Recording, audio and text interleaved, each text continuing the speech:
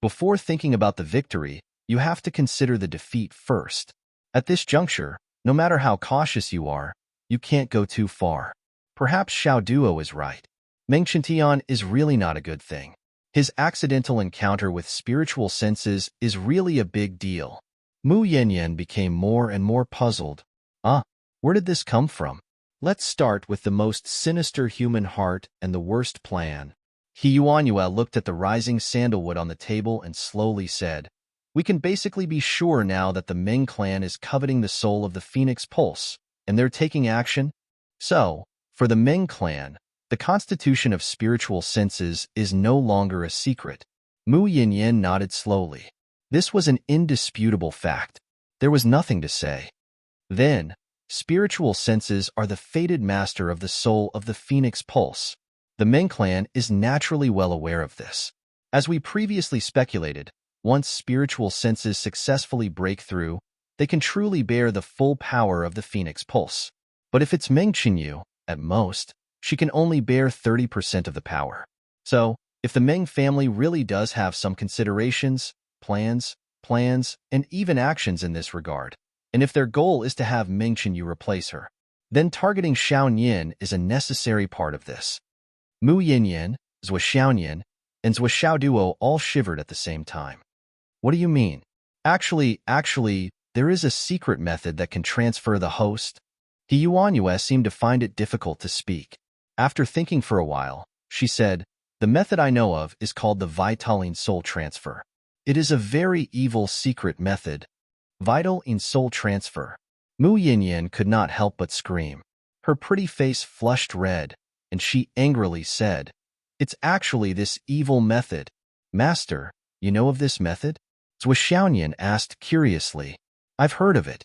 Mu Yinyan sighed softly, but she could not help but hold Zhou Xiaoyan in her arms to let her disciple feel at ease.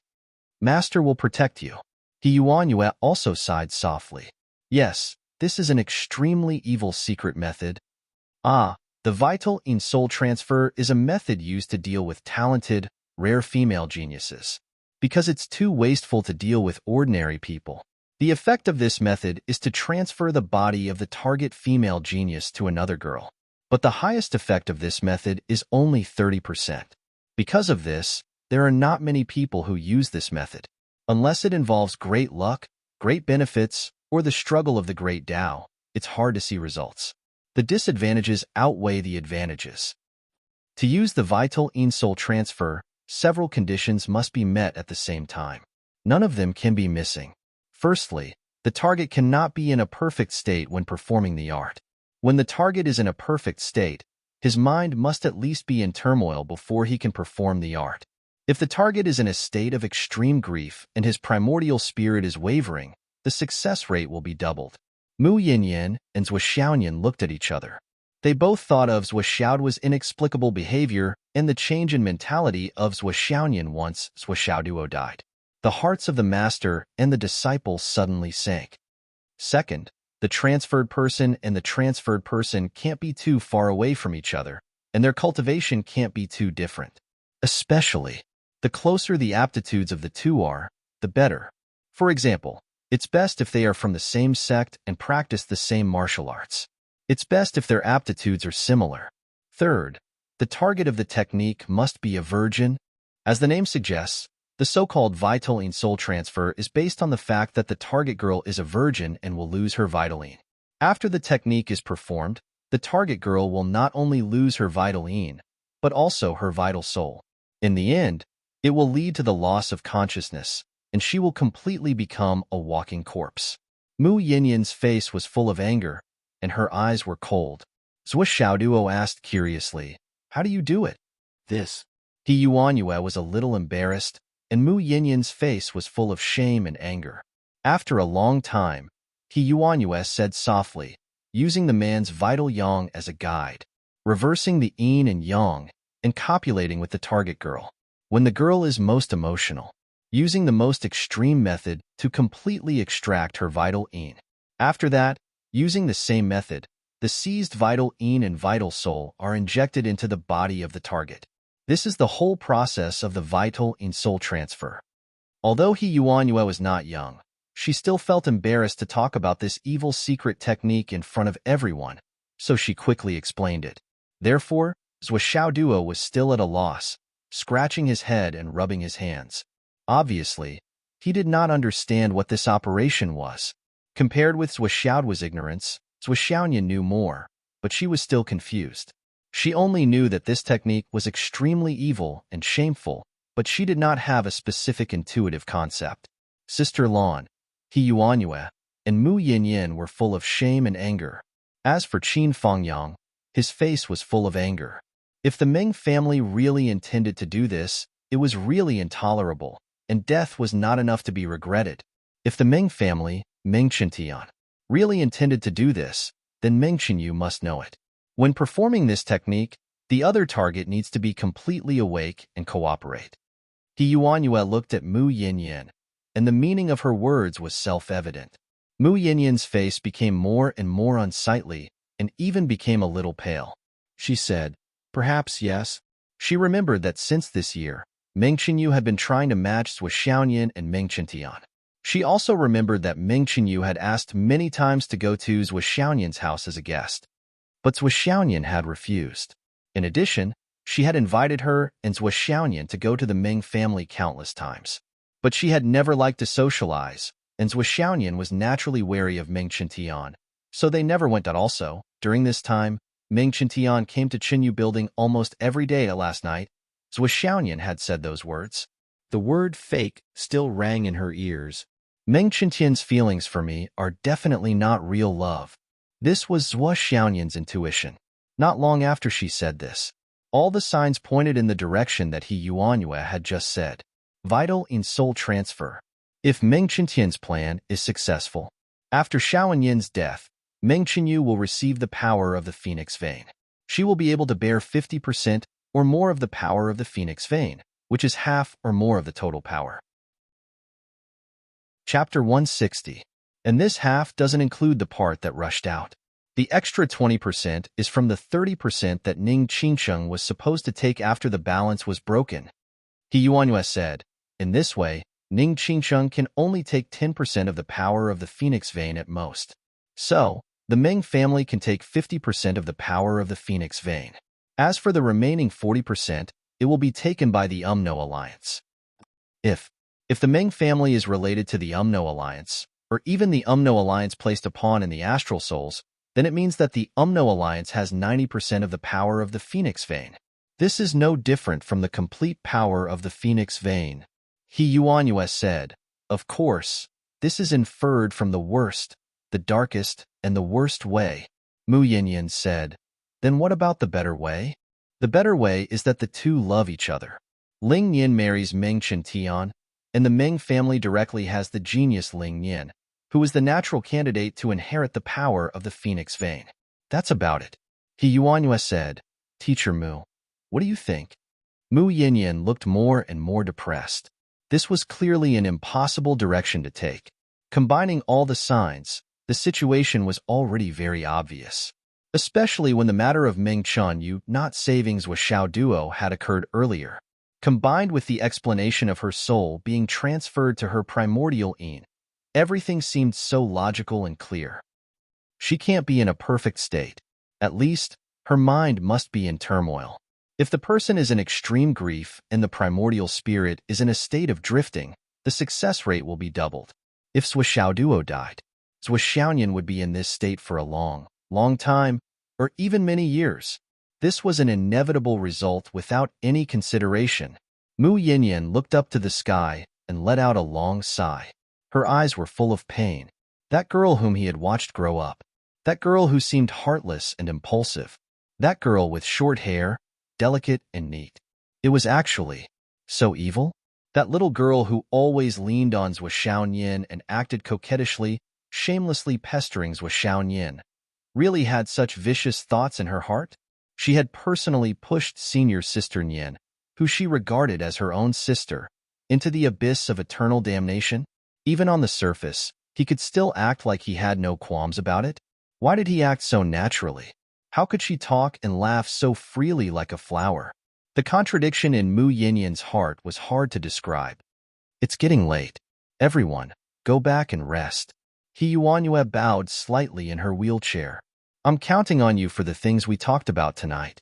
Mu Yanyan and Qin Fangyang's expressions were solemn as they returned the greeting at the same time. Of course, we will do our best. When they came out of He Yuanyue's office, Zhou Xiaoduo and Zhou Xiaonian were still in a daze. They only understood half of what was said, but the worry in their hearts had lessened by a lot. Zhou Xiaoduo, in particular, was filled with excitement at this moment.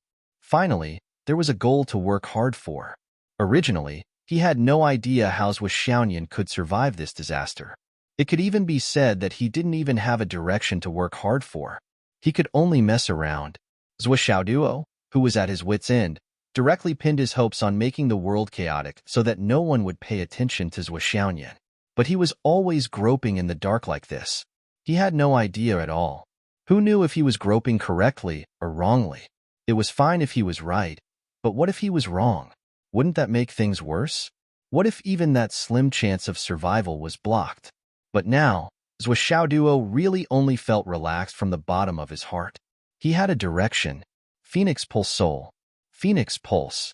As long as the hidden danger of Phoenix Pulse Soul was solved, everything would be fine. The Alliance, Ming's group, Ning's group, were difficult to deal with. In other words, they were harder to deal with than reaching the sky, but at least he knew the target. In other words, it was still harder than reaching the sky, but at least he knew that reaching the sky had to start from here. Was that right? With a target, it would be easy to do. Phoenix Pulse, Ming's group, Ning's family. Just these three.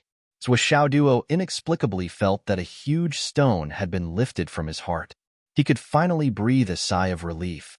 Although this sigh of relief was lifted again, and a new stone was placed on his heart, he still felt that there was hope ahead. After all, the situation was clear. He just had to work hard and move forward. Xiaoduo, why do you look so happy? Zhou Xiaonian was suspicious of Zhou Xiaoduo's state. Did she see wrongly? There were so many powerful enemies listed all of a sudden, and there was also the Alliance hidden in the dark. Why was this kid so happy? Even if he was heartless, he shouldn't be like this, right? When there were outsiders around, Zhou Xiaonian would never call Zhou Xiaoduo doggy, as long as it was not in front of her parents. That was a term that only belonged to her family. If outsiders heard it, they would definitely laugh at doggy.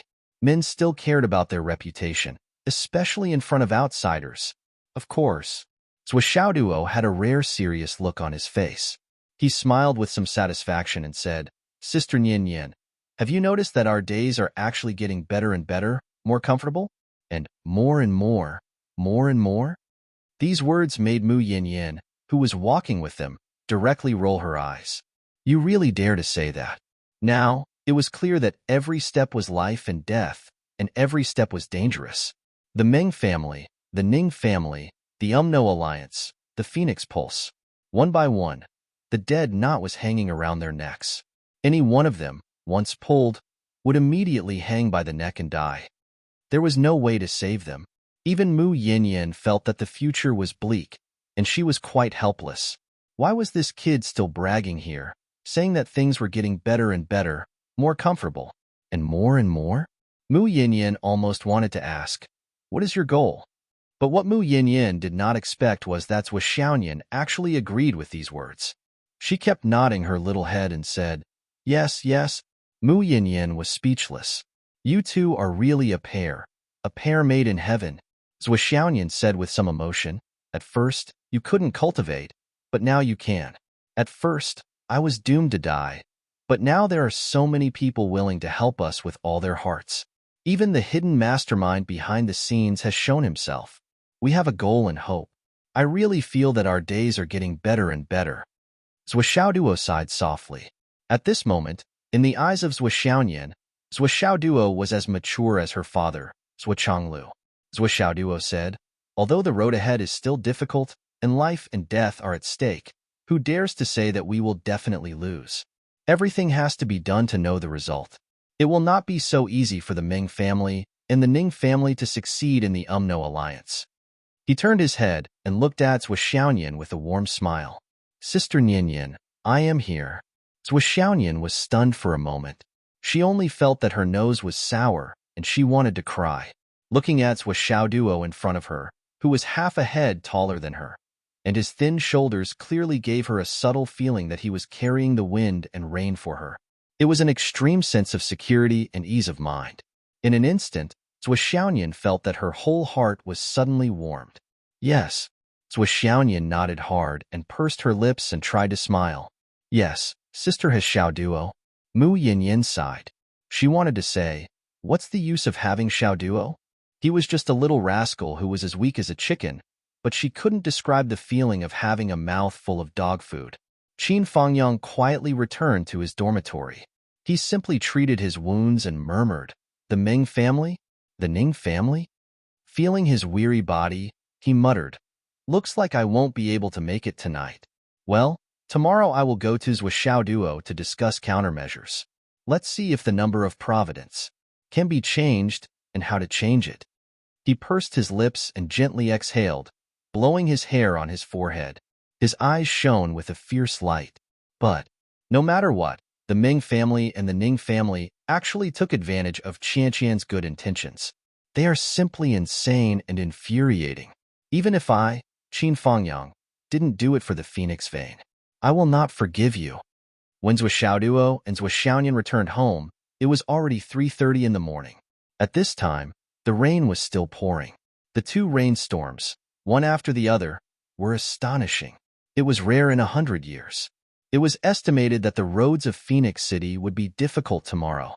Don't you want to come in? Zhou Xiaoduo opened his door and unconsciously invited her as usual. Zhou Xiaoyan bit her lips. Her eyes darted around and glanced at him. For a moment, she looked a little flustered. She snorted and turned away.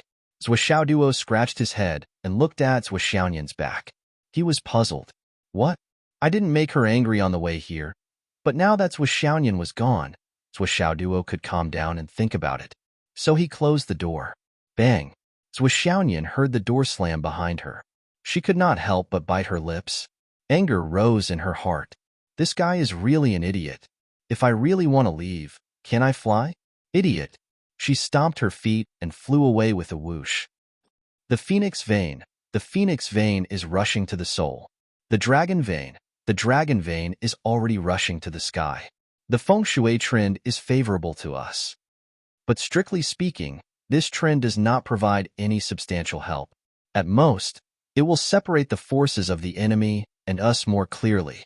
Our comprehensive strength is still relatively inferior, and the gap is huge. Zhou Xiaoduo lay on the bed. He put his hands behind his head and crossed his legs. He was deep in thought. The Umno Alliance wants the power of the Phoenix vein. The Ning family and the Ming family also want the power of the Phoenix vein. Now, I don't have to take one step at a time. I can target these three families. According to the old principal's instructions, the Umno Alliance is at least cooperating with one of these two families? Then which one was it? The Ning family is a family with 1,000 years of martial arts inheritance. They have a deep foundation in their own family culture. From this point alone, the possibility of the Ning family colluding with the Umno Alliance is not high. Although the possibility of colluding is not high, it does not mean that there is no connection. So, the Ning family is not a good person. Chapter 161. If it's not the Ning family, then it must be the Ming family. Not to mention, the Ming family's behavior is so crazy. They already set up a vicious plan for Nian Nian Cat. That Ming Chenyu girl must know about it. She's not a good person.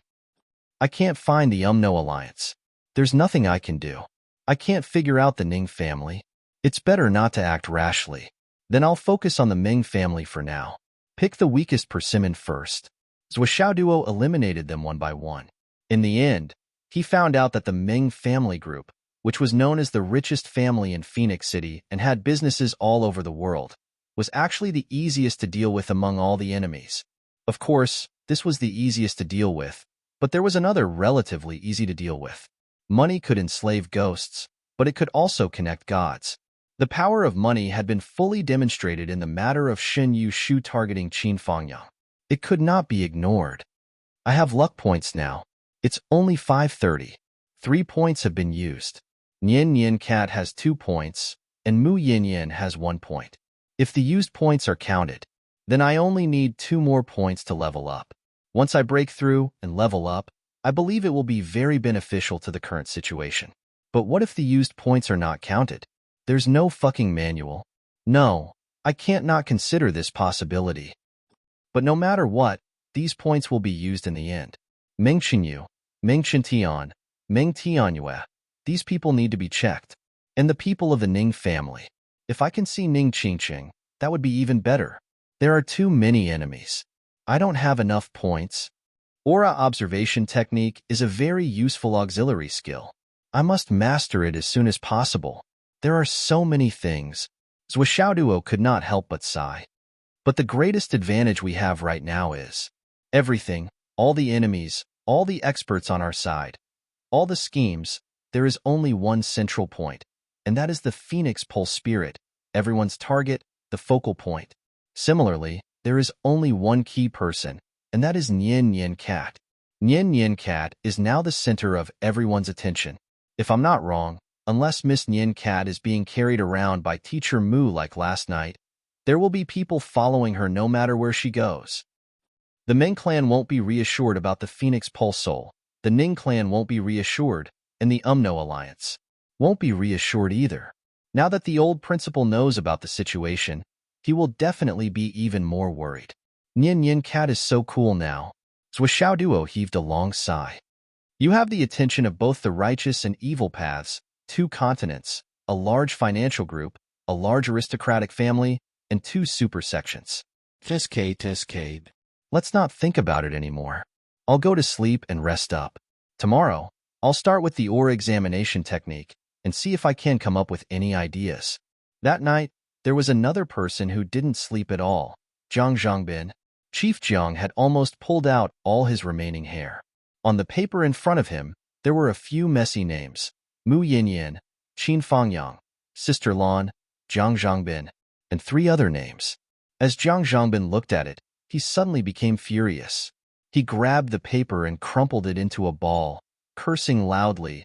What the fuck? Phoenix City is so big, and there are so many people that I can trust and use, but there are only these few people? What can I do with these few people? And most of them aren't even my people. Once something happens, they won't listen to my orders at all. What the fuck? He paced back and forth in the room like a trapped beast, his face full of anxiety.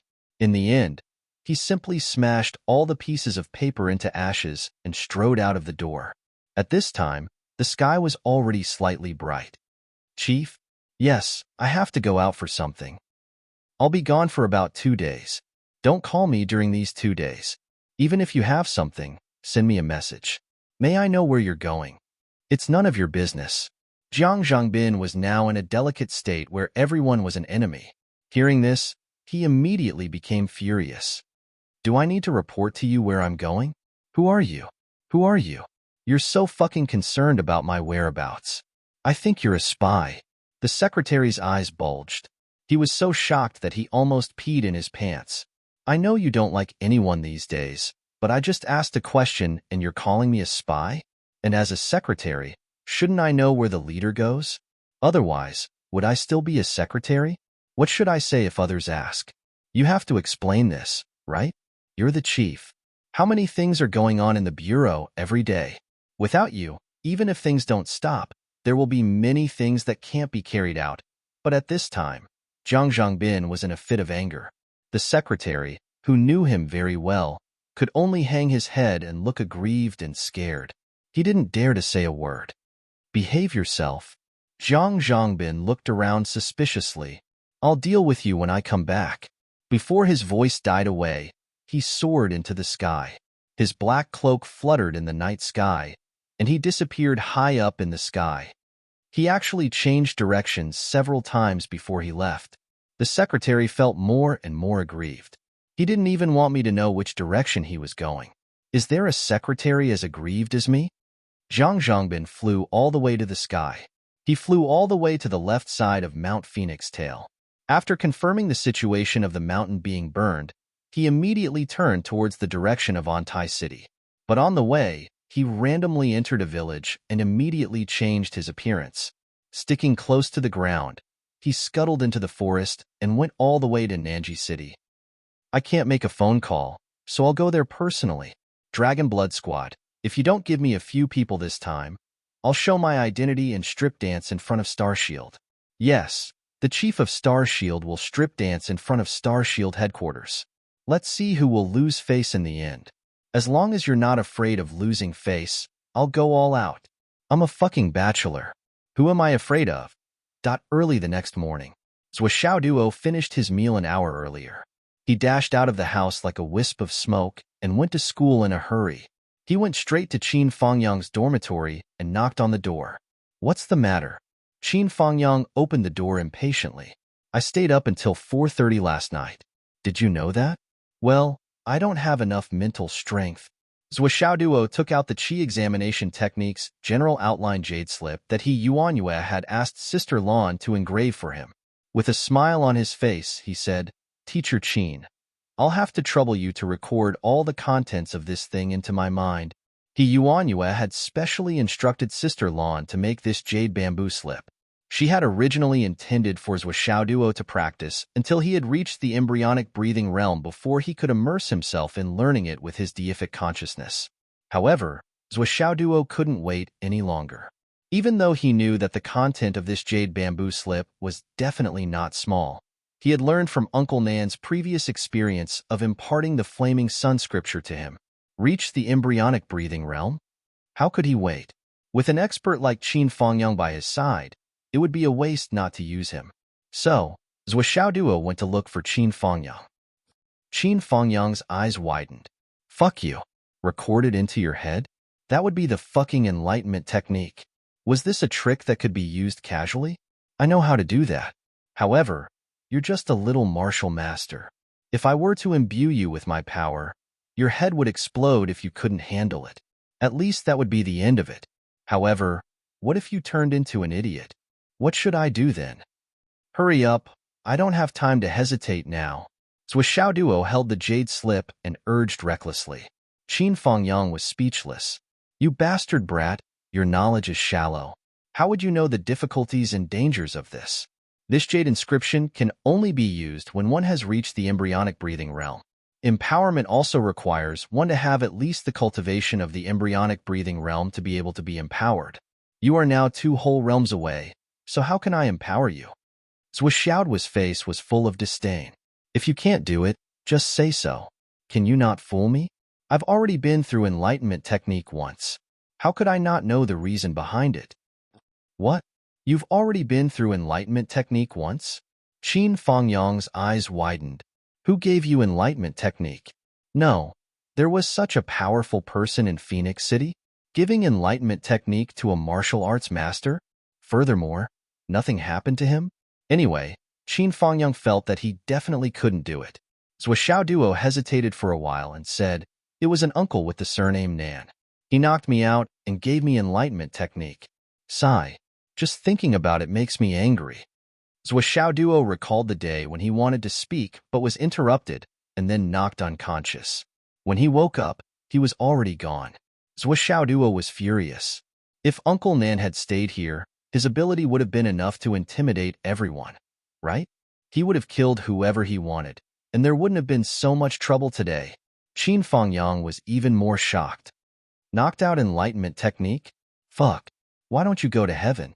As a high-level cultivator, he knew the pros and cons of this.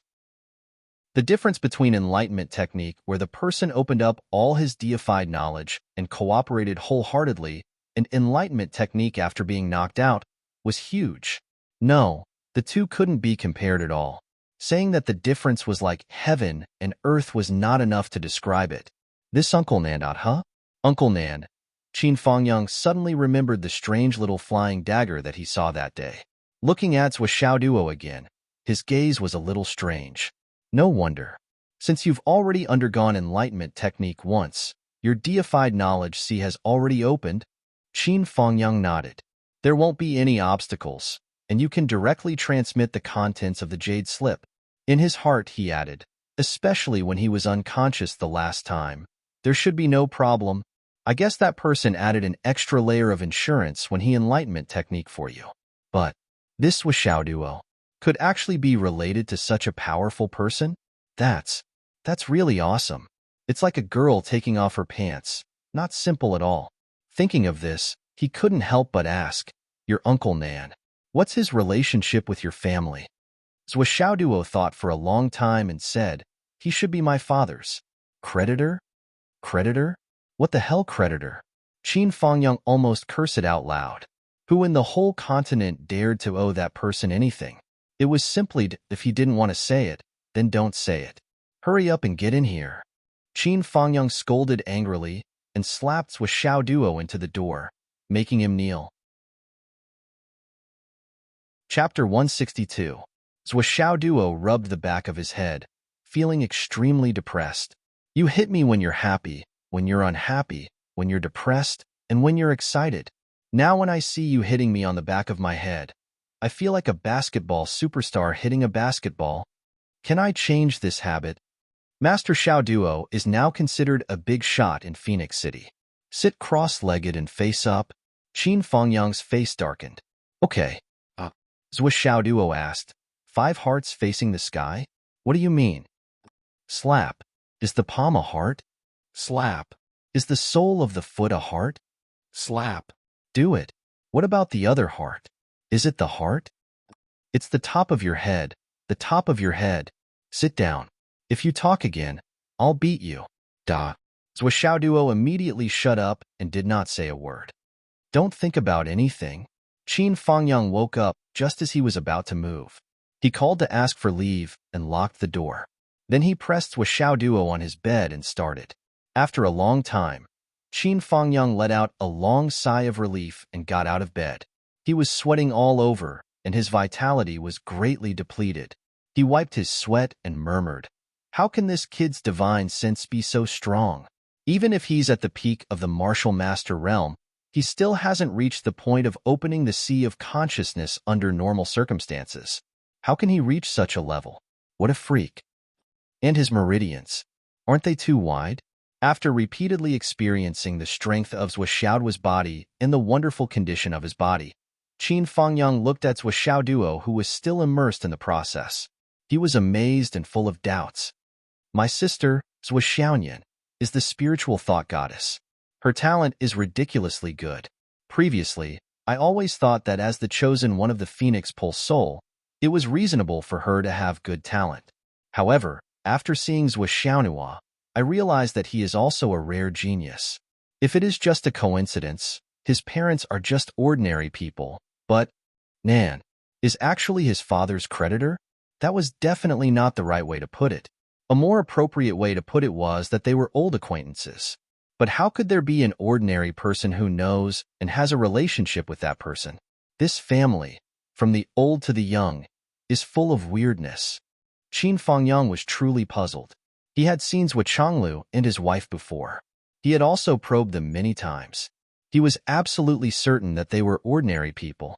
Their physique was at most equivalent to a martial warrior. Is it possible for 2 middle-aged people to have the physique of a warrior to give birth to a genius like Zhuo?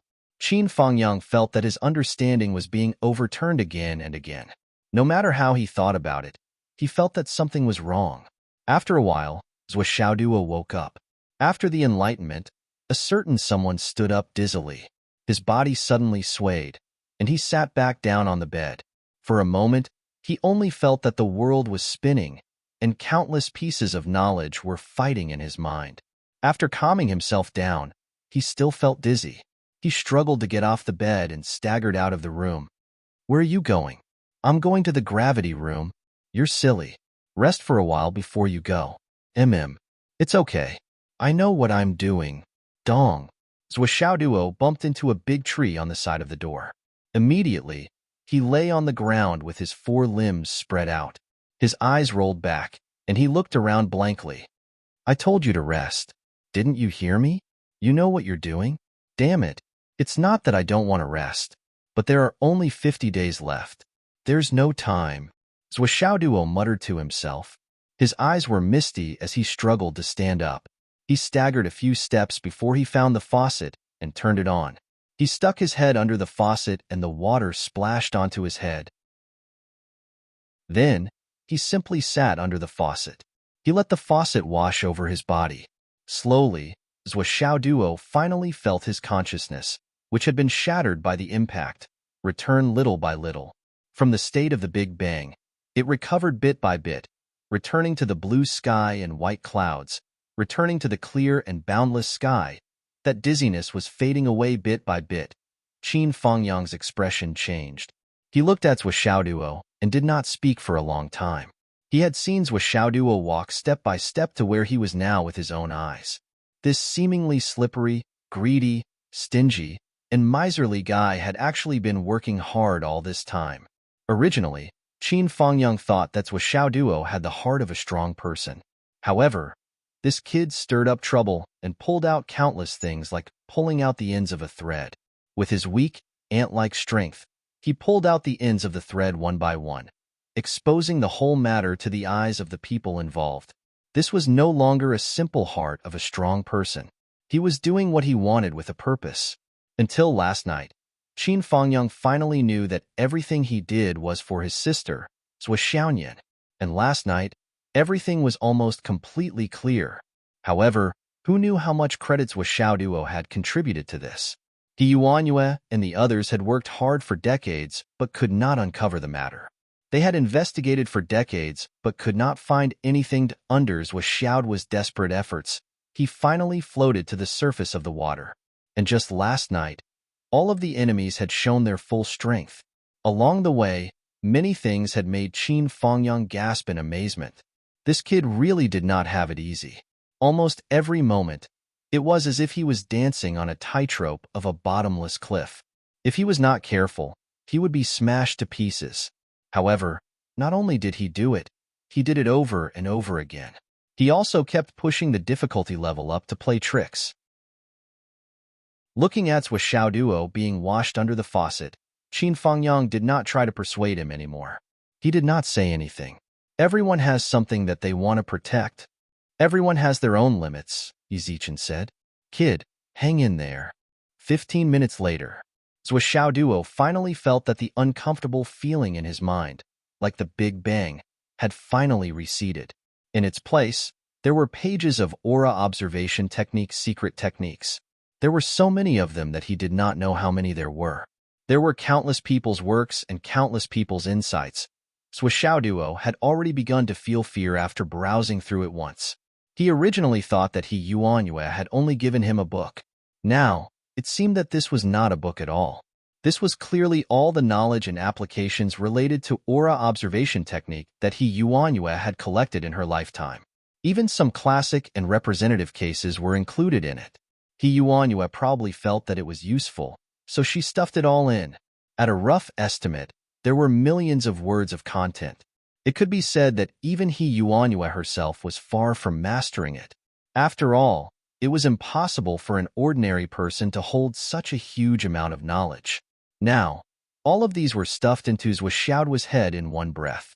It was already a huge miracle that his head didn't explode. Done. Done. Holding his still wooden head, Zhou Xiaoduo slowly stood up. His whole body was dripping with water. For some reason, Zhou Xiaoduo's spirit was restless. When a tree came into view, his first thought was to look at the tree's atmosphere. When he saw a blade of grass, he instinctively looked at it. Even when he saw Qin Fengyang, he instinctively looked at him. But when he took a look, he discovered something incredible. Teacher Qin, Zhou Xiaoduo frowned. How did you consume so much of your body, cultivation, consciousness, and especially your foundation during this period of time? Qin Fengyang in front of him was like a huge candle, burning himself in a way that he had never seen before. Although the light was dazzling, in this state, it was true that every moment he burned, his foundation would be damaged. And this damage was permanent, the kind that was difficult to recover. Qin Fengyang was stunned for a moment. He said lightly, I've been fighting continuously for the past few days. It's inevitable that I'm exhausted. I'm afraid you've forgotten what my greatest ability is. You're not simply exhausted from fighting. Zhou Xiaoduo shook his head. Teacher Qin, if you continue like this, you'll be exhausted. It doesn't matter.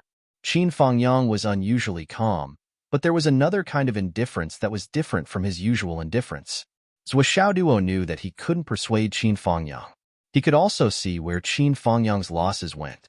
Right now, he was like a gardener who worked his heart out, pouring all of his cultivation, all of his comprehensions, and all of his sword heart into teaching the students. He focused all of his mind and dispersed it bit by bit to all of his students. The focus was on himself, Li Chenglong, Long Yuxing, Yu Moyan, Li Changming, and Wanli Shou. Passing the torch to the end, Zhou Xiaoduo suddenly had a realization in his heart. Qin Fangyang must have realized that Yue's lifespan wouldn't be long. He didn't want to continue searching for her, and he didn't want to continue enduring the loneliness alone. Perhaps Qin Fangyang originally had many ideas, such as the Sun-Moon Pass, the military, fighting, and guarding. But the current Qin Fangyang had changed a lot. The current Qin Fangyang should be planning to follow Yue when she passed away. However, he also felt that it was a pity to give up his cultivation. Therefore, he chose to pass it on to his students in this way, including his heart, mind, and soul. This was also the reason why he was able to wake up so quickly just now. Qin Fangyang was using his own spiritual force to nourish his own soul. Zhou Xiaoduo sighed softly. What should he do about this? He quickly made up his mind. He stood up and was about to leave. He couldn't stay by Teacher Qin's side any longer. The longer he stayed, the more Qin Fangyang would have to pay. In other words, the faster he would die. Where are you going? The gravity room. Go ahead. Looking at Zhou Xiaoduo's back, Qin Fangyang narrowed his eyes and suddenly said, Zhou Xiaoduo? Yes. I'm fine. Don't talk nonsense. I know. Zhou Xiaoduo looked back. He saw Qin Fangyang's deep gaze, his face solemn. He actually felt his heart sink. A deep sadness suddenly welled up in his heart. Ask the world, what is love? Even a person like Qin Fangyang would go crazy over her. Chapter 163. Zhou Xiaoduo stepped into the gravity room. This morning, he exchanged for 4 hours of cultivation time in one go. While he was training, he was trying to digest the vast knowledge that had just entered his mind. He was training hard and absorbing the knowledge in a way that was close to exhaustion.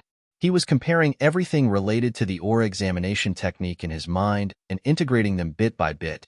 Zhou Xiaoduo was squeezing himself as hard as he could. He wanted to master the knowledge that an ordinary person would take a lifetime to accumulate in the shortest amount of time. Even so, he still felt that it was not enough. He wanted to master all of it in 1 minute. There was not much time left. 50 days. There were only 50 days left. Noon, 12 o'clock. Zhou Xiaoduo was soaked in sweat from head to toe. He crawled out of the gravity room as if he had just come out of a swimming pool. At this moment, Zhou Xiaoduo didn't even have the strength to walk out of the gravity room. Noon. Zhou Xiaoduo only spent 5 minutes to finish his meal. Then, he rushed into the gravity room again. It was a race against time. A race against time. This time, Zhou Xiaoduo exchanged 6 hours of training time. Qin Fangyang stood at the door of the gravity room. His eyes were deep. Is he okay? He asked the teacher who was in charge of the gravity room. He's fine. I thought something bad would happen. The teacher's face was full of admiration. I've been in charge of the gravity room for 27 years. I've never seen a student who is so desperate. Yesterday, he was only training his fists and feet. After overexerting himself, he became paralyzed from exhaustion. Similar situations are not rare.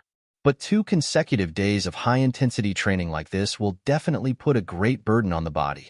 I've been paying attention to your student's condition. If there's any problem, I'll come to his aid. In the past, he didn't have enough control over his own condition.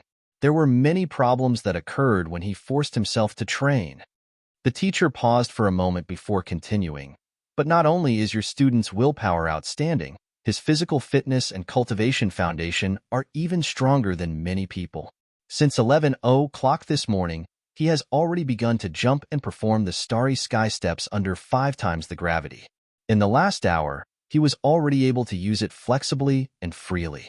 Moreover, he was able to combine the 3 martial arts of the Kunlun Taoist sect and practice it in the void to the greatest extent. Such progress has already made me gasp in amazement. Yes. During the afternoon practice, He even closed his eyes and practiced the whole time. Other than the slight obstruction at the beginning, he quickly got the hang of it and returned to the state of being extremely familiar with it. All right. According to this progress, if he comes again tomorrow, we can try to add some weight to his body. How much weight do you think is appropriate?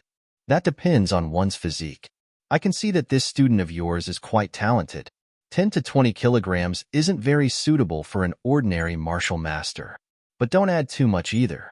I recommend about 100 kilograms. Qin Fangyang nodded slowly. I'll prepare it. All right. The teacher said softly, this is really a good seedling. Teacher Qin, you should properly advise this child.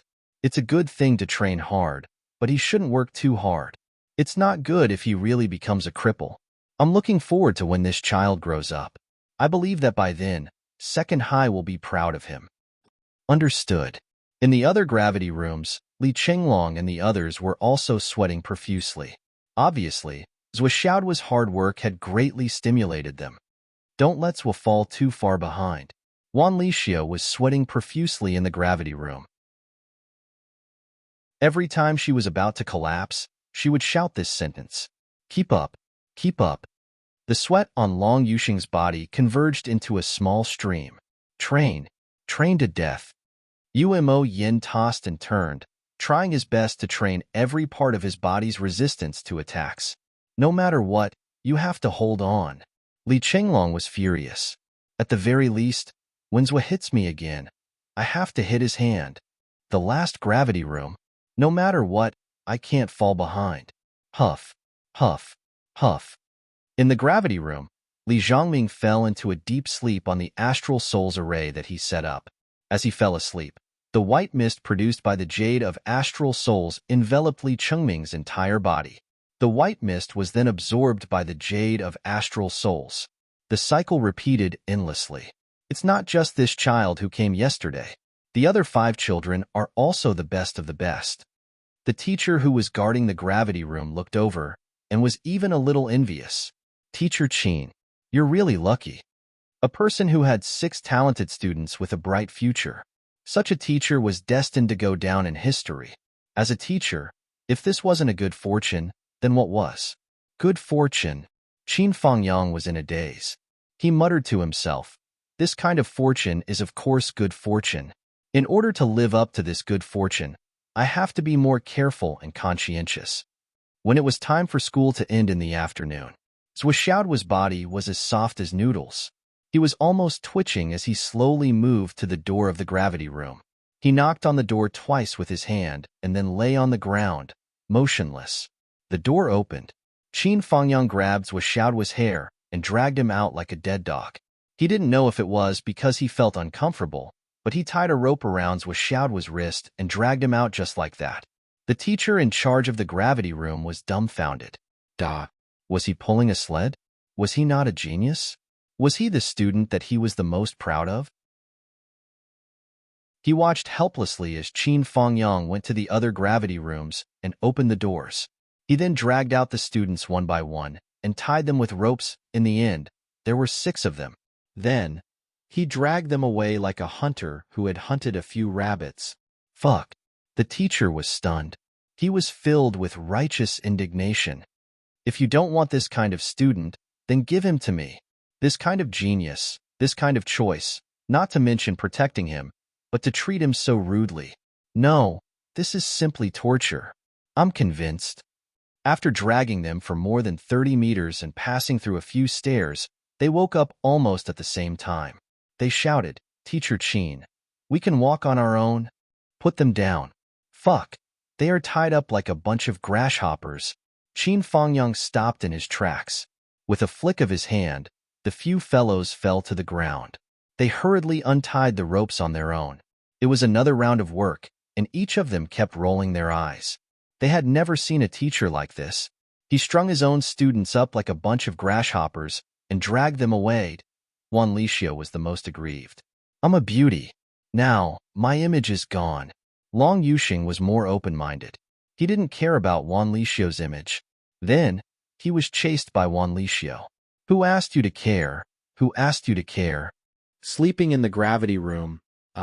No.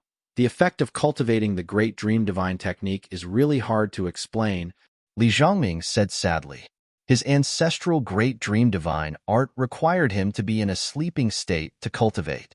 However, after cultivating the Great Dream Divine art in the gravity room for a long time, his limbs were still sore and his entire body felt like noodles. Now that he wasn't dragged by Qin Fangyang, he lost his footing and leaned on Li Qinglong like a little bird. He had no choice. If he didn't find a new footing, he couldn't even stand up. But the progress is still very good. After school, Qin Fangyang was waiting for Zhou Xiaoduo like yesterday. I'll send you home. Zhou Xiaoduo asked curiously, Teacher Qin, what did you experience last night? It's just something that martial cultivators experience. I don't know if that Shingai has given up. Qin Fangyang said indifferently, let's see what happens today. If it still doesn't work, I'll take the initiative to talk to him. How many families are involved? 3 families. Qin Fangyang took a deep breath and said, there were a total of 6 families involved in the incident. Although 3 of them were very agitated at the time, they did not participate in the hunt organized by Shen Yushu. Of the other 2 families who acted together with Shen Yushu, only one of them offered a reward of 50 million. Shen Yushu paid the bulk of the reward. Awesome. He's so rich. Zhou Xiaoduo expressed his envy. Sigh. Teacher Qin's head is really worth a lot. No, I can't think like that. I have to respect my teacher. I'm a good student. I have to protect Teacher Qin's head. It's more than 1 billion. Protecting something that's worth more than 1 billion, even if I don't get the money, I still have a sense of accomplishment. But they were already halfway there, and still no one came to attack them. This situation made Zhou Xiaoduo feel very puzzled. Teacher Qin, they couldn't have given up, right? They won't. Qin Fangyang said seriously, Shen Yushu, as one of the richest people in Phoenix City, he won't give up just because of his pride. I understand the mentality of this kind of person who thinks he's awesome but is actually a frog in a well. He's not making a move now only because he knows that I'm not easy to kill, so he's thinking of other ways. Don't worry, this Shen Yushu. I'll get rid of him no matter what. Qin Fangyang sighed twice and said, forget about the other families. Their children that they painstakingly raised are gone, so it's reasonable for them to curse. All right, I saw the reward this morning. Other than Shen Yushu, the other 2 families have already announced that they're withdrawing from this mission. Since they're withdrawing, then forget about it. Qin Fangyang said leisurely, actually, I can really understand. Anyone who loses their son would feel terrible, and they have no way to vent. In a moment of anger, they came looking for me, the person directly involved, to take revenge and vent their anger. Although it's not right, it's also understandable. Besides, the old principal didn't let me pursue the matter. Qin Fangyang said regretfully. From his tone, it wasn't that he didn't want to pursue the matter, but that Yuanyue had stopped him.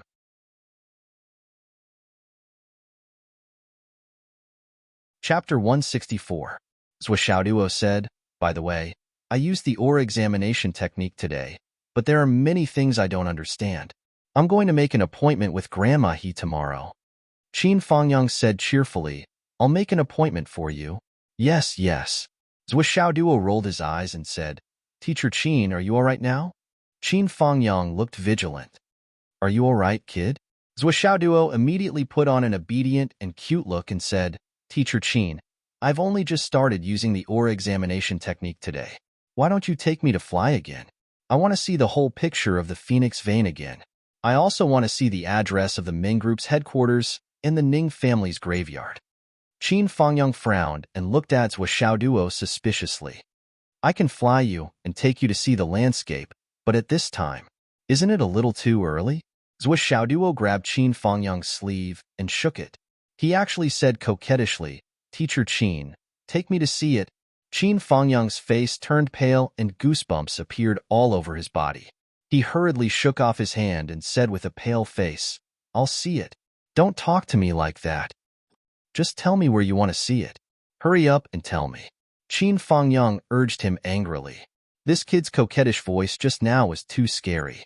Even Qin Fangyang, who had a profound cultivation base, was almost scared out of his wits by this kid's voice. Let's take a look at the landscape first. Take a look around and be careful to fly higher. Then I'll decide whether to go to the Ming group or the Ning group. Okay, let's go. Qin Fangyang grabbed Zhuo Xiaoduo by the collar and flew into the sky. Teacher Qin, can you grab somewhere else? Zhuo Xiaoduo felt extremely uncomfortable. This kind of experience of being grabbed by the neck and sent flying was actually happening again. Qin Fangyang turned a deaf ear. Who told you to disgust me? How could I let go of such a good opportunity to take revenge? I'll hold him for a while longer. With a single leap, he soared to a height of 30,000 feet, piercing through the clouds. It's too high. Zhuo Xiaoduo looked miserable. My vision is blocked by the clouds. Lower down, lower down. What's there to be afraid of? It's nothing to be surprised about. Qin Fangyang snorted. As the saying goes, when you climb high, you can see far. If you're not high enough, do you think you can see everything? Do you think it's still as nice as last night? After saying that, Teacher Qin suddenly took a deep breath. Then, he waved his empty right hand. His right sleeve fluttered in the wind, and a sudden gust of wind blew out. High up in the sky, the wind and clouds instantly surged. The momentum of the wind and clouds swirling around condensed in front of him. In front of Zhuo Xiaoduo's shocked eyes, the clouds under his feet rolled away along with the hurricane. In the blink of an eye, a space with a circumference of several tens of thousands of feet appeared.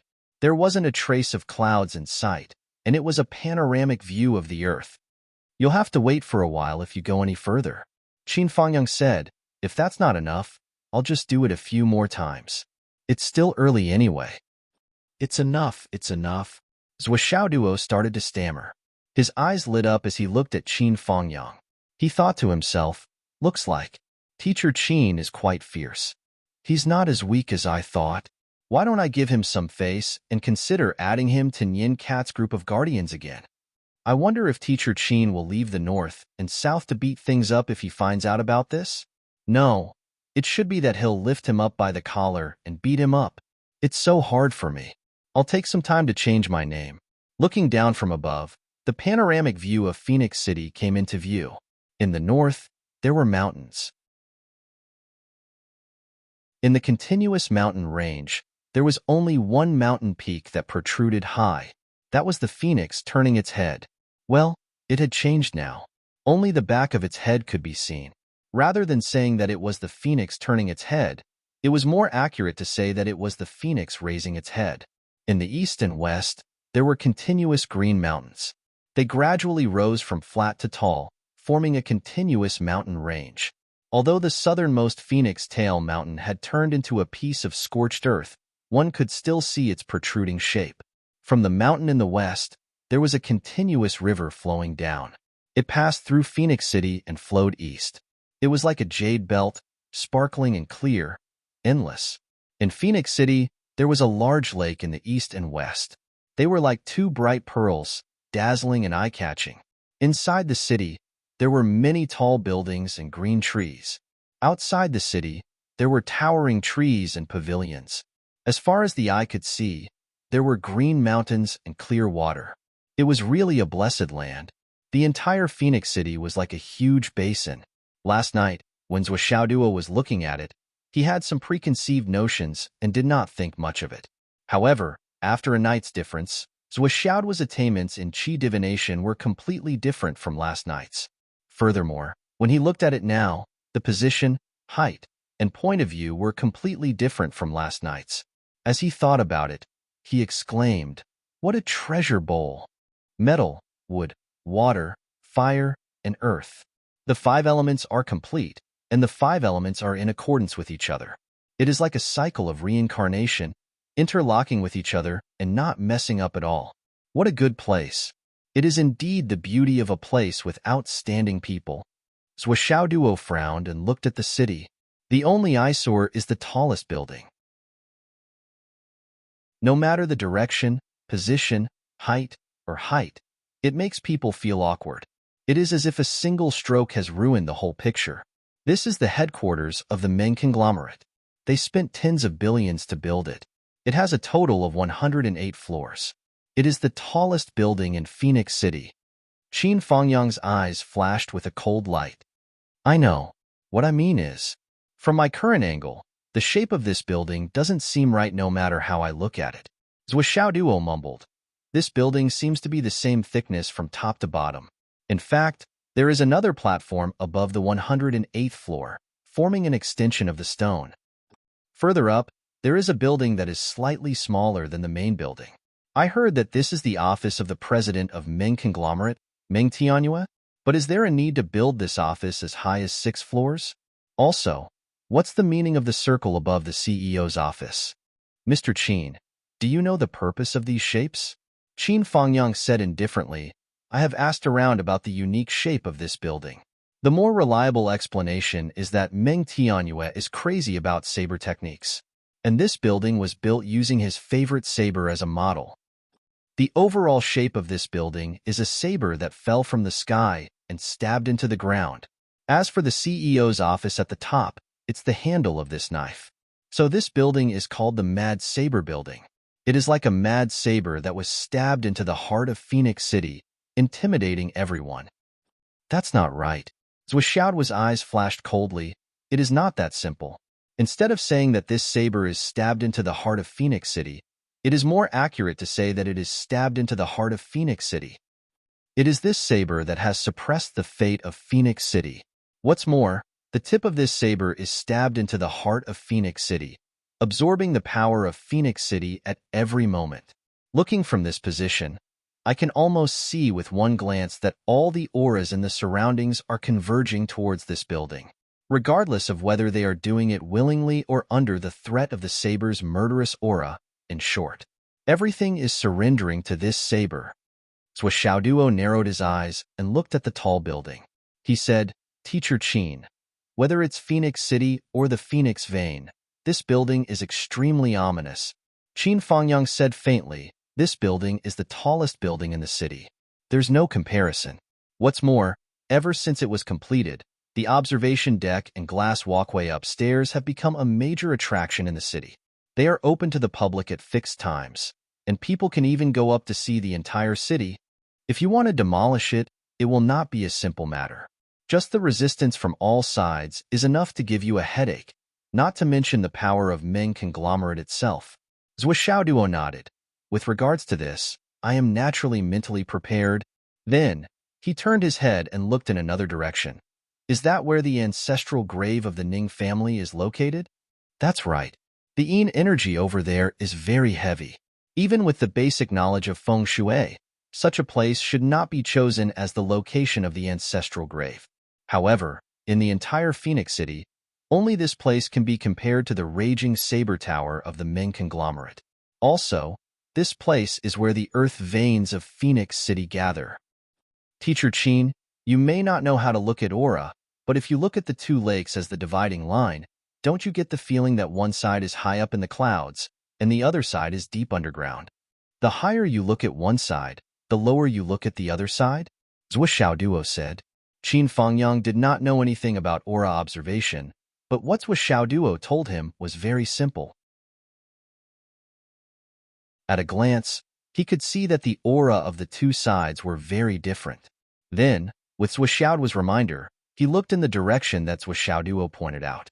Indeed, the opposites of the two sides were becoming more and more obvious. This is yin and yang, Xiaoduo sighed. Behind these two families, there are experts guiding them. The Ning family used the power of their ancestral bloodline to occupy the land of extreme yin. They forcefully pulled out the earth veins and locked them down, making it impossible for them to move. And the Meng conglomerate used this tyrannical force to receive the sun and suppress the earth veins.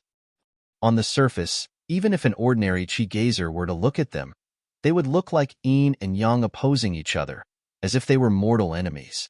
But the roots of these two families are still on the ground.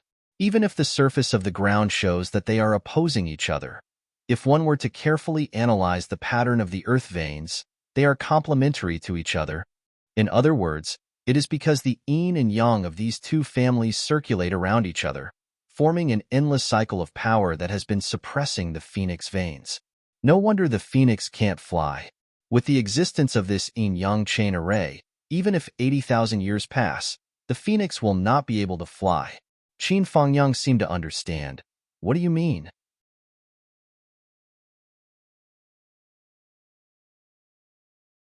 Chapter 165. You know what I mean. Zhou Xiaoduo's expression was cold. As long as these two clans are here, and this formation is not broken, the Phoenix Vein will forever be pinned down. Naturally, there is no hope of success for the Phoenix Vein to charge into the soul, only death awaits. No matter how many plans you have, it will be useless. This is a dead end. Even with the help of the Fire Dragon, it won't work. Zhou Xiaoduo's expression was getting colder and crazier. A flame of madness was slowly growing in his eyes. Just tell me what you have in mind. It's simple. You just have to remove these two locations. It would be best if you could uproot the entire foundation. Then, the formation will break on its own. Qin Fangyang smiled bitterly when he heard that. It was indeed a simple method. Simple and crude, with immediate results. However, it was impossible. Did Zhou Xiaoduo think that this was like eating steamed buns? That it would end with one bite? Putting aside the fact that the Ning family's ancestral grave was related to the feng shui of their ancestors, once touched, it would be an irreconcilable feud. The Meng conglomerate's headquarters occupied a huge area. It was filled with people. There were more than 100,000 people working there. 100,000 people meant that there were 100,000 families. Moreover, this was just a headquarters. Uproot it? That was something that was absolutely impossible. The power of money was just that great. It might be easy to deal with a pile of cash. However, once it became a skyscraper or a landmark building, even the king of a country might not be able to tear it down, because it concerned the jobs and livelihoods of millions of people. If one took into account the business network that spread throughout the country, the impact would increase exponentially. It might seem like a small conglomerate. However, the number of people that could be directly or indirectly affected was probably a terrifying number. Is there any other way? Qin Fangyang smiled helplessly. Speaking of other methods, he had his own. That was to attack the headquarters of the Ming Consortium with brute force and destroy it with brute force. However, there were two concerns with this method. First, the combat power of Meng Jiwei organization would not just sit by and watch. They would definitely launch a counterattack. Second, even if he really had the power to pull out the building and toss it aside like a carrot, he would not be able to do anything. However, the innocent casualties caused by this could not be controlled, and the people who lost their livelihoods were even more immeasurable. This loss, this responsibility, so many innocent lives, Qin Fangyang knew that he couldn't shoulder it. This was the helplessness of having a bottom line. If he was just a lawless and fearless devil, he wouldn't have to consider these things. How could Zhou Xiaoduo not know that this method would not work? A flame flashed in his eyes and he said, "There are other ways." What is it? If it's possible, I'll be at your disposal. The method I'm going to talk about next is a method based on the Qi viewing art. Start from the Wanshui River that directly passes through the city. Zhou Xiaoduo pointed. It's the Wanshui River that looks like a jade belt around your waist. This river? Start from this river? Zhou Xiaoduo nodded. Yes, start from this river. This river flows from the west to the east. The water flow is always so gentle. Since ancient times, there has never been any floods or floods. Even if there is a heavy rain, this river will not change. The river is wide enough. Below it is white sand that is more than 1,000 feet deep. It can be said that this is the mother river of Phoenix City. Everyone in the city drinks from this river. Even the water in the two lakes in the city originates from this river. And it is precisely because of this Wanshui River that Phoenix City has become a land of treasures and wealth, separated by a strip of water. The reason why the Phoenix Vein can be successfully nurtured is also because of the existence of this river. It gathers the spiritual energy of the mountains and rivers, and connects the Qi channels of the east and the west. This river also has a source. The source is very close. It is the Spirit Pearl Lake on the mountain in the west. It is like a pearl that fell from the sky. Under the Spirit Pearl Lake, the spring boils the sky, and it will never stop. Looking at the long river of history, even when the entire Central Plains was struggling to survive due to drought, Phoenix City still had good weather. Millions of acres of fertile land, because of the irrigation of the Wanshui River, had endless vitality. And all of this was actually because of the existence of Spirit Pearl Lake. The spring water flows to the east. It is also because of the righteousness of heaven and earth. Qin Fangyang was completely confused. Obviously, he did not know the true meaning of Zhou Xiaoduo's words. So what? According to what I know, there is another heavenly jewel lake on the mountain in the east. The basic structure of this lake is the same as the one on the mountain in the west. In fact, the reason why these two heavenly jewel lakes exist is to nurture the phoenix vein. The heavenly jewel lake in the east is not very famous. The main reason is that the west side is higher and the water flows to the east. As for the heavenly jewel lake in the east, it flows to the other side and becomes the Tsanglan River. When the two lakes meet, the Tsanglan River will not be so peaceful. However, the origin of these two heavenly jewel lakes is the same. If we want to change the general trend, we can start from this river. As long as we reverse the trend and change the direction of the river, it will have a considerable effect. Zhou Xiaoduo looked at Qin Fangyang and smiled. Reverse the trend of the entire river? Change the direction? Qin Fangyang's eyeballs hung out of their sockets. This idea sounded even more unreliable than attacking the Ming clan's headquarters directly.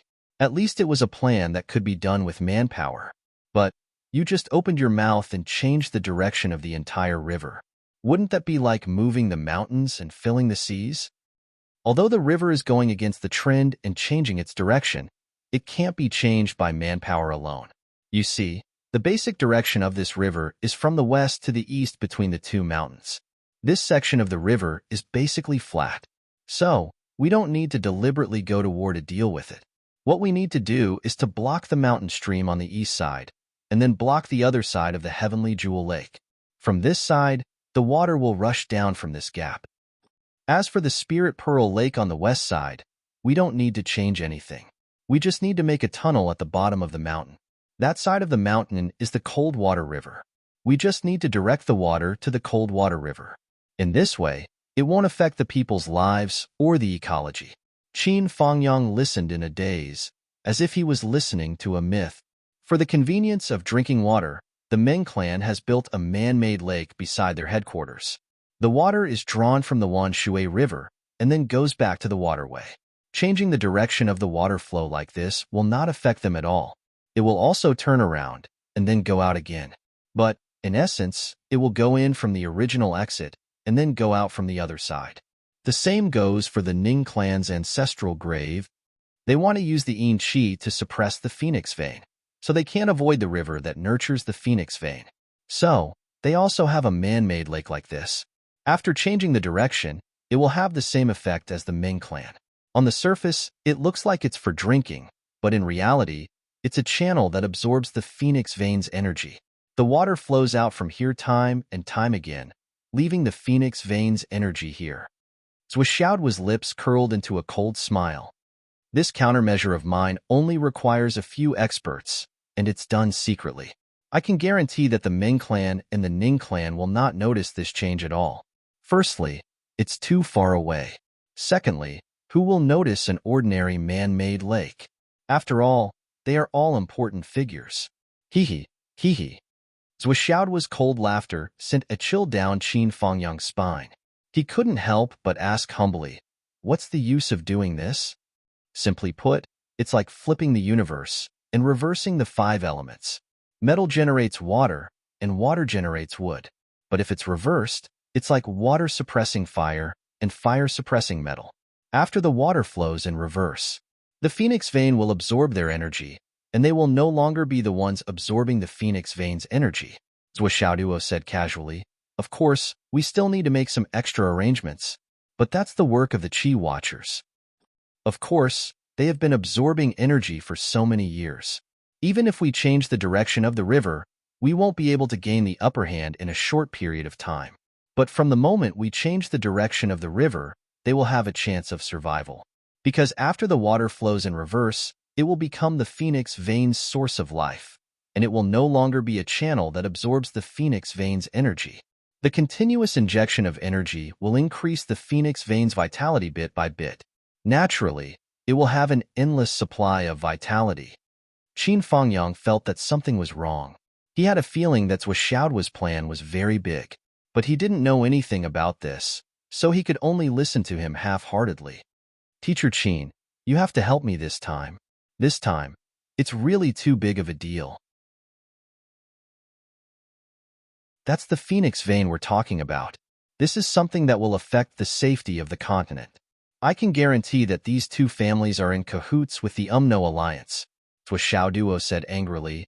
Every time I think about how these two families have deceived and used the old principle for so long, I have an impulse to kill them. These two families are just as the old principle said. They deserve to die. They're insane. Qin Fangyang couldn't stand this word the most. When he heard this, his eyes almost spouted fire. Although he knew that Zhou Xiaoduo was deliberately trying to arouse his hatred for a common enemy, it was a common enemy and a united front. Zhou Xiaoduo was only trying to get him to help him. That was all. If he helped him, he could destroy the Ming family and the Ning family's plan, and even defeat the UMNO alliance's plan. That would be a great thing, okay? Moreover, he could also vent his anger for He Yuanyue. Why wouldn't he do it? Qin Fangyang took a deep breath and said, "Okay, I agree." 6 chapters.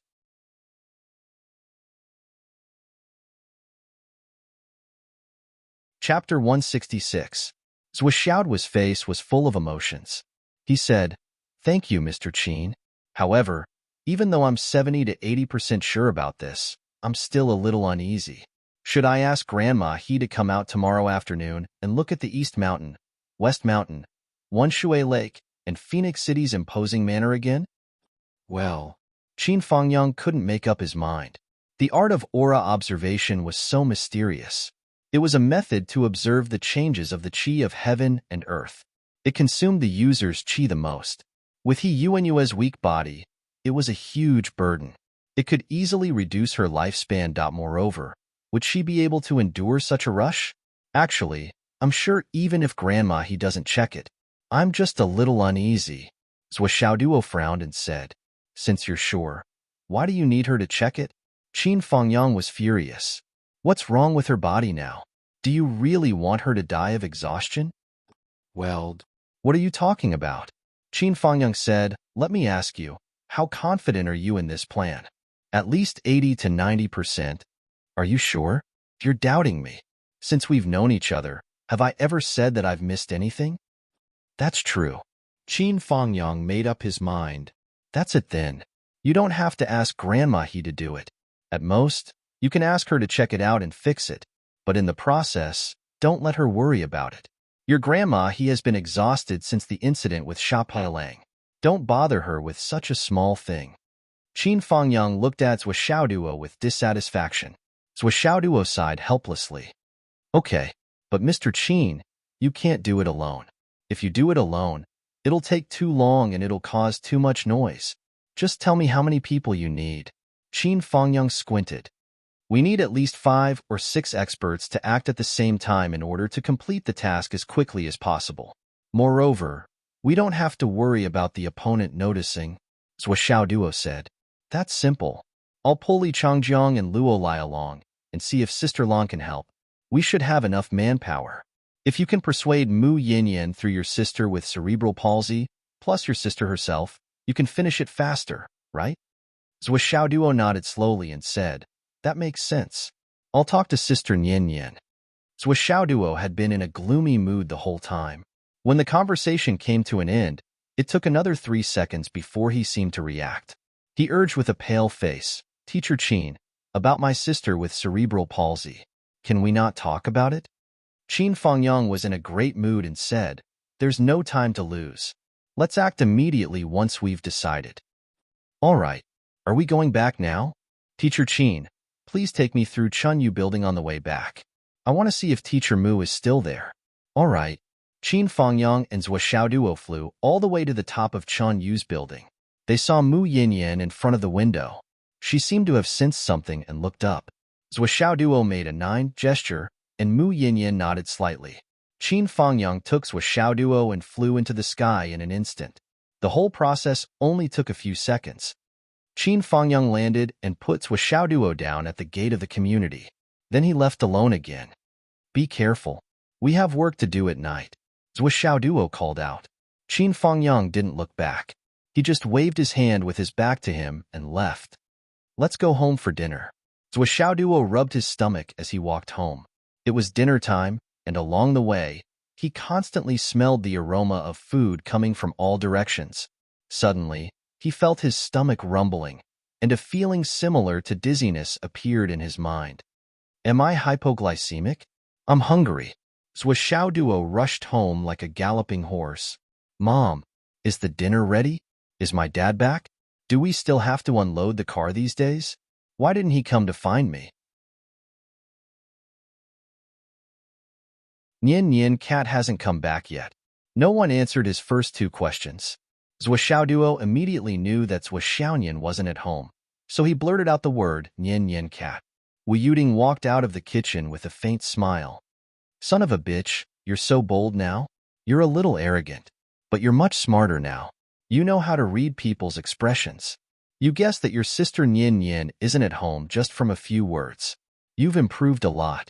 Your IQ is really not low. Wu Yuding tapped her son's forehead. Mom, look at what you're saying. Am I not your son? How can my IQ be low? Zhou Xiaoduo raised his head and said arrogantly, Mom, as a man, you have to be tough at home. You don't have the final say. I won't do it for even a day. Your son still has the status in this family. Wu Yuding rolled her eyes and sighed. Son. Huh.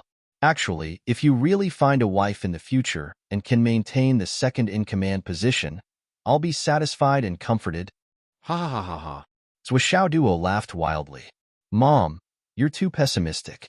Don't worry, your son is very popular with girls. You don't even know how the girls in school are chasing after me.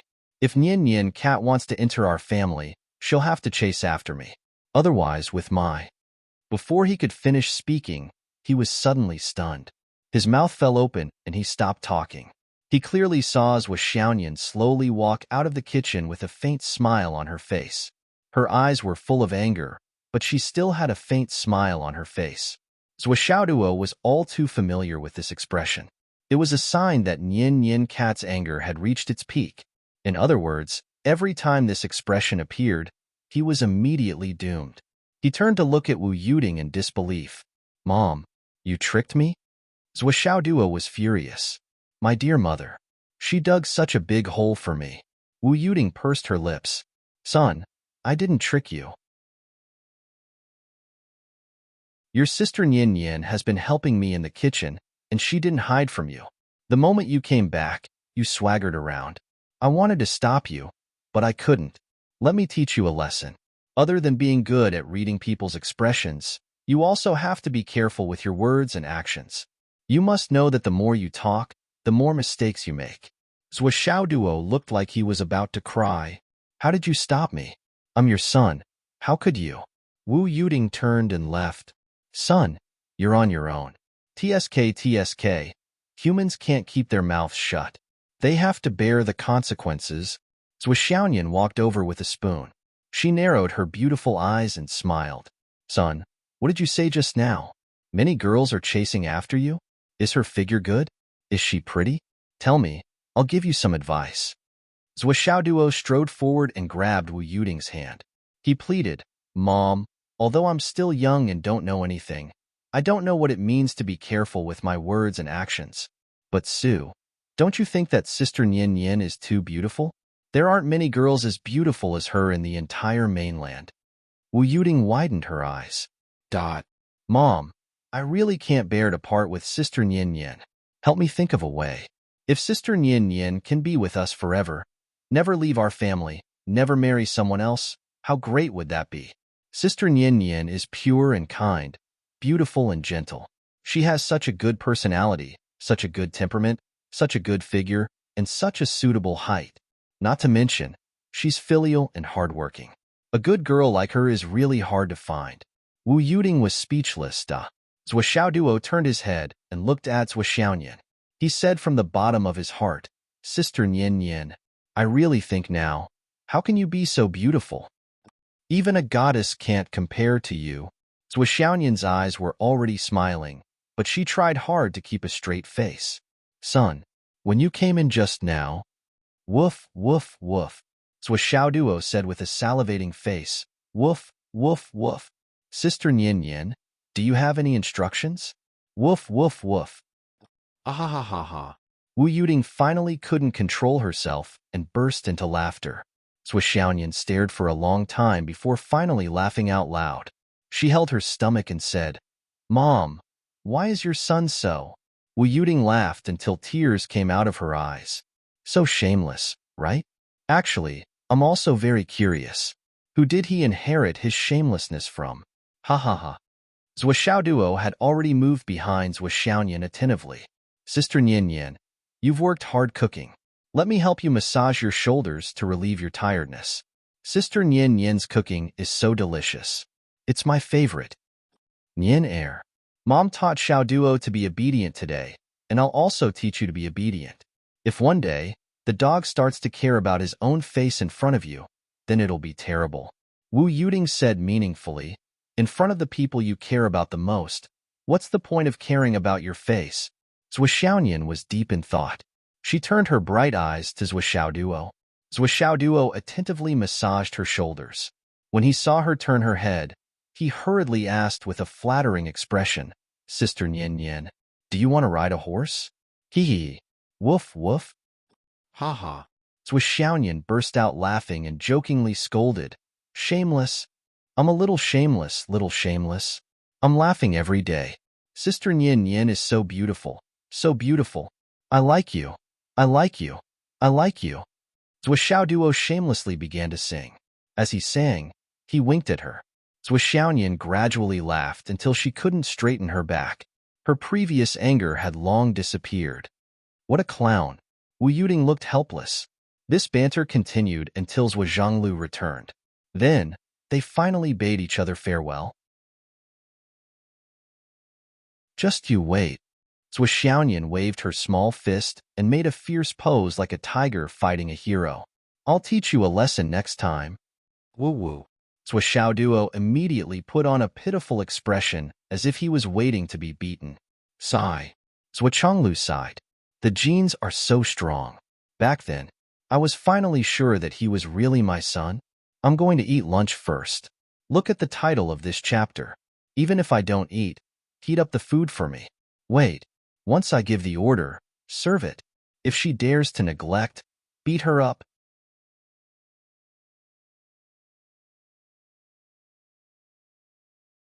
Chapter 167.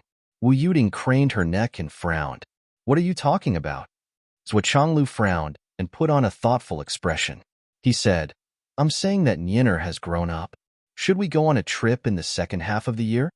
Wu Yuting's attention was suddenly diverted. She said excitedly, a trip? A trip? Zhou Xiaoduo and Zhou Xiaoyan also turned their heads and looked at them with shining eyes. This topic was too interesting. Therefore, the family naturally began to discuss matters related to the trip. They were still discussing until the end of the meal. Wu Yuting cleared the table and said to Zhou Xiaoduo and Zhou Xiaoyan, Why are you two talking so enthusiastically? Who said we're taking you with us? Zhou Xiaoduo and Zhou Xiaoyan's faces froze at the same time. Mom, what do you mean? What I mean is, you guys do your own things. Your mom and I are going on a trip. Only the two of us are going. We won't take you guys with us. Zhou Chonglu said kindly, We can't delay your business. I'm not busy. I'm fine. Zhou Xiaoduo immediately declared, Well, we won't take you with us if you're fine. Zhou Chonglu slurped the last half glass of wine into his mouth and sighed. It's because of you two that your mom and I have been separated for almost 19 years. Life is long, but how many 19 years can there be? Zhou Chonglu sighed. Can you two stop getting in our way? Da. The siblings, who had been disliked, pouted their lips and looked sullen. A trip. Zhou Xiaoyan looked melancholy. Traveling. Zhou Xiaoduo's face was filled with disappointment, as well as the sadness of being abandoned. Stop acting. Your acting is too lame. Zhou Chonglu exposed the siblings' acting. You two were so happy when we went out to have fun. Now you're free. Besides, this matter hasn't been decided yet. We don't know if you'll go or not. I have something important to tell you. What is it? Your Uncle Ma's shop is next to ours. It was sold today, and the person who bought his shop opened a blacksmith shop. Zhou Chonglu said faintly, I want to take a look. This blacksmith's craftsmanship is passable. The two of you can go over and take a look some other day. You can go over and pre-order whatever weapons you want to forge. Zhou Xiaoduo wondered, but it's not time for me to use my natal weapon yet. I'm fine. Zhou Chonglu said, what's the point of your mother keeping so many materials from your Uncle Nan? If you can't use your natal weapon, you can forge one first and try it out. There are many times when you can only determine what's best for you after experiencing it. It's better if you can decide on your natal weapon. As long as you choose, you can forge it now. It's not too late to use it when the time comes. I heard that this blacksmith will only stay here for a month. It'll be difficult to find him in the future. This is a rare opportunity. Zhou Chonglu said, don't miss the opportunity. Okay, I understand. The siblings agreed at the same time. Their 4 black eyes turned at the same time. They were a little excited about this matter. Hey, come and help me think about the shape of my sword. Well, I also want to think about what my natal weapon should look like. Zhou Xiaoduo was a little worried. I'm using a very light weapon now. I can't feel anything at all. What should I do? The siblings went back to their room. Wu Yuding came out and frowned. Wu Taijiang will only stay for a month? Isn't this too fake? He just bought someone else's shop, and he's going to stay for a month? It can't be helped. Zhou Chonglu frowned and said, he has other things to do. It's good enough that he can squeeze out a month. After he's done here, he'll immediately rush to forge other weapons. He won't have time to think about other things. Oh, a month is almost enough. Wu Yuding said, I'm not worried about Xiaoyan's weapon, but Xiaoduo probably hasn't decided what to use yet. If we let him choose early, won't it be too hurried to help him grow? You're wrong. He already has a direction. Zhou Chonglu said, he's always on the path of heavy weapons. If he doesn't have a goal, he won't do it at all. What Xiaoduo lacks now is an affirmation. You're right. Last time, when he went out with a battle axe that weighed a few 100 pounds, I was so confused. I won't be confused if you're confused. The weapon this kid will use in the future will not be lighter than the battle axe. If he really wants to use that kind of super heavy weapon as his natal weapon, then the 1,000 fantasy gold will not be wasted. Wu Yuding said proudly, of course. Although our son's talent was not very good when he was born, he has the peerless blade. Although he looks weak, he is born with great strength. Once he starts to cultivate, he will make great progress. She looked at the door. Zhou Chonglu lowered his voice and said, I'm not surprised at all that Xiaoduo's cultivation progress is so fast, but I'm very interested to know how he can cultivate. Logically speaking, even if a saint comes, it won't be able to change the initial talent. Wu Yuding said unhappily, what's there to be surprised about? There are all kinds of strange things in this world. There are only things that people can't think of. Nothing is impossible. I don't care how he can cultivate.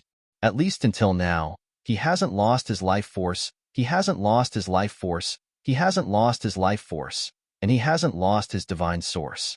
As for the rest, I'm really not interested to think about it. Zhou Chonglu frowned and said, but that person, have you forgotten? He didn't have the same dream for several years in a row. Wu Yuding rolled her eyes and said, what's the point of thinking so much? Okay, I won't think about it.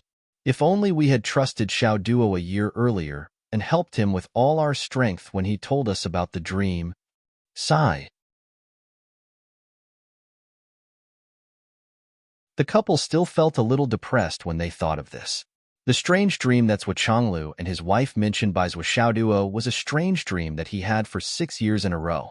In fact, after Zhou Xiaoduo had a few similar dreams at the beginning, he told them about it.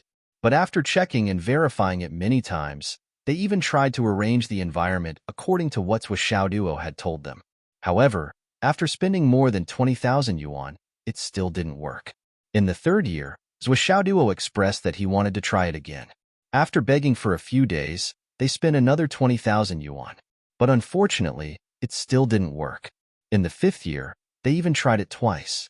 The first time, they spent more than 20,000 yuan, and the second time, they spent more than 20,000 yuan. But it still didn't work. After a long time, even Zhou Xiaoduo himself didn't have any hope, let alone the couple. In this world where an average of 2,000 star dollars was enough for an ordinary family to live peacefully for a year, it was already very generous to try it 4 times in a row and spend 100,000 star dollars as a bonus. Zhou Zhonglu and Wu Yuding were experienced and knowledgeable, and knew that the path of cultivation was full of fortuitous encounters. Therefore, they were willing to accept such a thing and try it over and over again. If they were ordinary parents, they would have flown into a rage long ago. What Zhou Chonglu and his wife didn't know was that Zhou Xiaoduo had succeeded in his experiment on the 5th time. Otherwise, who knew how long this matter would have lasted? It was also because of this that Zhou Chonglu was very regretful. If he had tried it a few more times a year back then, would Xiaoduo have awakened a few years earlier? But this question was destined to have no answer. The past was irreversible. Even the most powerful people couldn't do anything about it. The past was the past, and it was the past. Let him go on his own. So what you said about the trip is true? It's true. Are we really not bringing them? Why should we bring them? They're a hindrance. Zhou Chonglu looked disgusted. Is it okay? It's different now. Xiaoduo has also embarked on the path of cultivation. It's not impossible for him to catch up with Xiaonian. Naturally, it's time for the two of them to spend some time alone and get used to each other. It's actually quite troublesome for us to stay at home all the time. What if? What does it matter? Well, you're right. It's true. Okay, then it's settled. Hasn't it been decided before? Zhou Xiaoduo and Zhou Xiaonian didn't know that their parents had completely stopped them from going on a trip together. At this moment, they were discussing weapons. Zhou Xiaonian found a lot of pictures and spread them on Zhou Xiaoduo's bed one by one. They were all long swords of various styles. Look. Which one looks better? In my opinion, they're all very ordinary. Zhou Xiaoduo took away the pictures of a few broadswords first. These and this and this. They're all men's long swords. They don't suit you at all. And this. The temperament and image don't suit you either. After the audition, there were only 3 pictures left. Only these 3 pictures are barely acceptable, Zhou Xiaoduo said. Zhou Xiaonian's eyes lit up. I also like these 3 swords, but I still feel that there's something missing. Zhou Xiaoduo touched his chin and said, What's missing? It's missing a temperament that suits you. It doesn't have the ethereal feeling that you were born with, and it doesn't have the cold and pure aura that you have. Zhou Xiaonian nodded repeatedly. Yes, I think so too. Zhou Xiaonian's beautiful eyes were shining. She didn't feel that way at all. It was only after Zhou Xiaoduo said it that she realized that what he said made a lot of sense. Ordinary long swords are 3 feet long or 3 feet long. But if you're going to use it, you shouldn't use such a long one. I think 2 feet 7 is enough. Zhou Xiaoduo gestured the length of the sword. Zhou Xiaonian took out her short sword and measured it. 2 feet 7. It's 1 foot too longer than this one. Good. Is 5 centimeters wide enough?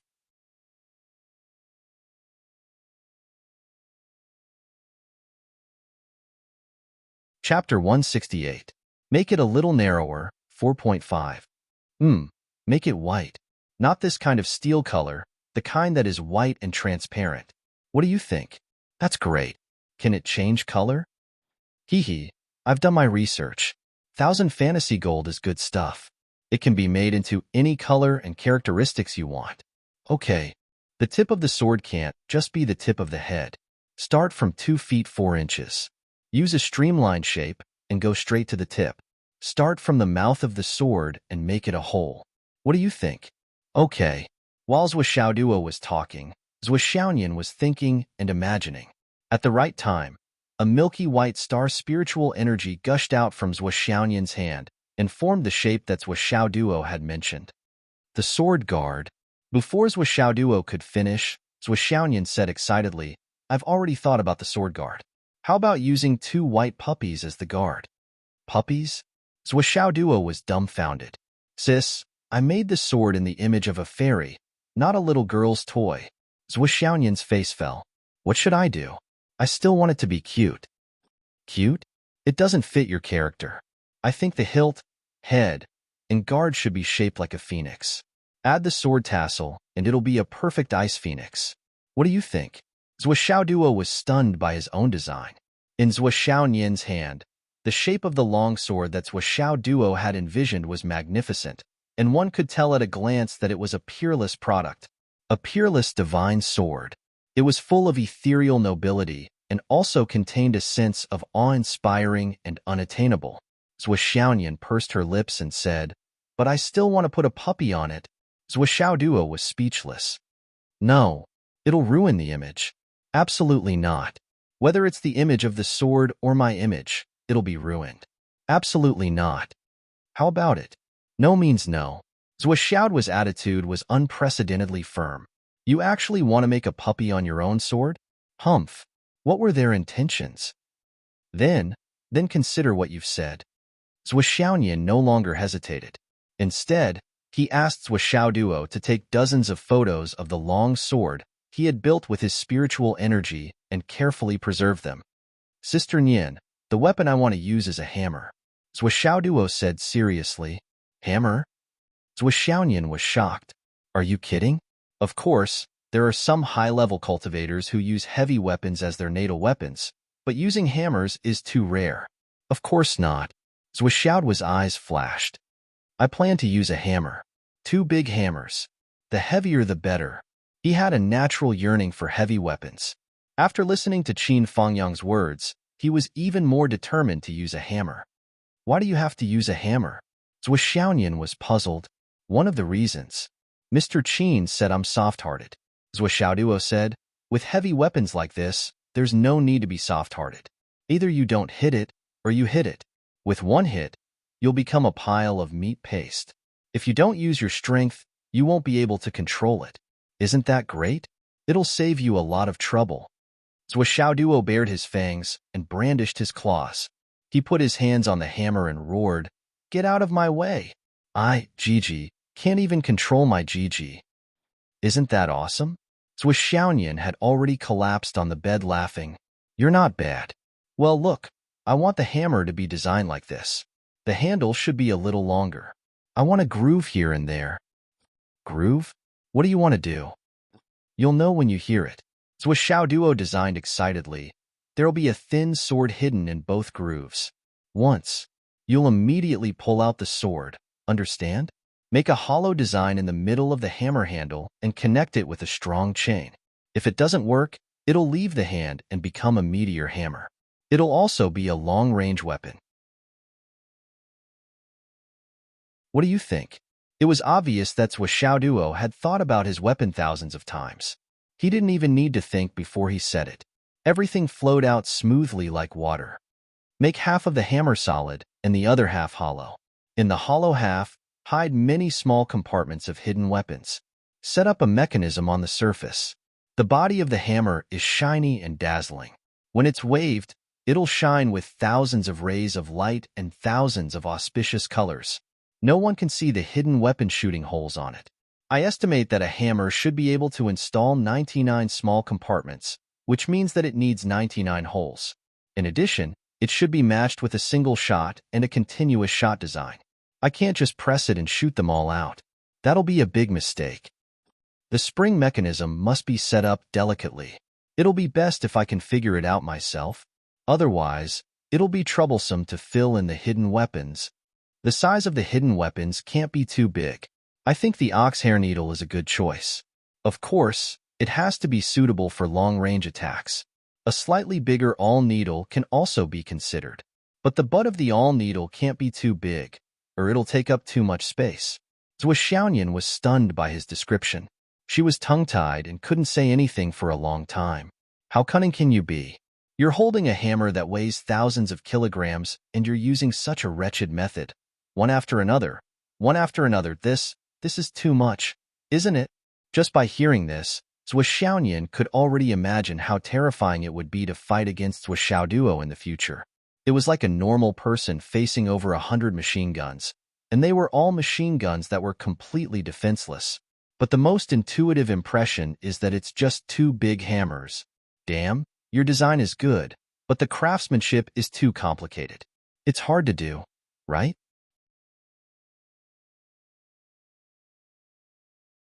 Zhuxiaoyan swallowed hard and shook her head. What's so hard about it? Zhou Xiaoduo said. Isn't it normal? At most, you'll need more buttons to fire it. He frowned and thought about it. Do you still need buttons to fire it? Zhou Xiaoyan wondered. The hidden weapons are all built in the hammer. If you want to use it, you can directly inject spiritual energy and fire it in the hammer. Pa! Zhou Xiaoduo slapped his thigh and jumped up excitedly. That's right, that's right. Directly activate it with spiritual energy.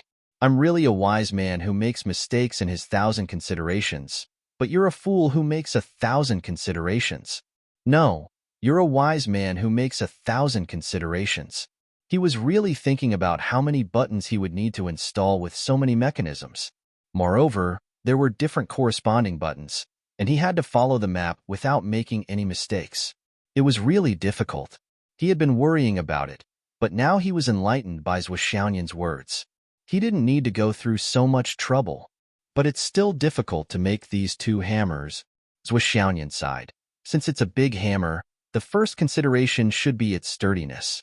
If you hit it, the hammer head will be deformed first, and the mechanism inside will be destroyed. Secondly, the hammer head is mainly designed to be hollow. If you want to shoot the hidden weapons, and at a very fast speed, the surface must not be too thick. It's really difficult just thinking about it. It's okay. Let's go to the blacksmith shop tomorrow. If it can't be used, we'll find someone else. Zhou Xiaoduo didn't think much of it and said, if it really can't be used, I'll make 2 small hammers tomorrow. Let's use something else first. Zhou Xiaoyan said, I suggest you use light weapons first. First, you can learn how to lift light weapons as if they're heavy. Second, when you're able to use hammers, you can still use light weapons to deceive people. If you use the hammer at a critical moment, your opponent will be surprised and will be particularly uncomfortable. Good idea. Good idea. Catch them off guard. Zhou Xiaoduo gave her a thumbs up, his eyes shining. Sister Nian Yan, I didn't expect you to be more cunning than me. You really can't judge a book by its cover. You're the cunning one. Don't you know how to talk? You're cunning. You're cunning. I'm not praising you. You. Thus, the two of them started fighting. Let's go. I'll train you when we get out. Zhou Xiaoyan got up from the bed with her hair in a mess, her face full of anger. She miscalculated just now. She was no match for this rascal in bed. She'd better go out and train him. Yes, I have something to do. Zhou Xiaoduo looked at his watch. It was 9 o'clock. It was almost time. There's something that needs to be done at night. Put in a lot of effort, he. Zhou Xiaoduo laughed mischievously. What is it? Zhou Xiaoyan obviously misunderstood. Her face turned red and she said angrily, I'm telling you, dog, don't let your imagination run wild. Mom and Dad are here. I definitely won't. Zhou Xiaoduo glared at her. What are you thinking? Then, he explained his idea in detail. As soon as he started, he was beaten up by Zhou Xiaoyan with a red face. Zhou Xiaoduo felt that he had been wronged. He had no idea how he had offended her. Suddenly, he was wrongly beaten up. What was going on? This was all he lamented in his heart. Women. What did you just say? Say it again. Zhou Xiaoyan's face was red. Zhou Xiaoduo reintroduced his idea. We need to change the terrain and then reverse your fate. Will it work? Remove the will? It'll definitely work. It'll definitely work. Zhou Xiaoduo was domineering. Look for my master? But we need to confirm whether Mr. Mu is in Chenyu Building. Zhou Xiaoduo said. Chenyu Building and Ming Group's headquarters have the same aura. They're of the same origin. When I went home, I asked Mr. Qin to take me to Chenyu Building for a walk. He gestured to contact me at 9 o'clock. At this time, Mr. Mu should have already left Chenyu Building. Call him and ask, but be careful not to say it over the phone. Okay. Zhou Xiaoyan immediately dialed the number. Mu Yinyan had already left Chenyu Building and was waiting for the news. After hearing what Zhou Xiaoyan said, she immediately rushed over. Tonight, I'll go for acupuncture.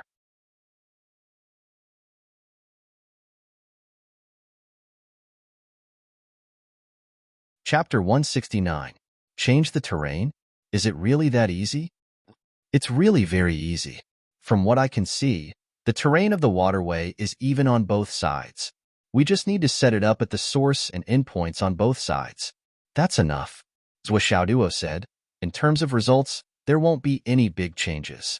What will be affected is only the luck of the two families. Mu Yinyan was also a decisive person. She said, in that case, there's no time to lose. A long delay means trouble. Let's start tonight. We still have to wait a while. There's still one arrangement that hasn't been completed. Zhuo mysteriously took out a small jar from under his bed. Isn't this your puppy piggy bank? Zhuo said in surprise. You're still keeping it after so many years?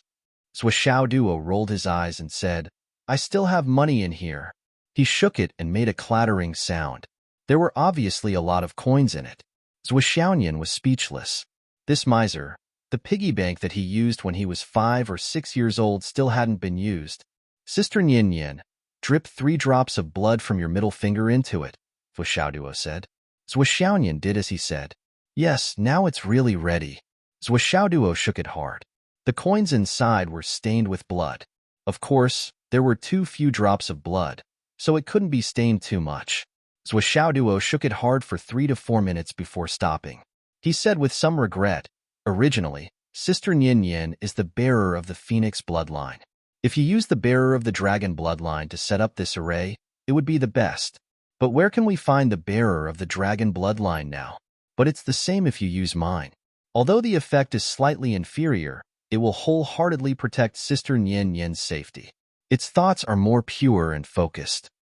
Don't worry about anything. This is enough. Zhuo felt a little warm in her heart. Just as she was about to praise him, she saw him looking at the piggy bank with a pained expression. Sister Nian, there's a lot of money in here. Can you give me a few new $100 bills as compensation? Zhuo was exasperated. Get lost. Okay. Mr. Mu, please. Place one of the money in this jar at the top of Meng's headquarters. Be careful not to let anyone discover it. The other one should be placed in the ancestral grave of the Ning family. It would be best to place it under the tombstone of the old ancestor. Still, be careful not to let anyone discover it. The third one is placed in the man-made lake of the Ning family, and the fourth one is placed in the man-made lake of the Meng Corporation. Make sure you're at the center of the lake. If possible, it's best to go straight into the mud. As for this jar, Sister Nian, you can hold it. Follow the order of Shishan Lingzhu Lake and Shishan Lingzhu Lake. Place a coin in each of them. The order must not be wrong. Lastly, put the jar and the money in it under your bed. Don't touch it again. Zhuo giggled. Sister Nian, wait for your little brother to change your fate. Just as they were about to split up, Zhuo's phone suddenly rang. Zhuo took out his phone. Why is Mr. Qin calling at this time? Do you want to confirm the time of the operation? Zhuo glanced at him discreetly. Dog, did you change your phone? It's been a few days and you didn't notice. 99 astral souls? Dog, you're so extravagant. Hello, Mr. Qin? Zhuo picked up the phone. After saying a few words, his expression turned serious. What's wrong? Mu Yinyan and Zhuo asked at the same time. Just a few hours ago, Qin Fangyang sent Zhuo home. Just like yesterday, he strolled along the road, waiting for the upcoming assassination. But to stroll back and forth, Qin Fangyang felt hungry, but the assassination still hadn't come. What's going on? Could it be that the Shin family has gone crazy? If they're really listless, they're not completely hopeless. It's a burden to others and myself. Qin Fangyang was puzzled. He turned and walked in the direction of the Shin group, intending to confirm the situation. After walking a few blocks, a black limousine suddenly stopped at the side of the road in front of him. The door opened and a long leg stepped out of the car. Then, a tall and handsome young man stepped out of the car. He was wearing a suit and tie. He was handsome, friendly, and his eyes were bright. He was definitely a handsome man. May I ask if you're Mr. Qin? The young man greeted him warmly and respectfully. His smile was full of sunshine and masculinity, making people have a good impression of him. You are. Qin Fengyang was puzzled. It's normal that Mr. Qin doesn't know me, but I've heard of Mr. Qin's name. The young man smiled and introduced himself. My name is Ming Tian, an ordinary person. I don't know if Mr. Qin has heard of me. Qin Fengyang's eyes were cold. Ming Tian, you're indeed an ordinary person. I've never heard of you. The young man smiled awkwardly and touched his nose. Mr. Qin, my father is called Ming Tianyue, the Ming group of our Phoenix City. He. Ming Tianyue? Qin Fengyang was impatient. Who is that? I've never heard of him. Why? Is he very famous? Very powerful? Qin Fengyang was furious when he heard the name Ming and Ning, let alone the person in question. To mention Ming Tianyue in front of me, I was so angry that I started to burn. This time, Ming Tian was completely embarrassed. In Phoenix City, who hasn't heard of the Ming group?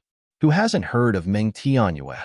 No matter how ignorant you are, it's impossible to not have heard of the richest man in the city, right? This Qin Fengyang was obviously playing dumb, but why would he play dumb? How did we offend him? Ming Tianyue must be the kind of person who is very rich, or very powerful, and most likely very powerful. Qin Fengyang looked at Ming Tian from the corner of his eyes. That's why you're so confident? Suddenly stopping the car on the side of the road and walking out like a gentleman. Do you think you're filming a TV show? Ming Tian continued to be embarrassed. Qin Fengyang continued with his poisonous tongue. This kind of scene is basically impossible in real life, but it's a famous scene in a TV show where a domineering CEO meets a young lady. Suddenly stopping the car, stepping out of the car with his long legs, and then walking out like a gentleman. A very sunny smile, mature and steady, making the young lady's eyes light up. What, young Master Ming, are you trying to pick me up like a girl? Mr. Qin, this. He ha ha ha. Ming Tian was embarrassed to the extreme, but he laughed again, and his laughter was still very sunny. I didn't expect Mr. Qin to be interested in those soap operas. This really surprised Tian, haha. I'm interested. Do you have a problem with that? Qin Fengyang's eyes were deep, and he was still aggressive. This kid, he can really endure. Let's see how long he can endure. She really wanted to punch a hole right through his face. No problem, no problem. Indeed, Tian's actions are frivolous. I hope Mr. Qin can be magnanimous and forgive me. But in between words, Ming Tian quickly adjusted his mood and smiled calmly. Mr. Qin, you've worked hard these 2 days. 1 against 10,000, madly fighting the phoenix's tail, killing until the corpses piled up like a mountain and blood flowed like a river. It's really majestic and murderous. We're all in awe of you, Mr. Qin. He smiled bitterly. I just didn't expect that I would encounter Teacher Qin's baleful aura that hasn't dissipated in time. Ha ha ha. Teacher Qin, you really scared me to the point where my heart almost stopped. Qin Fengyang narrowed his eyes. Your heart stopped? Do you want me to touch it? Cough, cough, cough. Ming Tian smiled bitterly. Mr. Qin, please spare my life. With my small body, I don't dare to let you touch it. If you touch it, the entire Phoenix Tail Mountain will be gone. After being ridiculed repeatedly, he could still joke. Ming Tian's psychological quality was really good. Even if Qin Fengyang knew that the person in front of him was not a good person, he still could not help but admire him. This kid, his interpersonal skills were really amazing. Even though he was being sarcastic, this brat didn't take it seriously at all. Instead, he dealt with it in a natural and unrestrained manner. His self-restraint and ability to adapt to the situation were not something an ordinary person could compare to. Mr. Qin instinctively thought, if Zhuo Duo encountered such difficulties, what would he do? Would he do better than Ming Tian? Just thinking about it, Qin Fengyang could not help but shake his head. Zhuo Duo might have other ways to deal with it, but to maintain such a good demeanor from beginning to end, he would never be able to do it. What he could do would most likely make Qin Fengyang angry. You're looking for me? Qin Fengyang no longer made things difficult, and his tone became flat and official. I'm just a junior. Even if I had something to ask, I wouldn't dare to look for you at this time. Ming Tian smiled intimately. It's my father and Uncle Ning Suifeng of the Ning family. who sent me to invite Uncle Qin for a chat. He said apologetically, before I came. My father asked me to apologize to Uncle Qin. He should have come personally to invite you, but he was afraid that Uncle Qin would feel that it was too presumptuous.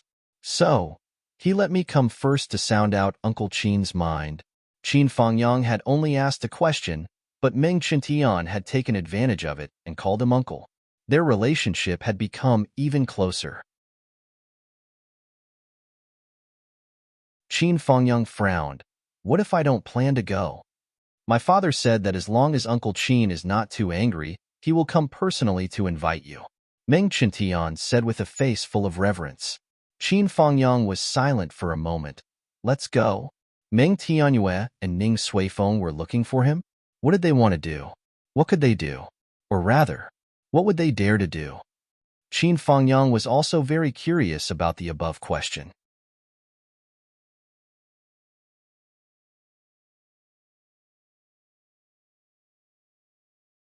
Chapter 170.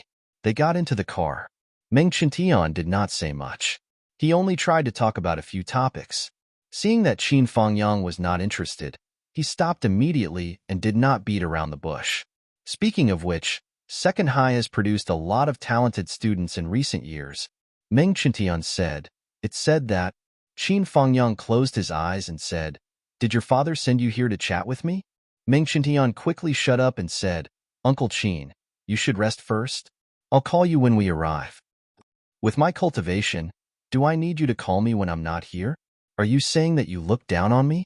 Qin Fangyang was obviously looking for trouble with him. Meng Qintian obediently shut up and did not say anything else.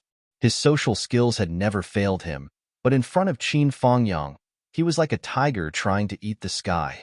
No matter what strategy he used, Qin Fangyang would always talk back. This made Meng Qintian feel uncomfortable, but there was nothing he could do.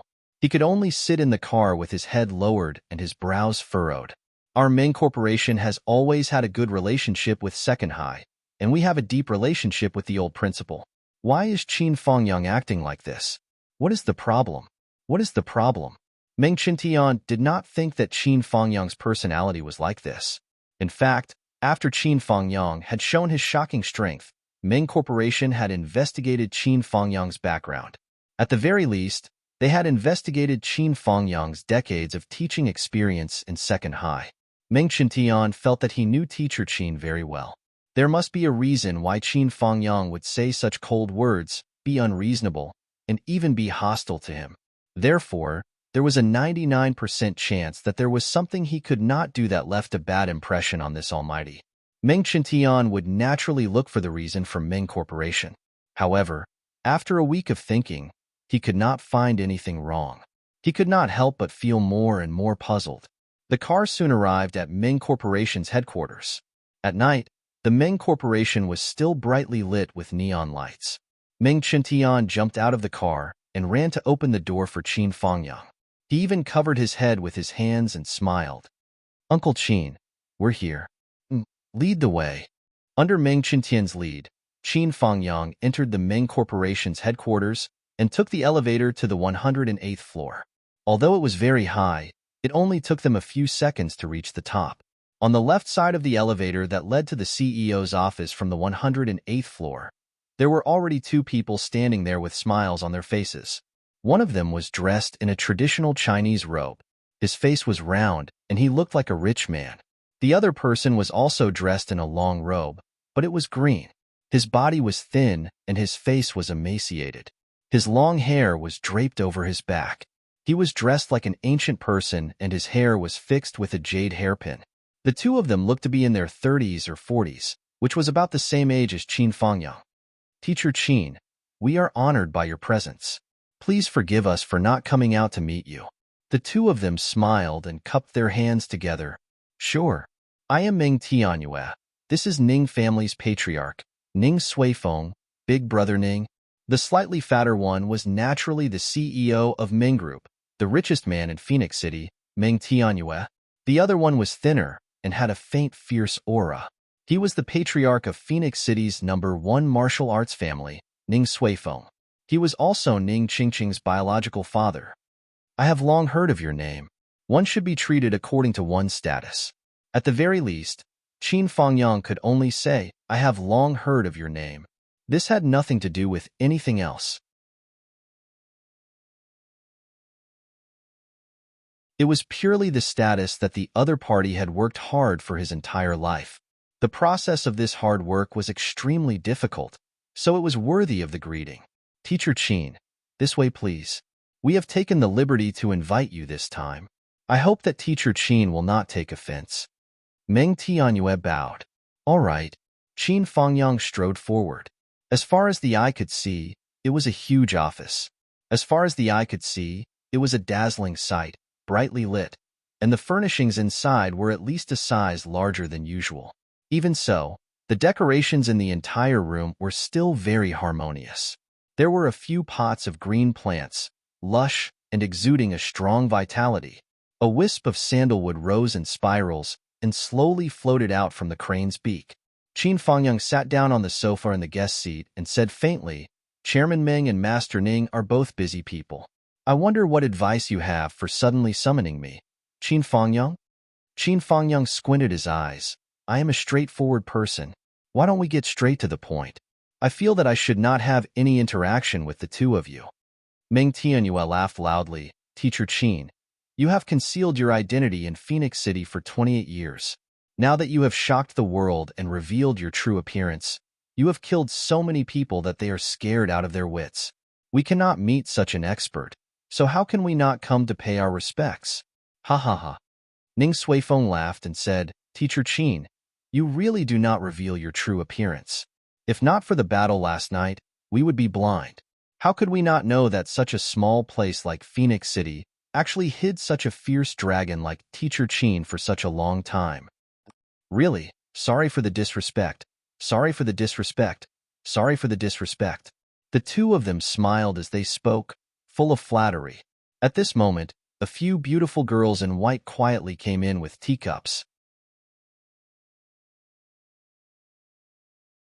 Instantly, the 1,000-square-meter office was filled with the elegant fragrance of tea. Please have some tea. Meng Tianyue said, this is the top-grade ancient star moon tree tea that Patriarch Ning gave me last time. I have always been reluctant to drink it. Haha, since Teacher Qin is here today, I will accompany Teacher Qin to taste this top-grade tea. Ning Suifeng laughed and scolded. Look at you pretending to be poor. If you're really happy drinking it, I will ask someone to send it to you later. At the same time, I will also give Teacher Qin a few caddies of this coarse tea. It is really not worthy of respect. Qin Fangyang picked up the teacup and drank, saying lightly, this is not worthy of respect.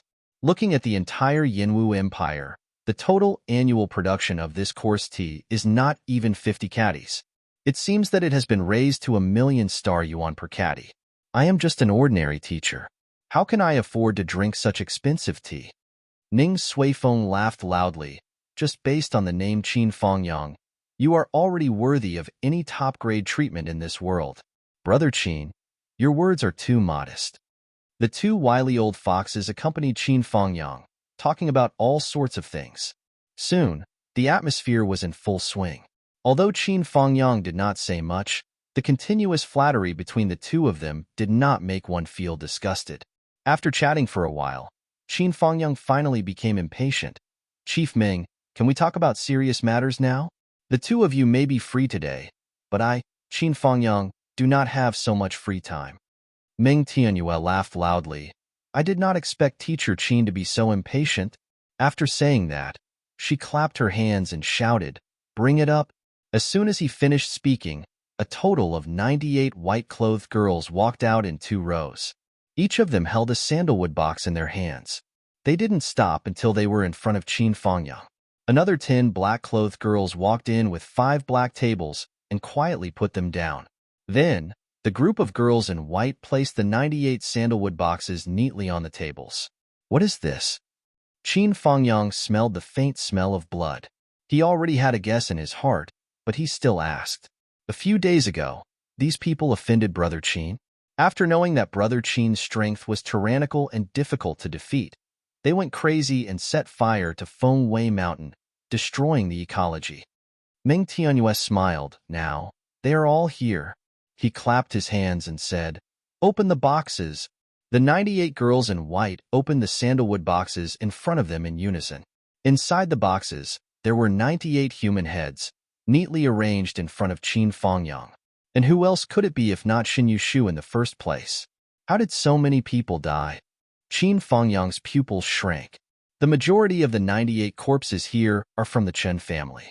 That Shin Yushu was a womanizer by nature. Other than his wife and children from the main family, there are also his mistresses and illegitimate children, a total of 59 people. Meng Tianyue said, "In short, everyone in the Shun family is here. I can guarantee that none of Shin Yushu's bloodline is left out and is still alive in this world. And the other 39 people are from the two families that shared the bounty with Shin Yushu. Their entire families, old and young, are all here. As for the other 3 families, although they talked big, but they did not participate in the operation. We are not people who like to kill." Ning Suifeng continued, "Of course, we all know that Teacher Qin is not a cruel person and has a large amount of tolerance, so we did not kill again." Meng Tianyue laughed.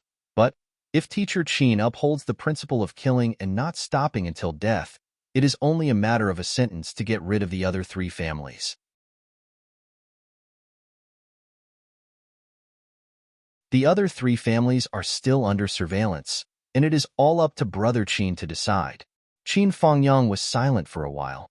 A total of 98 people. To be honest, Qin Fangyang did not intend to let people like Shin Yushu go. A bounty of 1 billion yuan, and because of this, thousands of martial artists with good cultivation were killed. This enmity was too big. Qin Fangyang was not the kind of person who was soft-hearted, and he was not the kind of person who would repay evil with good. Under the years of killing, he had already trained a resolute heart to kill. But, other than Shin Yushu, Qin Fangyang did not intend to touch the others at all. Speaking of wiping out 3 families at once, this method was really too cruel, and it was simply crazy. Ning Suifeng sighed softly and said, "I know, Teacher Qin must not be able to bear it, and think that it is not to this extent. But this is really a helpless action."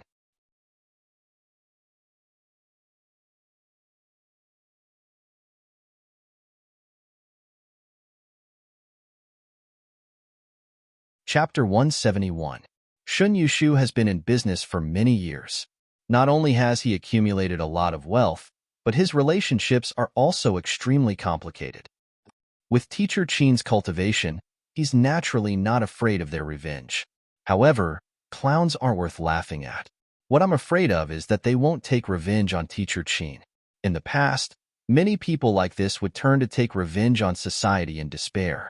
If that happens, I'm afraid that many people will be implicated and suffer. Perhaps thousands of ordinary people will die because of this mistake. Before, there have been many similar incidents. The number of casualties is innumerable. Based on this reason, we have to take precautions. Ning Suifeng faintly sighed. His expression was actually one of compassion. Meng Tianyue's face was heavy. That year, the Hua family is an obvious example. After the main culprit was executed, his son was only a young man in his 20s. The person involved gave him a way out. Who would have thought that the kid of the Hua family would not be grateful and turn over a new leaf? Instead, he used countless vicious methods to make a large amount of poison. He poisoned the water sources of Phoenix City and then set fire to the oil depot. Later, when he was chased into a corner, he held a bomb and detonated it in a crowded place. One person poisoned tens of thousands of victims. Meng Tianyue said heavily, "Teacher Qin, perhaps you don't understand our feelings, but Phoenix City is our hometown. This risk, we cannot take it, and we dare not take it." Qin Fangyang only felt a breath stuck in his stomach. He felt like he was being fed to flies by the other side. He waved his hand in annoyance. "Take it away. Take it away," Meng Tianyue ordered. The girls didn't say a word and immediately got to work. A few girls from outside quickly came in and opened the windows to speed up the air circulation. Then, they used their martial arts to spray water vapor in the air and wave their sleeves as if they were dancing. In just a moment, the air in the entire office was changed. Throughout the whole process, There wasn't the slightest bit of chaos and there wasn't much noise. It was actually quite pleasing to the eye. After a moment, the whole space was filled with the fragrance of tea. The air was fresh and pleasant. Boss Ming and Master Ning, it's understandable and reasonable that you have such concerns. However, isn't it too impulsive and extreme to slaughter the whole family so easily? Qin Fangyang took a deep breath. At the very least, it doesn't conform to the laws. Meng Tianyue smiled faintly. Teacher Qin, are you testing us? Haha. Teacher Qin, no matter when, in every dynasty, including the era of martial destruction, those who have money, power, influence, and ability, when have they ever cared about laws? Ning Suifeng also said in a sarcastic tone, in an era where the law clearly stipulates monogamy, there are still many people who have a lot of wives and concubines, and there are also some who can't even pick up trash. When everyone is equal, in fact, there are still some people who are superior and some who are lowly. When princes break the law and are punished the same as commoners, there are countless people who are playing with other people's lives. Is the so-called approachable really a compliment? Everyone wants to be at the top. Why? Isn't it just for the sake of sometimes being able to ignore some things and do as one pleases? And isn't this the common goal that everyone pursues? No matter what era it is, Teacher Qin, society has always been that kind of society. Everyone is blaming others for breaking the rules, morals, and laws. But, at a certain point, everyone's pursuit is to trample on and break these rules. Teacher Qin, don't you think this is ridiculous? Qin Fangyang narrowed his eyes and said, ridiculous? Ning Suifeng smiled faintly. Let's not talk about other things. These few families hired assassins to kill people and burn scenic spots. This is already a heinous crime that cannot be forgiven. We killed them to enforce justice on behalf of the heavens, and even. Ning Suifeng actually took out a banner from his spatial ring and said, our actions are to uphold justice and good citizens. It was actually a banner from the law department of Phoenix City. On it was written, be loyal to the law, assist in solving cases, maintain law and order, good citizens. Ha ha ha. Qin Fangyang shook his head and laughed. At this moment, he really didn't know what to say. But, our two families did this together. We didn't inform Teacher Qin in advance. This is our fault. We overstepped our boundaries. Meng Tianyue said somewhat apologetically. In order to express our apologies, we have prepared some gifts for Teacher Qin. Please don't reject them. These should be your benefits. It's supposed to be my profit? Qin Fangyang frowned. He already knew what the so-called benefits were. So now he had a stomach full of anger that he wanted to vent. He really wanted to press the heads of these two powerful people in front of him into a cesspool. But Qin Fangyang understood very well. There were many things that couldn't be done on a whim. May I know what this is? Meng Tianyue took out a bank card, placed it on the table, and pushed it over. In this card, there is 1 billion star yuan. Qin Fangyang's eyes moved slightly. In this ring, there are 10 Astral Souls flame pills and 10,000 pieces of high-grade Astral Souls jade. This is a cultivation technique. It is said that if one cultivates with it, one can cultivate too. The realm above the cloud transformation realm. These things naturally won't enter Brother Qin's eyes. But it is a little token from our two families. Meng Tianyue smiled very amiably. Our two families, without your consent, did this. Actually, the main purpose is to make friends with Teacher Qin.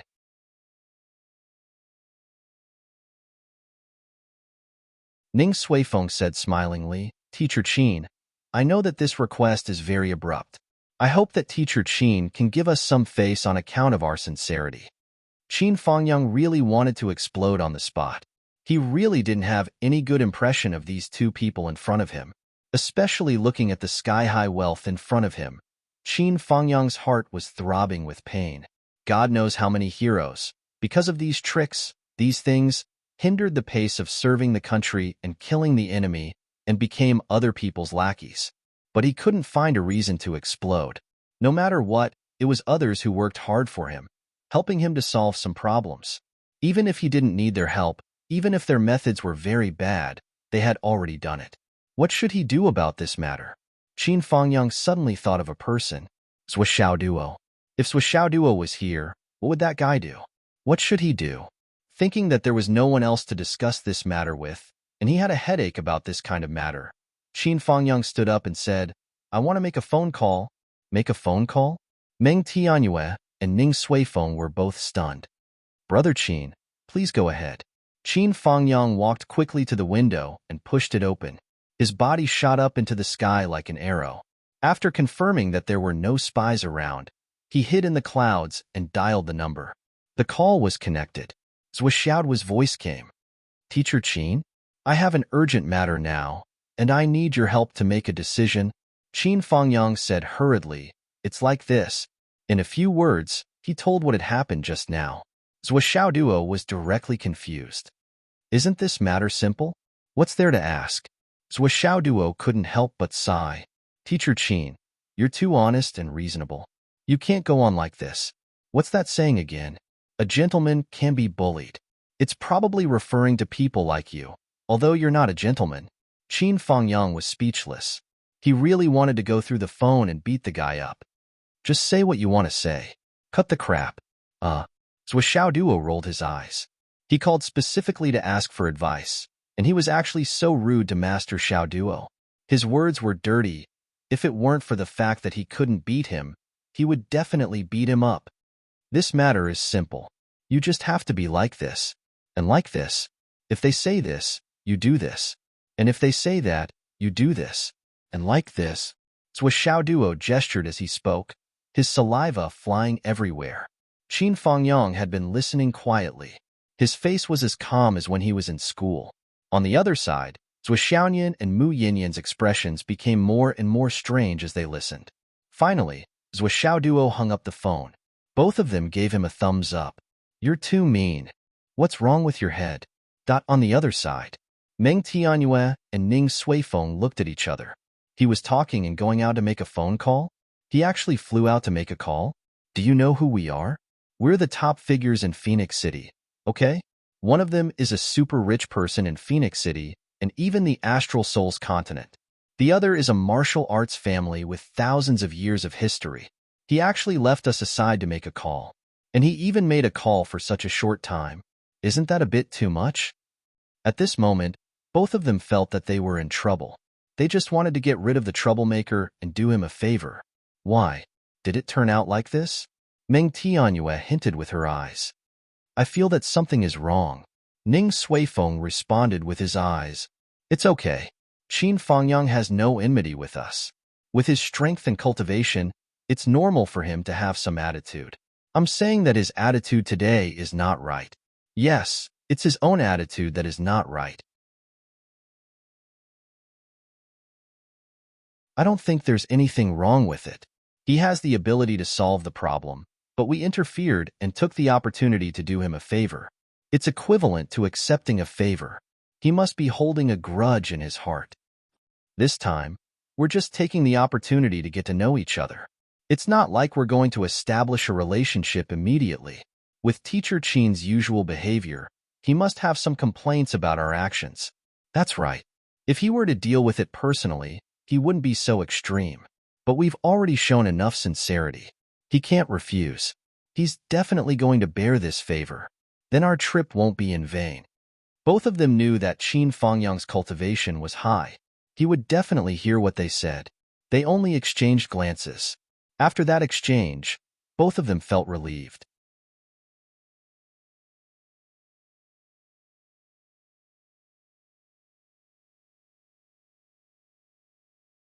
Chapter 172. As the saying goes, you can't hit a smiling person. Moreover, we solved a big problem for you and gave you a lot of wealth. Qin Fangyang, no matter how indifferent you are to fame and fortune, no matter how high you think you are, or how much you fish for fame, I don't believe that you would not care about such a huge amount of wealth, unless you are a saint. Indeed, in this world, there is no one who doesn't like money, absolutely no one. Even those who said that they were so poor that they only had money left, or that money was just a string of numbers, were just words that had been embellished with words. It was still another layer of meaning that they were very, very rich and liked money very much. There is really no one who doesn't like money. The only difference was the extent to which he could restrain this desire. A figure flashed, and Qin Fengyang returned from the sky. He returned to the sofa where he was originally sitting and sat down steadily. He picked up the cup and drank a mouthful of tea, tasting it with relish. Then he praised, "Good tea." Ning Suifeng laughed. "It's rare that Teacher Qin likes it. I will get someone to send it to your school later. Give me 1 kilogram first." Qin Fengyang smiled faintly. "Then I will thank you in advance." Qin Fengyang slowly raised his head and smiled. "Bosses, we've never met before. Since the two of you have shown such kindness, I'm sure you have a request. I'm a straightforward person. If there's anything you need from me, Qin Fengyang, don't hesitate to tell me. If it's something I can do, I'll do my best.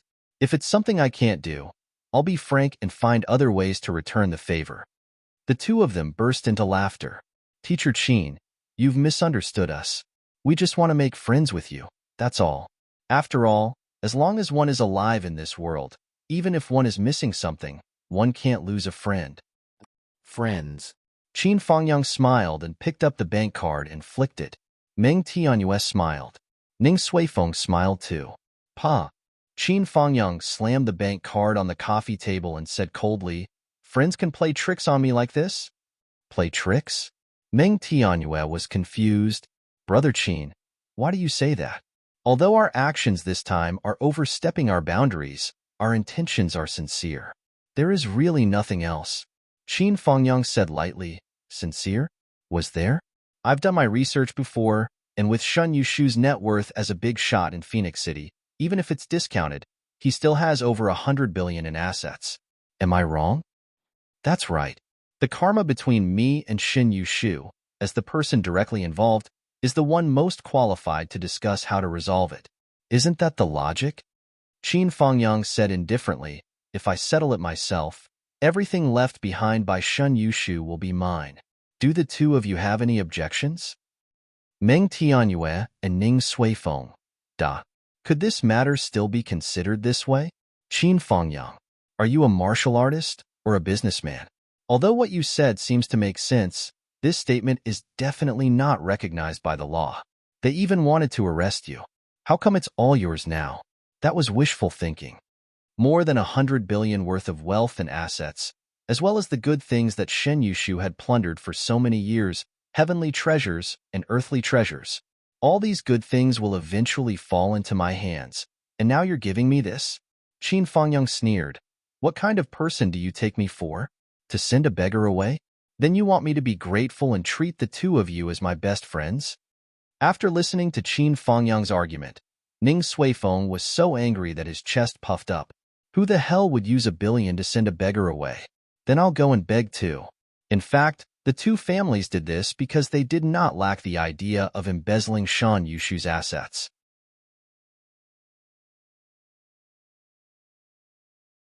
Anyone with a discerning eye knew that Shun Yushu, who had provoked an expert at the peak of nascent soul, would definitely die. The karma between the two parties had been established, and they would not rest until death. Qin Fengyang would never let Shun Yushu go. The two families thought about it, and took the opportunity when Shun Yushu came to find Meng Tianyue to directly detain and kill him, and then a series of operations. Anyway, even if Qin Fengyang killed Shun Yushu, he would not get Shin Yushu's assets. At most, he would vent his anger, and at most, he would take away some good things. And the two of them thought that this was a happy situation. Who would have thought that Qin Fengyang was not satisfied? This was completely out of their expectations. Then, Teacher Qin is not satisfied with these gains? Meng Tianyue was really puzzled. You're just a martial arts school teacher. How big is your appetite? It should be said that I'm quite dissatisfied. I was forced to expose my identity that I've been hiding for decades, and I don't know how much trouble there will be in the future. Qin Fengyang snorted. What can these things do? In an instant, Meng Tianyue, Ning Suifeng, and Meng Chintian in the room all felt a toothache. 1 billion, 10 astral souls flame elixirs, 10,000 pieces of top-grade astral souls jade, and an ancient book of cultivation methods. In exchange, they were actually asked, what can they do? This damn sentence actually could not be answered. You said that. What can they do? The two of us sincerely want to be friends with Teacher Qin, so please tell us the amount. How much do you want to be satisfied? Ning Suifeng's face was already a little ugly. This Qin Fangyang, isn't he too insensible? Even if you're an expert at the peak of nascent soul, we're not ordinary people? Qin Fangyang's face was cold as he said, "This unforeseen event is beyond my expectations, and it took me a lot of effort. But after all, the two of you have put in some effort. If I take all of these away, it's really not appropriate." Meng Tianyue and Ning Suifeng frowned at the same time. Not appropriate? You actually want to take all of it? If so, I'll take a big step back. As for the money, I only want 50 billion. It's fine if it's less, but I can't let you work for nothing. As for the Astral Soul's flame elixirs, since Shen Yushu can take out 10 of them as a reward for my life, then he must have a few hundred of them in stock. I want 100 Astral Soul's flame elixirs, and 100 elixirs of the same grade will do. And 100 heaven and earth treasures that are more than 10,000 years old will do. I, Qin Fangyang, am not an unreasonable person. In this way, the two of you can still get a huge amount of wealth. You won't have worked for nothing, and you can consider it as repaying the favor this time. When Qin Fangyang said this, Meng Tianyue and Ning Suifeng's mouths were opened so wide that 2 duck eggs could be stuffed in. Oh right, and the top-grade jade of Astral Souls, he can easily take out 10,000 yuan. It's impossible that he doesn't have at least 1,000,000 yuan in stock. I need this stuff, so I'll take 500,000 yuan. This is my bottom line. I hope the two of you won't say anything else. As for the ancient books of martial arts, he can take out 1, so he must have more. With the foundation of Ming Clan and Ning Clan, these little things are useless to you. I'll take all of them. You should have at least 10 ancient books of martial arts, right? After Qin Fangyang finished, the whole office was so silent that even the sound of a needle dropping could be heard. Qin Fangyang frowned as if he was thinking about it and said, "The two of you, my request isn't too much, right? I've already taken a big step back. Do the two of you still want me to take another step back?" Ha. Meng Tianyue and Ning Suifeng sneered at the same time. Not too much, right? How thick-skinned are you, Qin Fangyang, to be able to say these words? If this isn't too much, then what is? Taking a big step back? You still want me to take another step back? You've already taken a step back? You're not joking, are you? Ha ha ha. Ning Suifeng was smiling, but his eyes were as cold as ice. He slowly said word by word, "Teacher Qin, are you joking with me?" Bang! Qin Fangyang unexpectedly slammed the table and shouted in disdain, "Who do you think you are? Joking with you? Are you worthy?" Suddenly, he put on a hooligan's face. To be honest, Qin Fangyang's hooligan face was really not flattering. After all, he was not a hooligan. He was just acting according to the script that Sui Xiaoduo gave him. If Sui Xiaoduo did this, Ning Suifeng would have fainted from anger. But even so, Ning Suifeng's face was already ashen, and his eyes were full of crazy killing intent. He had been the underground emperor of Phoenix City for more than 200 years. This was the first time in his life that someone pointed at his nose and said, "Are you worthy?" Teacher Qin. Meng Tianyue's face was as cold as ice. "We have good intentions." Good intentions? Embezzling my assets is good intentions? Then what if it is bad intentions? Qin Fangyang felt that he was getting more and more into the role, and his eyes were filled with anger. Shin Yushu and I have already established our karma.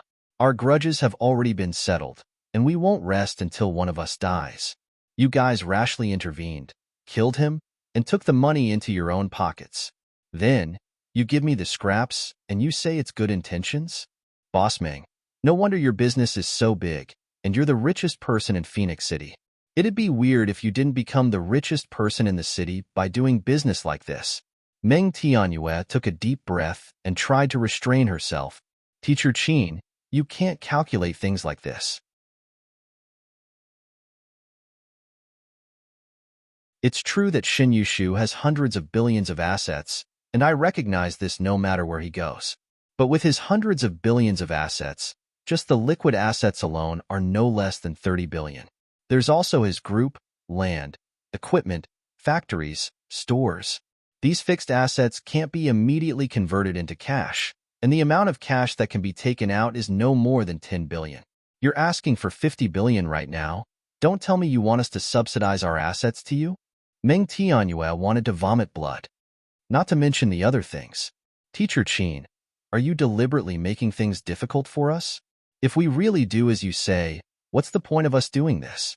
Qin Fengyang said matter-of-factly. What's the point of you doing this has to do with me? Who told you to do it? You guys aren't even meddling in other people's business. You're just forcibly intervening. What right do you have to interfere in my business?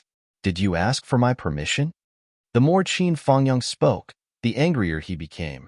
Today at 4 p.m. Looking for monthly votes and recommendation votes. I'm a little sad.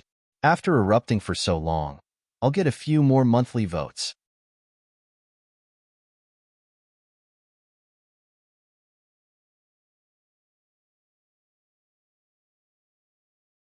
Chapter 173. At this moment, Qin Fengyang was using the anger manual that's what Xiao Duo taught him. If you can't get angry and can't get angry, think more about how these two people deceived and used the old principle. Can you bear it? The old principle was bullied to this extent, and you can still bear to drink tea with them. It had to be said that Zhou Xiaoduo's words were too vicious. Qin Fengyang's anger was at most a little bit, but after Zhou Xiaoduo's words, it directly ignited his internal organs. That anger directly soared to the sky and was about to turn into a dragon. I can't. Ning Suifeng's nose was trembling. He said sternly, Qin Fengyang, don't push me too far. I'm not someone to be trifled with. Qin Fengyang slammed the table and stood up. You're not someone to be trifled with, but you think I, Qin Fengyang, am a vegetarian? Old thing, why don't you try? Do you think I killed a few thousand people in one battle for no reason? Do you believe that I won't turn your Ning family upside down too? If you have the ability, show me your teeth again. Qin Fengyang pointed at Ning Suifeng's nose, his gaze sharp as if he was looking at the enemy who killed his father. Old bastard, I'm giving you face and you don't want it? Must you see the blade? Do you think I can't pull it out? Do you think I don't dare to? This general of the five forces who had been concealing his strength for 28 years had completely awakened under the stimulation of his extreme anger. He had never been this aggressive before. At this moment, Qin Fengyang was valiant from head to toe, his face and eyes filled with the aura of a bandit. That moment of impact made Ning Suifeng feel as if he was about to have a heart attack. Meng Tianyue didn't feel any better either. She only felt that her blood pressure was rushing up. This was a teacher? This was actually a fucking teacher? The teacher of the warrior class, who had remained indifferent for the past few decades, had remained silent all year round? Cough, cough, cough. Meng Tianyue coughed hard. Cough, cough, cough. Ning Suifeng covered his chest and coughed. The two of them were now competing with each other in regret. If they knew this would happen, they wouldn't have done it in the first place. As for Shin Yushu, why not just let Qin Fengyang handle it himself? There was no need for the two of them to be blinded by greed. Although Shin Yushu's burning of the mountain had more or less destroyed Phoenix Tail Mountain and affected the overall feng shui of Phoenix City, the degree of impact could not be said to be negligible. It was not too much of a hindrance. The two of them were more confident. Qin Fengyang was indeed a powerhouse at the peak of nascent soul, but he didn't have the manpower, material, and financial resources to take over all of Shin Yushu's assets. Sooner or later, they would fall into the market. With the combined power of the two, it was just a matter of convenience to deal with them. It was not much different from directly taking over. Now, this was great. He wanted to use this opportunity to make friends with a nascent soul expert, but he didn't expect that he would be such a pain in the ass. This was simply fucked by a fucked dog. The two of them didn't know that since Qin Fengyang knew about He Yuanyue's matter, he had always wanted to find trouble with them. It was just that he didn't have the right opportunity. Qin Fengyang himself was very depressed. Now, a pillow came when he wanted to sleep. How could Qin Fengyang not use this as a pretext to make a fuss and completely vent the anger in his chest? Not to mention that there was Xiao Duo, the dog-headed military advisor who was afraid that the Meng and Ning families wouldn't fall and the world wouldn't be in chaos. The way he thought of was as unreasonable as it could be and as arrogant as it could be. He was as greedy as a lion's mouth could be. Qin Fangyang. Ning Suifeng's throat seemed to be bellowing. You dare to be presumptuous. Although you are tyrannical, after all, you are only at the peak of nascent soul. Even in Phoenix City, you are not invincible. Let me tell you, in my eyes, you are nothing. Ha ha ha. So that's the case? Then you just wait. I'd like to see what I am in your eyes. Qin Fangyang's face was full of ruthlessness. As the saying goes, taking people's money is like killing their parents. From today onwards, I will be against your two families. In the future, don't blame me if someone in your family mysteriously dies. I'll say it here. If you die without descendants, it has nothing to do with me. Qin Fangyang. You provoked me first. A threat? A Red Guogua threat? But at this point, Qin Fangyang himself was a little dumbfounded. It seemed that he had gone a little too far. According to Zhou Xiaoduo's plan, at least at this stage, these two people couldn't die, let alone start to kill people from these two families. Once these two families were in turmoil, the consequences would be extremely serious. He really couldn't afford it. Now that the enemy was in the dark while he was in the light, it was a good time to follow the clues and beat them at their own game. Not to mention anything else, if the two families were in trouble, the economy of the entire Phoenix City would experience a huge fluctuation. Countless people would lose their jobs, and countless people would have no food to eat. These were all foreseeable realities. At least, as was Xiaoduo's established plan, a smooth transition that didn't affect the lives of millions of people in Phoenix City was obviously impossible.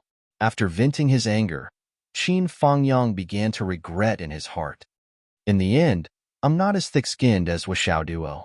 If this kid was here, he would definitely put on a smiling face and say, Aya, why are you so angry?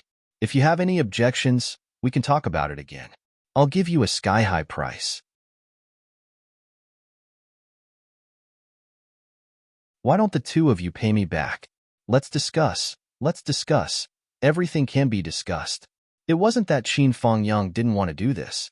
He wanted to say this in his heart, but his negative emotions towards the other party forced him to say it out loud.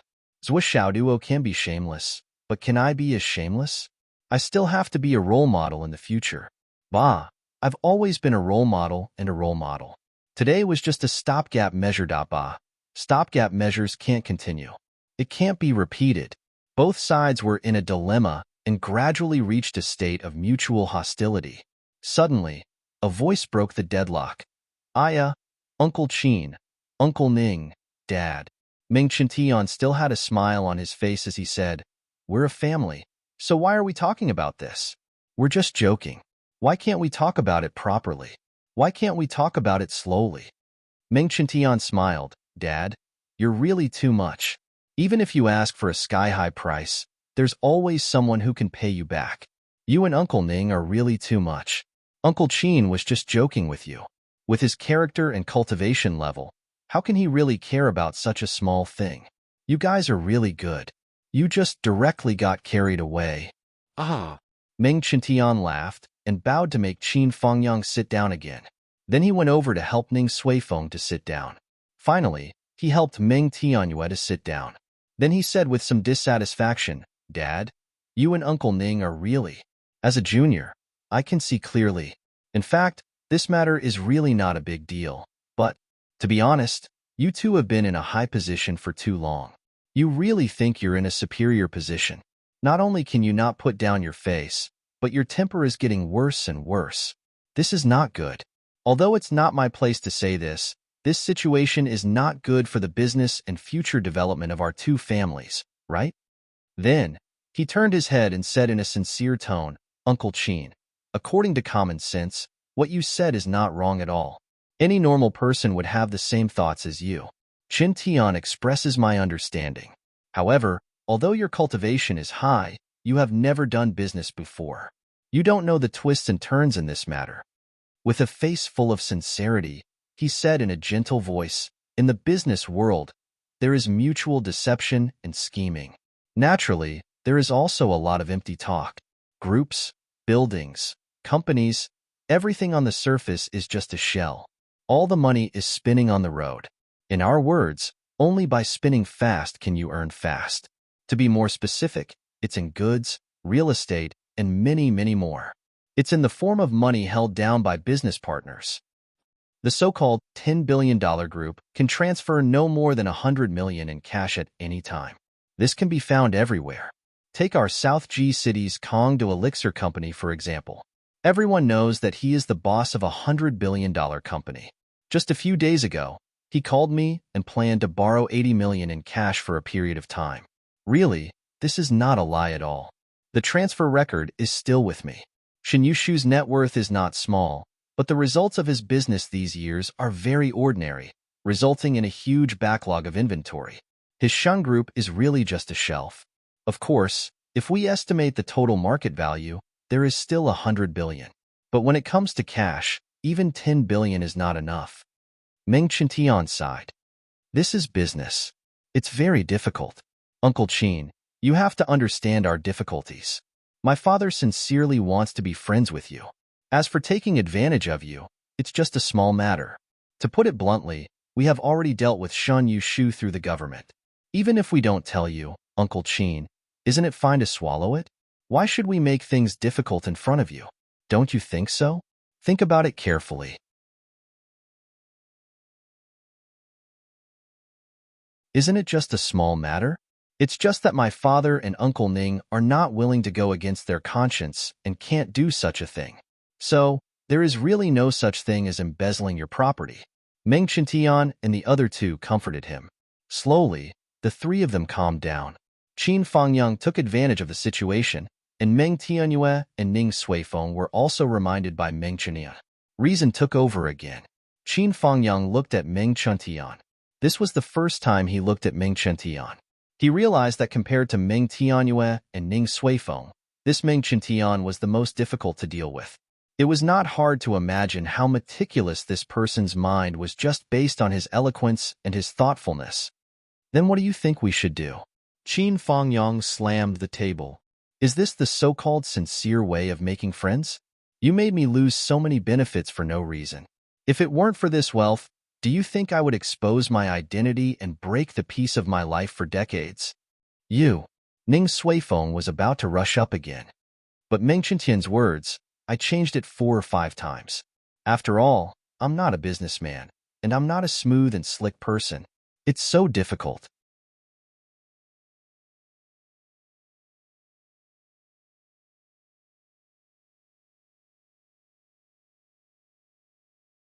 Chapter 174. Meng Tianyue had completely regained her senses. She panted and forced a smile. Teacher Qin, your original intention is not wrong. But the condition you proposed is too much. Perhaps you have already taken a big step back, but it is still unrealistic and even ridiculous. Qin Fangyang looked at him from the corner of his eyes, trying hard to control his impulse to slap him to death. There were already quite a number of people waiting outside. Qin Fangyang used his divine sense to check and was surprised to find that there were a few people who were not weaker than him. He became more vigilant. The strength of these two clans was really unexpectedly deep and profound. Teacher Qin, I will say it again. We sincerely want to be friends with you. Things have changed to this point. It is not my wish, nor is it Master Ning's wish. Meng Tianyue said, how about this? I'll give you a number, and you can consider it carefully. If it works, then we'll both be happy. From now on, we'll often meet each other, and at least we'll be acquaintances. If it doesn't work, then we'll have to rely on our own means in the future. Even if Brother Ning and I did something stupid today. Qin Fangyang was unmoved. Say it, I am listening. Star Yuan, 10 billion. Astral Soul's Flame Pill, 200. 10,000-year-old Spiritual Herbs, 10. High-grade Astral Soul's Jade, 20,000. The cultivation method is still the same. That is all. Do you think it is okay? Meng Tianyue said slowly. Ning Suifeng said angrily, Meng Tianyue. Meng Tianyue smiled bitterly, Brother Ning. If Teacher Qin can accept it, I think it is worth it. Ning Suifeng gasped for breath. With just these, Shin Yushu's wealth was not enough. At the very least, the Star Soul Flame Pill would require the two clans to contribute quite a bit. The 10,000-year spiritual herbs would also need to be contributed. Qin Fangyang looked at Ning Suifeng. Master Ning, I don't know what you think. Do you agree or disagree? Da. Ning Suifeng opened his mouth and saw Meng Tianyue winking at him. He turned his head sullenly. I agree. Deal. Qin Fangyang slapped the table and laughed. The two bosses are indeed straightforward people. They are decisive and generous. If you want to fight, then. Hearing this, Ning Suifeng immediately turned around and got angry. Then, he was stunned. Deal. Not only him, but even Meng Tianyue was also a little confused. The deal was done just like that? Qin Fangyang actually did not take another step forward? I even left him a little room to bargain. Since the price has been settled, I'll have to trouble the two of you to make some preparations. I'm going to take it away now. Money is really a good thing. However, it's best to leave it in your own hands. That's the most reassuring and stable thing. There's no time to lose. A long night is fraught with dreams. Qin Fangyang crossed his legs and started drinking tea. At the same time, he said, By the way, Master Ning, don't forget to send the 2 kilograms of tea you promised me tomorrow. Ning Suifeng. Okay. Meng Qintian did not delay and went out to prepare the supplies. Only Meng Tianyue, Ning Suifeng, and Qin Fangyang were left in the room. It had to be said that Meng Tianyue and Ning Suifeng were really sly old foxes. Just now, they had lost control of their emotions. Now that they had regained their rationality, they were not angry at all. Instead, they started to talk and laugh with Qin Fangyang again. Boss Meng, Master Ning, your two families really have deep foundations. Qin Fangyang said leisurely, since we've cooperated, you can also let your shadow bodyguards rest. Won't they be tired if they stay like this all the time? Ning Suifeng laughed. Shadow bodyguards, their greatest value lies in the word shadow. If they come out, they're not shadow bodyguards anymore.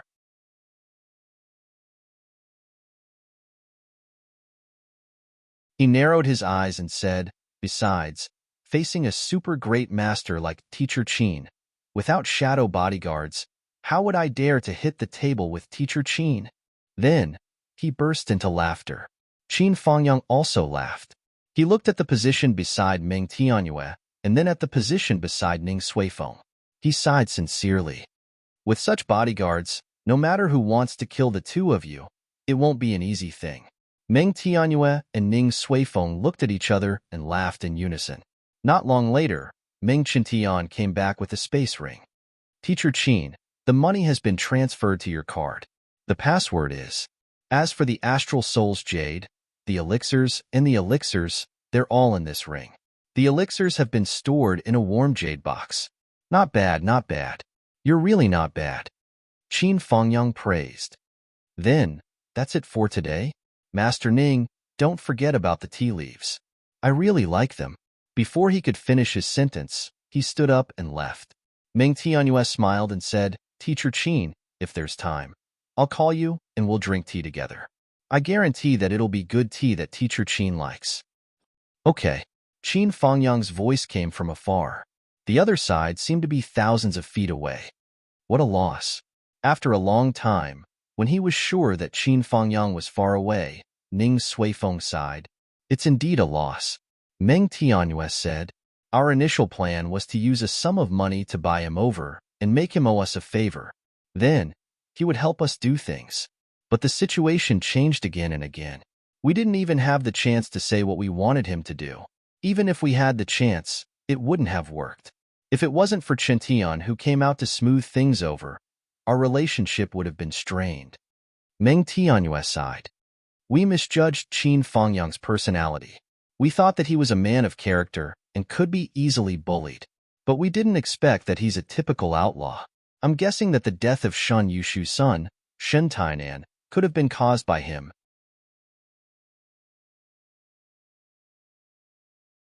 He used this to trigger Shen Yushu's killing intent. Then, he was killed by Shen Tainan and obtained a large amount of wealth. If not for this, he wouldn't have dared to be so arrogant. From the root of it, we're really snatching food from the tiger's mouth. Why else do you think I was willing to give him so much money just to let him get rid of his resentment? Our family is big. We can't afford to waste time with him. If he's determined to assassinate us, it'll be a headache. Losses will be inevitable. Ming Chintian said quietly, but today's start is still a good thing. We can slowly contact him in the future. Friendship can't be built in a day. A friendship that can be built in a day isn't friendship, it's hypocrisy. That's right. Ning Suifeng nodded in agreement. Ming Tianyue said, Qin Fangyang's matter can be planned slowly. If it doesn't work, we can still put pressure on Second High. We can even reveal today's matter to Second High.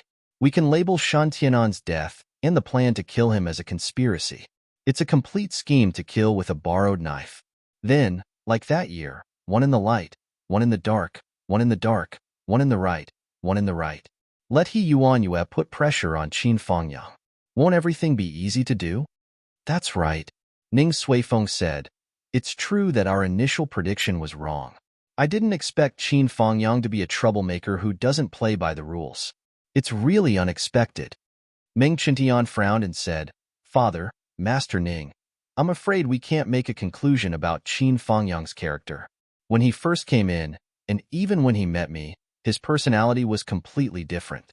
He probably said that he wanted to make a phone call, and after he answered the phone call, his whole person changed. I think this phone call is the key. Ming Tianyue suddenly woke up and said, that's right.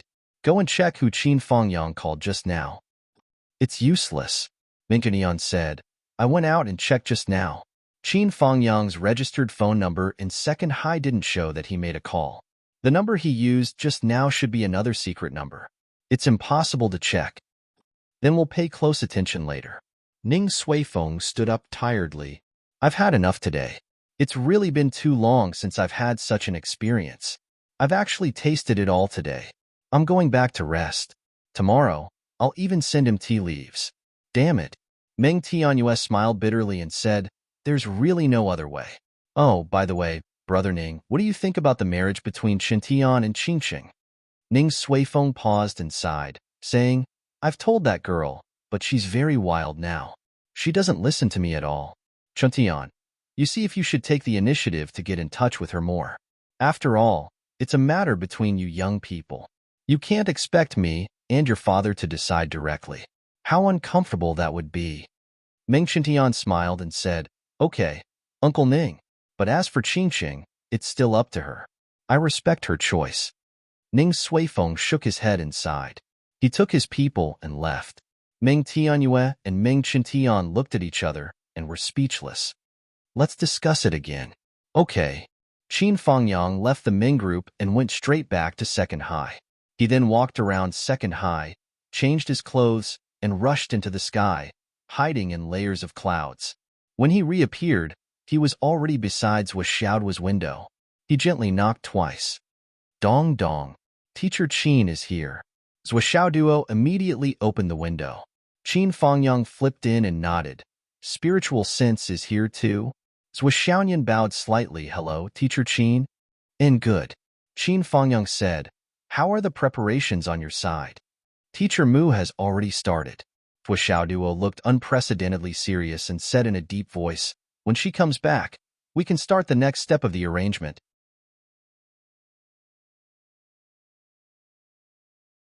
The problem now is, when can your people be in place? Qin Fangyang took out his phone and shook it, saying, Sister Lan and Luolai will come with one call. We've already agreed before. Let's gather outside the city. The risk of being exposed is lower. Okay.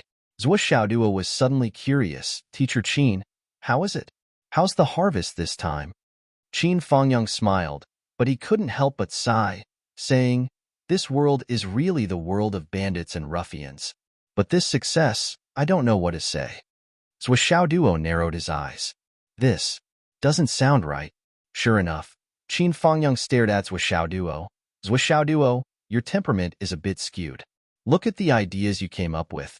Aren't they pure ruffians?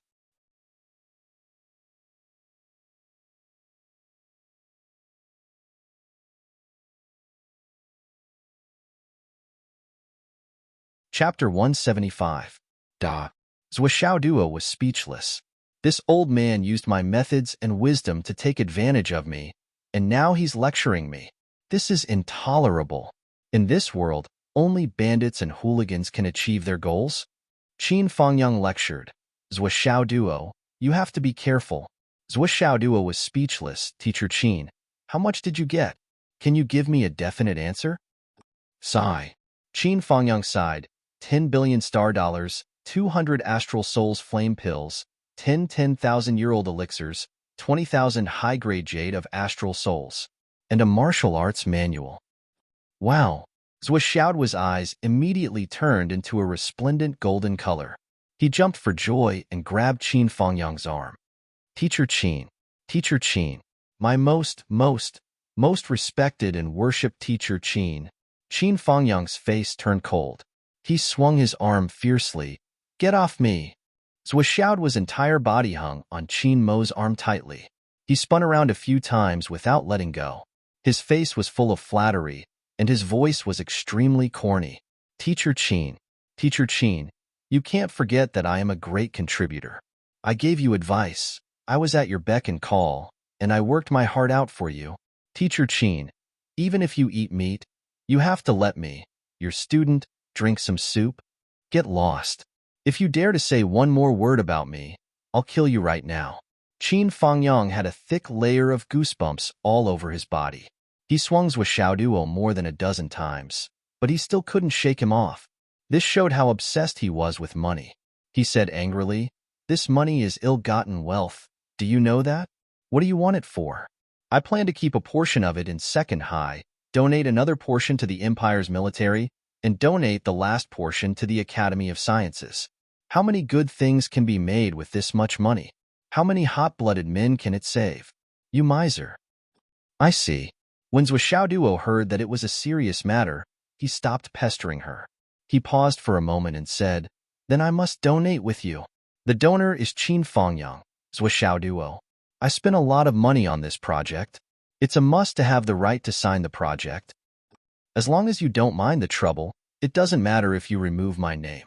Just write that it was donated by Zhuo Duo. Anyway, I was planning to donate it anonymously." Qin Fangyang snorted and narrowed his eyes. "But are you sure you want to donate using your real name?"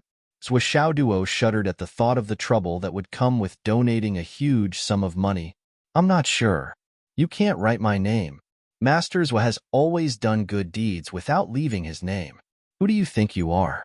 Qin Fangyang slapped Zhuo Duo and sent him flying onto the bed. Zhuo looked distressed. Damn, this teacher is so rude, but as a teacher, no one could interfere when he was teaching his student a lesson. Moreover, he was teaching his student to get rid of his problems.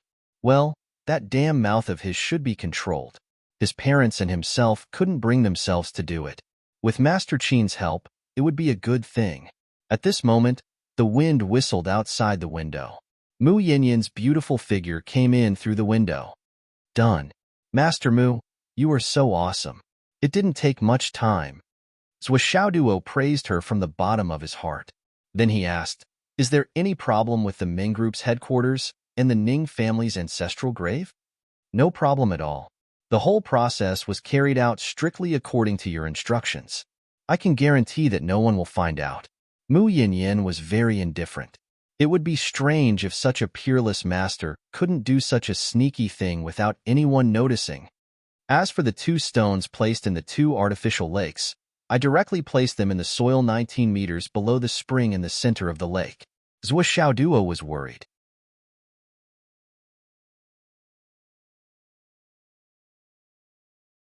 "They won't be washed away or moved by the water, right? How is that possible?" Mu Yinyan looked at Zhuo Duo with some displeasure. "This kid, he doesn't trust me? Even if there is an earthquake, those 2 coins will be safe and sound. They will be as stable as a mountain." That's good. Zhuo Duo immediately took on the role of commander-in-chief. "Sister Nian, take the piggy bank and let's go. The follow-up operation begins." Enough. Qin Fangyang took out his phone and sent out 2 messages. On the other side, Sister Lan and Luo Lai silently rose from the second high school's campus and rushed into the clouds. Like lightning, they dashed out of the city. On the other side, Qin Fangyang grabbed Zhuo's neck and flew away like lightning. Zhuo hurriedly chased after him. "Master Qin, can't you grab his collar? At least it will make you feel better." He actually grabbed a dog's neck.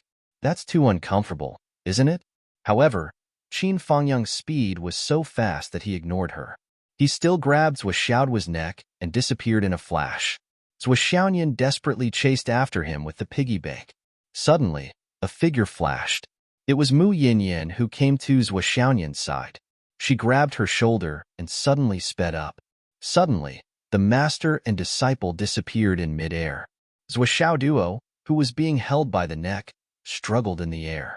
He wanted to resist, but he also wanted to beg for mercy. However, the hurricane directly forced all his words back into his stomach. Zhou Xiaoduo tactfully shut his mouth and closed his eyes.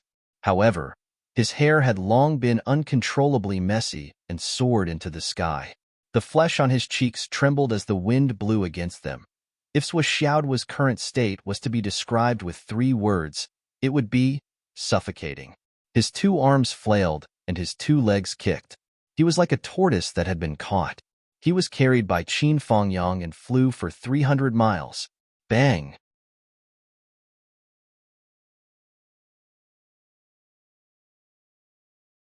The moment the two arrived at the mountain outside the city, Zhou Xiaoduo was thrown down. He stood up and fell back down dizzily. He muttered, "I must have done something wrong in my previous life. I can't believe I met such a master in this life. God." Qin Fangyang said angrily, "What nonsense are you talking about? What are you complaining about? As a martial artist, you don't know how to adjust your breathing in the air. You are blown like this by the wind, and you still have the face to complain. No matter what the situation is, the rhythm of your breathing can't be messed up. If you can't breathe externally, can't you breathe internally? A martial artist must remember that the threat of life and death is always with you. Only in this way can you ensure that you can adapt to new situations at any time. Look at you, complaining to the heavens and the earth. You are a good-for-nothing." Zhou Xiaoduo's face turned green. He lowered his head obediently and listened to the lecture. He had forgotten just now. After being lectured, he really couldn't refute it. Sister Lan and Luolai were already standing in the shadows. When they saw Qin Fangyang and his disciple arrive, they walked out at the same time. "How do we do it? Where do we start? We still have to wait." Zhou Xiaoduo looked into the distance. After a while, Mu Yinyan and Zhou Xiaoyan's graceful figures appeared in the air like fairies and slowly landed. "Sister Nian," Zhou Xiaoduo stroked his hair and hurriedly went forward. The 2 mountains and the 2 lakes belong to the heavenly eye in the aura examination technique. Therefore, you, the bearer of the Phoenix bloodline, have to do it personally. Place the coin in the deepest part of the spring and make sure that it won't be shaken by external forces. It has to be firm and firm. There can't be any possibility of it shaking. We're going to open the mountain later. If it shakes, all our previous efforts will be wasted. You have to do it immediately. You can ask Teacher Mu to accompany you. You have to be quick. When you're done, come back here to meet us. Also, don't take out the coin before it enters the water." "Okay, I understand." Zhou Xiaoyan memorized Zhou Xiaoduo's instructions with a serious expression and repeated them. Mu Yinyan was worried that her disciple was too slow and didn't want to be delayed. She simply grabbed Zhou Xiaoyan and flew away. "Teacher Qin, please go to the 2 man-made lakes and confirm the situation of the water inlet and outlet. If you can move it a little." "Okay." Qin Fangyang's work was exceptionally easy. He was also very fast. It only took him a few minutes to fly back on his sword. "I'm done here." "They're not back yet?" "Not yet." "Well, their work is more troublesome, especially to fix the coin. We can't be careless. It's okay if they're a little slow. When they come back, we have to start the follow-up immediately. Try to finish all the work tonight to minimize the possibility of being exposed." "Okay." The moonlight tonight was extremely dim. The world was gray, and it was almost impossible to see beyond a few steps. Zhou Xiaoduo looked at the gray in front of him and suddenly couldn't help but ask himself, "Isn't this too cruel?" But then he made up his mind. To deal with such people, even if it was 10,000 times more cruel, it should be done. If it wasn't cruel enough, how could he completely destroy the enemy? To be kind to the enemy was to be cruel to himself and to everyone on his side. After less than a quarter of an hour, Mu Yinyan flew back with Zhou Xiaoyan. The coin at the bottom of the lake has been placed properly. Now we can start the follow-up. Teacher Qin, please team up with Aunt Lon. It's Yin and Yang. Well, I'll be there too. I'll command on the spot. Teacher Luo, Teacher Mu, and Sister Nian, please go to the west and act according to the plan. Okay. Mu Yin, Luo Lai, and Zhou Xiaoyan flew away together.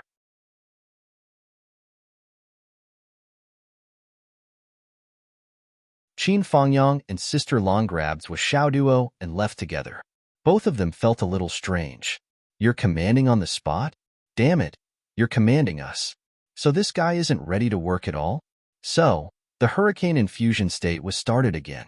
This time, Zhou Xiaoduo had learned his lesson. He shut his mouth and eyes tightly and activated his internal circulation. He only felt a wave of cool air pouring down from the top of his head and a wave of burning air surging up from the bottom of his feet. Above it was the Ren meridian, below it was the Du meridian, and gradually merged up and down at the tailbone. Suddenly, Qin Fangyang, who was grabbing his neck, was shocked and stopped moving at high speed.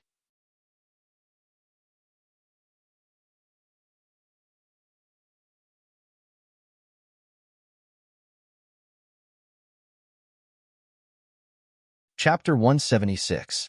Sister Lon did not know what was going on and instinctively stopped as well. Qin Fangyang slapped Zhou Xiaoduo's face and woke him up from his meditation. His voice was filled with fear as he said, "What time is this?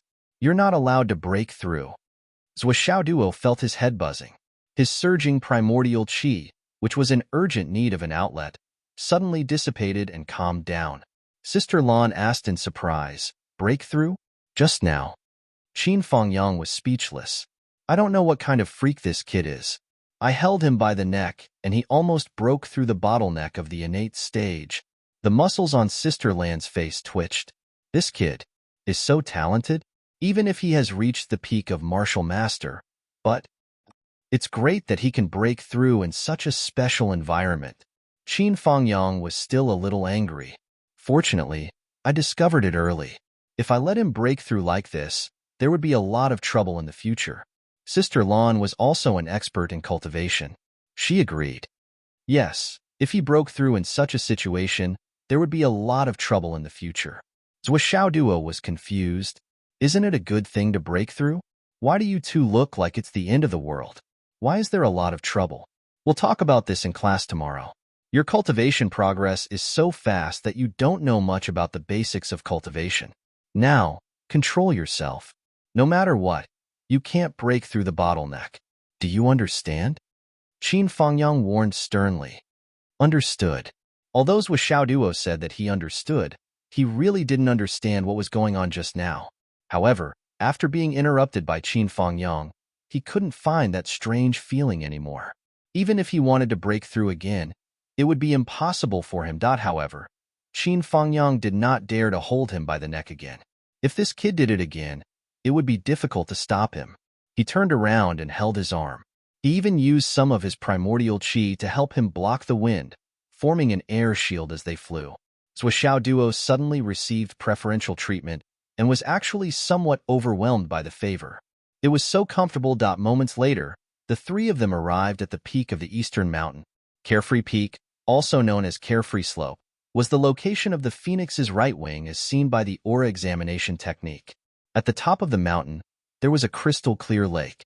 On the far right was a dam, while on the left was a natural mountain that blocked the flow of the lake water, causing the water to flow east along the dam. At the foot of this mountain was the Wanshui River. The water flowed slowly into a canyon and gradually disappeared. On the other side of the canyon was the surging Azure Billow River. The Wanshui River protruded from a part of the canyon, transforming into a waterfall that converged with the Kanglin River. Zhou Xiaoduo pointed at the canyon and said, "Later, we have to block that side and block the flow of the water. Then, we have to raise the dam on the opposite side of the lake and move part of the mountain range over there. This will make the lake water rush down from here and rush to the west. It will drive the water flow and cause it to reverse direction. The banks on both sides of the river have to be raised to a certain height. Raise it to the point where the water can flow against the current, and it won't be destroyed no matter how heavy the rain." Sister Lon sighed. "So you want me to be your coolie? Qin Fengyang's eyebrows twitched.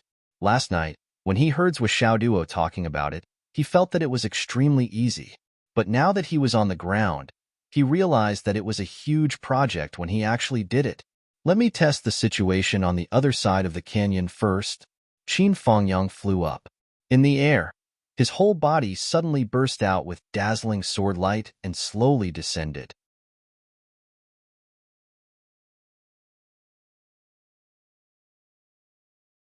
The moment he landed, his 2 feet stepped on the rocks of the canyon, giving off a feeling that the whole sky was pressing down on them.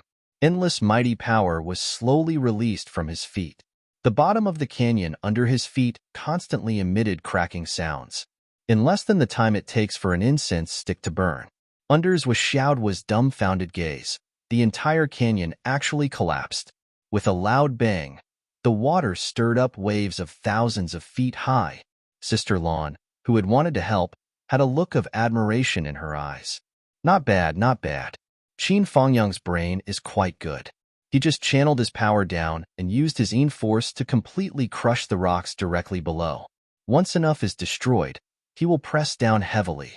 Naturally, it will not be able to withstand the weight above, and it will collapse on its own. This way, he can perfectly block the exit of the water. Qin Fengyang followed the same pattern and lowered the mountains on both sides neatly by 7 to 8 meters.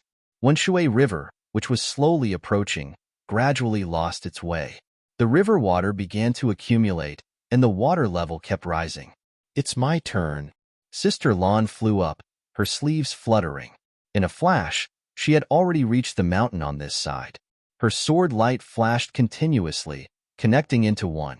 Then, with a soft shout from Sister Lan, a mountain that was at least a few 100,000 pounds had already left its original position. Sister Lan carried it along the shore of the lake to the opposite side, and then casually threw it into the lake beside the dam on the other side. Boom! The water rushed up to the sky. Zhou Xiaoduo watched until his neck stretched out, and his eyes almost popped out of their sockets. From here to the other side, it was a few dozen miles. Sister Lan went over just like that, as if she was dancing. When he proposed this idea, Zhou Xiaoduo was actually not very confident.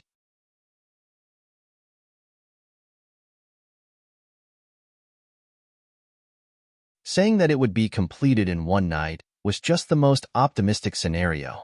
There was a 99% chance that it would be impossible. The reason was very simple. The project was really too big. At least in Zhou Xiaoduo's knowledge, it was moving mountains and filling the sea. However, he did not say it out loud. He was afraid that it would be too big a project and cause everyone's enthusiasm to diminish. He planned to take it one step at a time and see how far he could go. But now, it seemed that this project, which was as difficult as ascending to the heavens, was not easy in the hands of Qin Fengyang and Sister Lan, but really, it was not difficult at all. After Qin Fengyang blocked the river, he also started to move the mountain. His method was more meticulous. He turned the mountain rocks into pieces, and in the process of moving them, he gradually increased the height of the canyon and the topography of both sides of the river. Sister Lan was also constantly moving the rocks from this side to the other side. Zhou Xiaoduo stared blankly at them. The two of them moved the mountain back and forth, but it did not affect the native vegetation on the mountain. Whether it was sand, soil, trees, or grass, all of them were moved over in perfect condition. The mountain, which was made up of many broken rocks, was a complete, square rock in the hands of the two of them. Well, anyway, looking at the two of them, it was more like tofu. The mountain, which was almost 2,000 meters high, was shrinking at a speed visible to the naked eye. After a while, when Sister Lan and Qin Fengyang moved two relatively large rocks at the same time, boom, the water of the heavenly jewel lake finally began to pour down from the gap that appeared on this side. At this moment, Zhou Xiaoduo clearly saw the two of them turn their heads to look at him. It won't work. It's not enough. Zhou Xiaoduo hurriedly shouted. It has been raining heavily for the past 2 days. The lake water has accumulated a lot more than usual. Now, we need to calculate the water level according to the usual water level. No matter what, we have to go down another 7 or 8 meters. 7 or 8 meters. Qin Fengyang and Sister Lan both rolled their eyes. That's just one more rock each. What's the point? As the last rock was moved away, the water of the heavenly jewel lake gushed down and converged into the Wanshui River. The water of the Wanshui River had already accumulated to a certain height. With the gushing of the water, it immediately reversed direction and started to flow back. Now, what we need to do is to continue to raise the riverbank. I didn't expect the water to accumulate to such a height. If the dam bursts from here, the other side will suffer. Qin Fangyang rubbed his chin and looked at it for a while. Then, he began to move the rocks down from the mountain nearby. Try your best to erase all traces so that our actions won't be discovered by others as much as possible. Of course, it's best if we don't get discovered by others.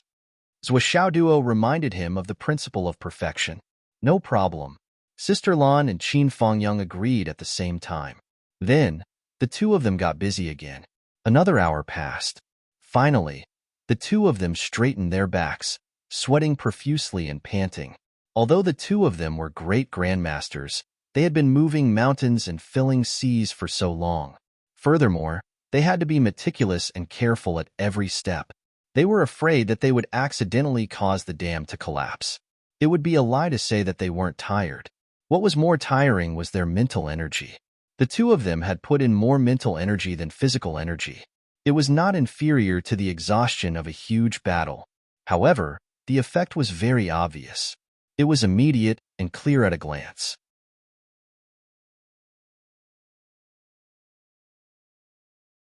As the lake water continued to pour down, the Wanshui River indeed flowed in the opposite direction as Xiaoduo had said. The river water flowed leisurely and surged forward. Moreover, it felt very natural, and there was no obstruction at all. The work here is done, Zhou Xiaoduo said. Next, we will follow the Wanshui River and head west. Along the way, we will take care of whatever we can. All right, Qin Fangyang and Sister Lan agreed verbally.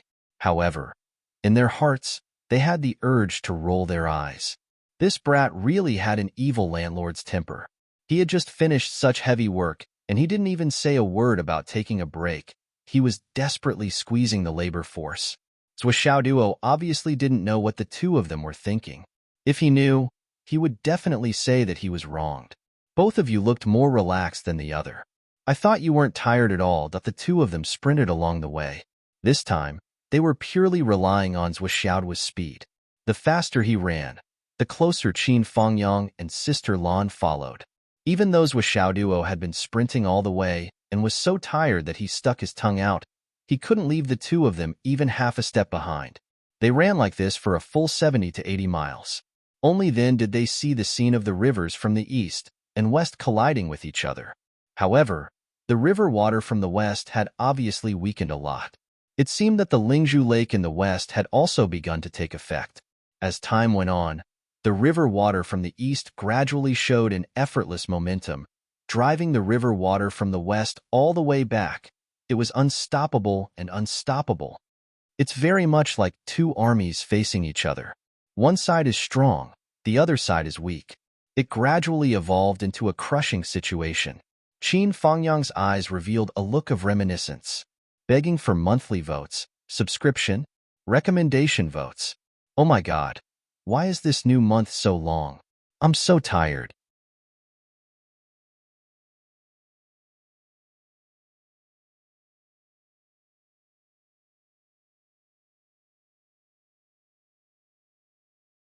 Chapter 177.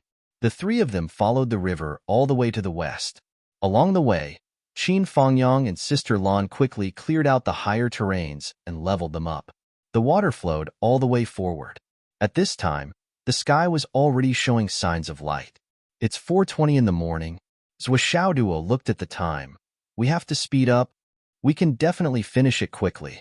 At most, we'll reach Phoenix Ridge in another 50 miles. There won't be a problem. Qin Fangyang looked at the mountain in the distance and made a rough estimation. As they were talking, there was a rumbling sound in front of them. Mu Yinyan and the others had also finished the transformation and were coming along the riverbank to deal with the obstructed areas. Qin Fangyang smiled and sped up again. After about 15 minutes, the two sides met. Done? Done. What about your side? Naturally, it's also done. There were 6 people on both sides. Except for Zhuo, the other 5 were all very tired, but they all forced themselves to pretend that they were not tired at all. Let's go to Lingzhu Lake and see if there are any flaws, Zhuo suggested. At Lingzhu Lake, Zhuo carefully observed the landscape here. Because of Mu Yinyan and Zhuo Xiaoyan's meticulousness, the traces were cleaned up more naturally than the other side. The rolling river water flowed through the big hole under Phoenix Ridge and flowed into the Hanshui River.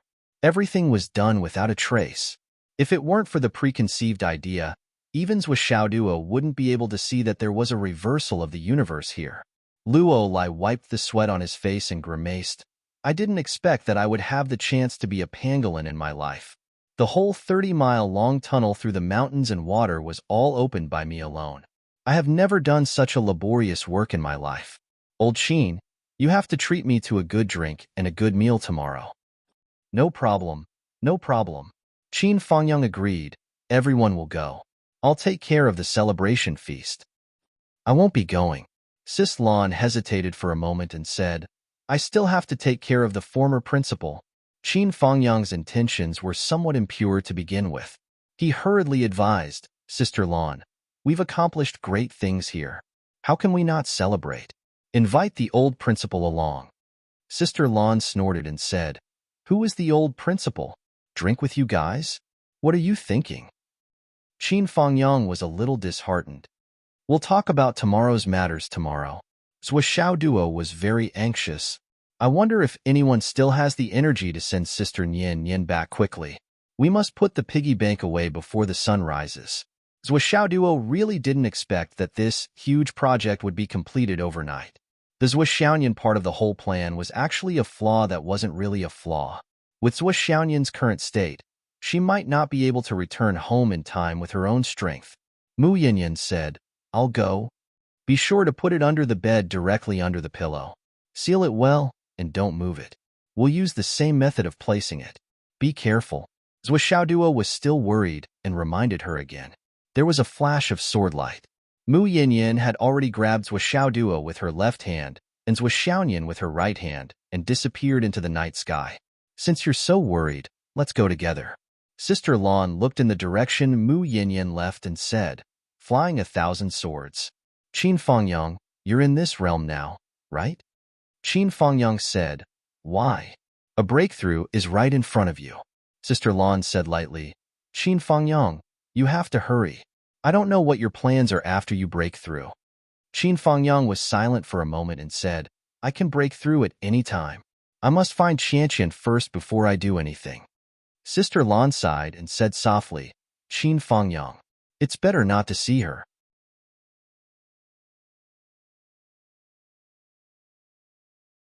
Qin Fangyang said nothing. Sister Lan said lightly, According to what you said, I'm afraid your wife is no longer in this world. Why bother to look for someone who doesn't exist and waste such a good time? Qin Fangyang also said lightly, No, she must still be here. If she's no longer here, I will sense it. Sister Lan sighed faintly, Even if you find her, she has no cultivation and can't continue to absorb spiritual energy. The best-case scenario is that she's just an old woman with wrinkled skin and white hair. What's the point? Qin Fangyang took a long breath and said, You mean, you want me to let it go now? Then, he would find a new cultivator as his partner and live in harmony with the zither? Never find Qianqian again? He abruptly turned his head and stared intently at Sister Lan. The woman who gave up everything for me, her youth, her feelings, her love, her future, her aptitude, her life. Let her quietly die in a place that I don't even know about. Is that what you mean? Perhaps many years later, when I break through the cloud transformation realm, my lifespan will be longer, and I'll laugh proudly in the world with my immortal partner. Then, I'll forget that poor woman who's already under a pile of yellow soil forever. At that time, I'll live until my lifespan is so long that I can't even remember her, to the point where I can't even remember her name and her face. Qin Fangyang stood alone as he looked at the night sky that had already begun to change slightly. He gently exhaled, as if he had exhaled decades of yearning in one breath. He softly said, Is that so? Da. Sister Lan couldn't help but be speechless. Qin Fangyang laughed self-deprecatingly. Now it's my turn to ask you. If I do that, what's the point of everything Qianqian has done for me? What's worth it in the world? She gave up everything just to save a heartless man? Did she lose out?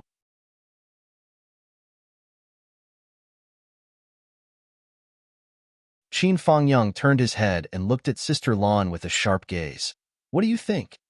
Sister Lan sighed softly and turned her head to avoid Qin Fangyang's gaze. She said faintly, women can be so silly sometimes. Maybe she'd rather you forget her completely and not remember her at all. That's right. That's why she's worth remembering. She's worth me spending the rest of my life to find her. Qin Fangyang's emotions slowly became agitated. He said, I want to tell her. Tell her. Her love back then was not given to the wrong person. Tell her. Her sacrifice back then was not in vain. Tell her. The person she sacrificed everything to protect back then was not a heartless man. Even if she died immediately when I saw her, she should have left with satisfaction and not with regret. Even if she closed her eyes, she would still be worried about me and worry about my future. She would not have left alone with nothing, because when she closed her eyes, what she took away was the love that she had no regrets in her life. If I can't even give her this, then am I, Qin Fangyang, still a man? Am I still a man? All of you want to fulfill her wish and want to fulfill her wish. But why doesn't anyone think of fulfilling my wish? Qin Fangyang roared angrily. Have you ever thought about it? Are you really doing her a favor by helping her like this? Can't you see how cruel this is to her? Sister Lan was speechless. Luolai was also speechless. As Qin Fangyang's close friend, he obviously knew about Qin Fangyang's past. At this moment, there was only Qin Fangyang's heavy breathing in the air. Every breath was mixed with a kind of exhaustion and helplessness. That was knowing that there was a road ahead, but not daring to take a step forward. Heartbroken as he watched the most important person in his life slowly wither away. That kind of heartbroken calmness. That kind of heart-wrenching waiting. But he couldn't say a single word, and he couldn't change his gaze. Beside him, the sound of flowing water from the Wanshui River could be heard. Qin Fangyang looked at the river flowing happily to the west with envy. Many years later, the flowing water here would still be so cheerful and smooth, and it would still make the same sound. But the person I love would already be gone by then. I still know that she is still alive. But by then, it would be hard for me to even have the chance to suffer like today. At this moment, the east slowly brightened up. A red sun suddenly protruded from the horizon, emitting thousands of rays of golden light. The mountains and rivers were dyed with a layer of brilliant gold. Let's go back. Qin Fangyang lowered his head and moved his feet mechanically. Like a walking corpse, he staggered towards the direction of Phoenix City. Sister Lan looked at Qin Fangyang's back and inexplicably felt Qin Fangyang's extreme sorrow. The morning sun revived all living things, making everything bright and beautiful. However, Qin Fangyang, who was walking towards the sun, looked like a zombie that had decayed for tens of thousands of years. He could fall to the ground at any time and turn into dust with a snap of a finger. Sigh. Sister Lan sighed. Luolai, who was at the side, said softly, Old Qin is really not having it easy. We should also help him find his wife. I hope that the heavens will not be so cruel to let this pair of lovers be unable to meet even in death. Sister Lan glanced at Luolai and did not speak for a long time. She let out a sigh. Sister Lan really did not know what to do about this matter. She knew about Qin Fangyang's persistence, but she also knew about He Yuanyue's temper. If the two of them really acknowledged each other, then He Yuanyue would probably leave that night.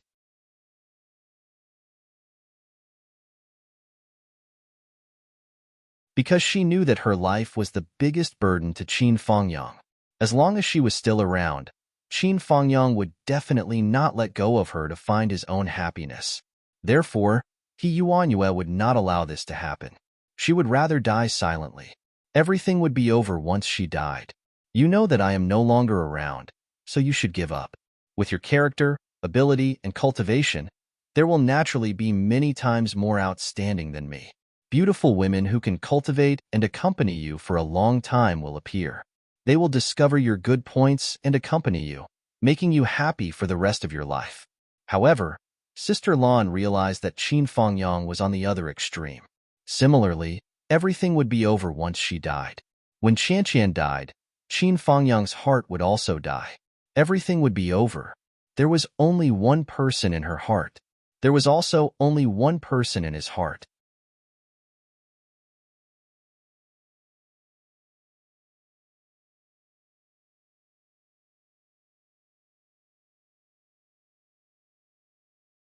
Chapter 178. Ask the world, what is love? Sister Lan looked at the rising sun and sighed softly. For a moment, her heart was in a mess. From Qin Fangyang's words, Sister Lan could tell that Qin Fangyang already knew something. This was inevitable. Otherwise, he would not be so angry.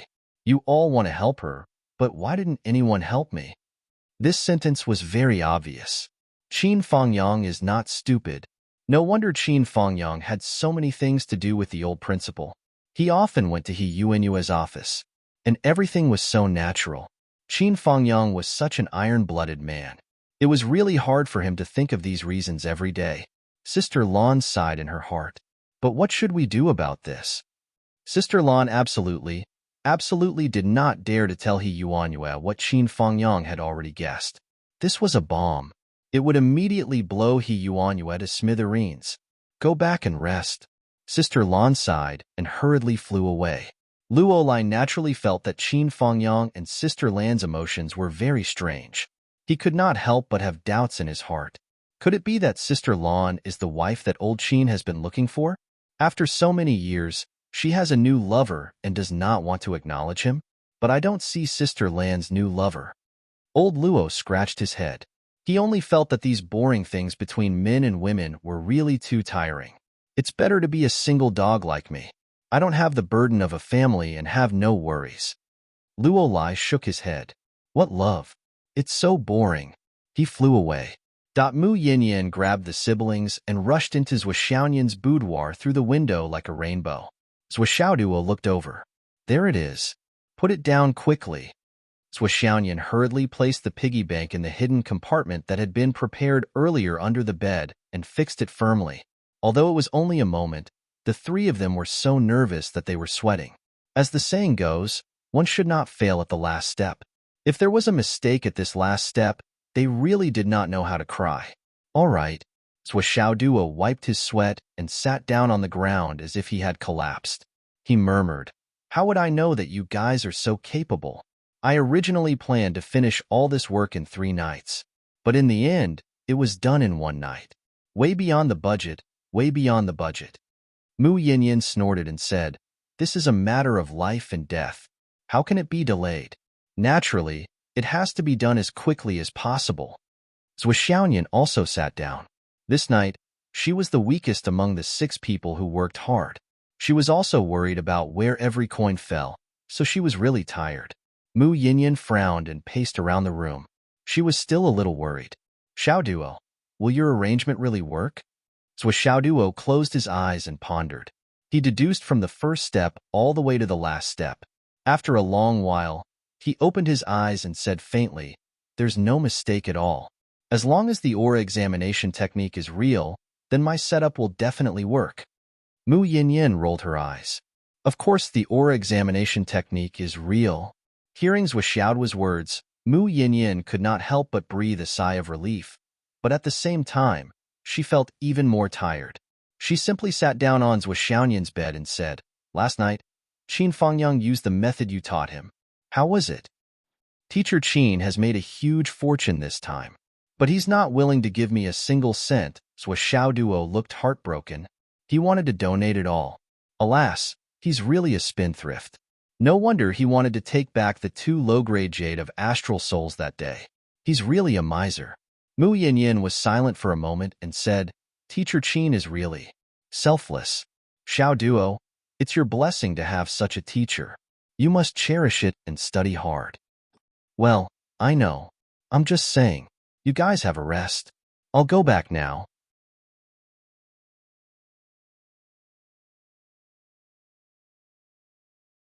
Mu Yinyin stood up and said softly, Ling Yin, don't go out today. Have a good rest at home and recover your vitality as soon as possible. Okay. Zhou Xiaoyan agreed softly. The curtains moved slightly, and Mu Yinyin disappeared without a trace. At this moment, the sun had come out, shining on the universe and all living beings. Dog, why don't you go back to rest? Are you going to school today? Zhou Xiaoyan leaned on the bed lazily. Her beautiful curves were fully exposed.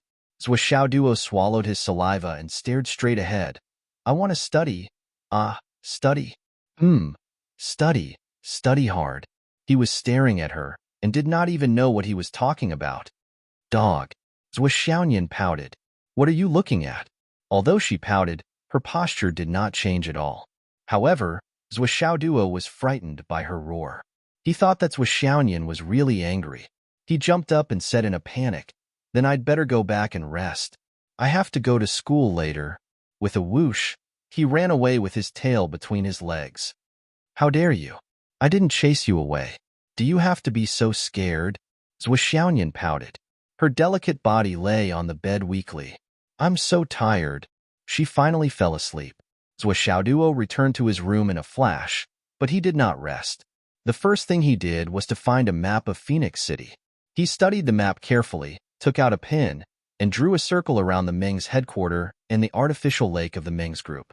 After pondering for a moment, he drew a circle on the Ning family's ancestral grave and another circle on the Ning family's artificial lake. Then, he connected the 4 circles together, forming a rhombus-shaped quadrilateral. After a pause, Zhou Xiaoduo drew a circle on the spiritual pearl lake and the heavenly pearl lake respectively. He then drew 2 straight lines from the 2 lakes. There were 2 perfectly straight lines between the 2 lakes.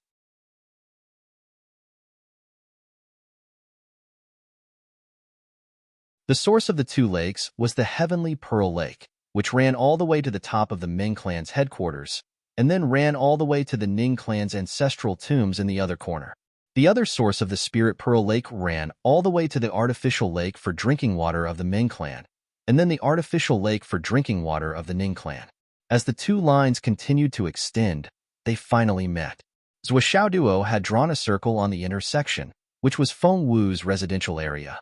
Another straight line, along the Wanshui River, connected the heavenly jewel lake and the spiritual jewel lake, as if everything was sealed within. The enclosed space formed by these 3 lines coincidentally formed an equilateral triangle. The 2 corners of the triangle were the heavenly pearl lake and the spiritual pearl lake. The intersection of the 3rd corner was Feng Wu's residential area, where Zhou Xiaoduo and Zhou Xiaoyan lived. After the intersection, the 3 lines extended endlessly. There seemed to be no end to them. After repeated checking, there was no mistake. Zhou Xiaoduo was finally relieved. Looking at the time, it was already past 5. He decided not to rest. He would eat and go to school. That night, Zhang Zhongbin was not idle either. He appeared in front of the headquarters of Shield in Fenghai City. However, Zhang Zhongbin was no longer as arrogant and high-spirited as he used to be. He could only sit on the ground dejectedly. He went in to report to the director, explained the situation in Phoenix City, and asked for backup. He even directly asked for the Dragon Blood team, but the director did not agree. Zhang Zhongbin begged and insisted. The director lost his patience and told him to get lost. Zhang Zhongbin did not leave. He grabbed the director's clothes and asked, Why not? Give me a reason first. The director was furious. The entire Central Plains needs the Dragon Blood team. You want to give them to us? Then the Dragon Blood team will be exhausted. But I have something important to do. It concerns the safety of the astral souls. Zhang Zhongbin would not let him off. What can happen to you? It's just Phoenix City, a tiny place with a population of less than 3 million. What kind of big thing could happen? The director was also angry. If the Umno Alliance wants to cause trouble, they can go anywhere. Why do they have to go to your small place? Soul transformation cultivators are everywhere, and their core essence is inferior to dogs. Why don't you say it's as important as the Sun-Moon Pass in the capital? Based on what you've said, even if it was in the capital, it would cause a storm. Why would they gather in Phoenix City? The director's face was full of distrust. Zhang Zhongbin, I can see that you are anxious. I also promised to send you 2 people, but why do you have to ask for the Dragon Blood team? I have something important to do. Even if the Dragon Blood team goes, they may not be able to solve it. Zhang Zhangbin was anxious because he realized that the director was leaving. If you don't send me people, if you don't send me the Dragon Blood team, then you can dismiss me today. Anyway, I can't bear the responsibility if there is any. Zhang Zhangbin acted shamelessly. The director was so angry that his face turned green. You think I don't dare to dismiss you? Then please remove me from my position as soon as possible. Zhang Zhangbin did not give in. I've done my best. Fortunately, I'm not going to be an official today. Otherwise, I'll be blamed. I'm not a scapegoat. Who are you calling me a scapegoat? The director was furious. Scapegoat? Are you threatening me? So what if I'm threatening you? Zhang Zhangbin was not stingy. Anyway, I want the Dragon Blood team, and I want at least 4 people. You can either give me people or dismiss me. It's up to you. Shame on your mother. The director was so angry that he cursed.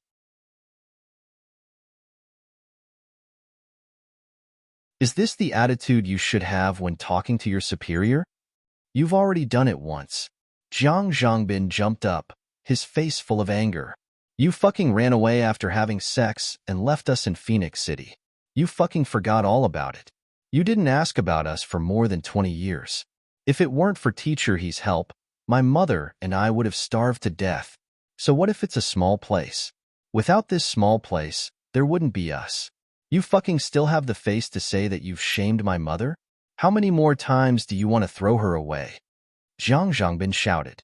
The director was embarrassed. Can you fucking keep your voice down? Zhang Zhangbin was furious and raised his voice. I want to be loud. I'm not fucking afraid of being embarrassed. Why are you scared? Are you afraid of being embarrassed? Aren't you very impressive? Why are you afraid of being embarrassed now?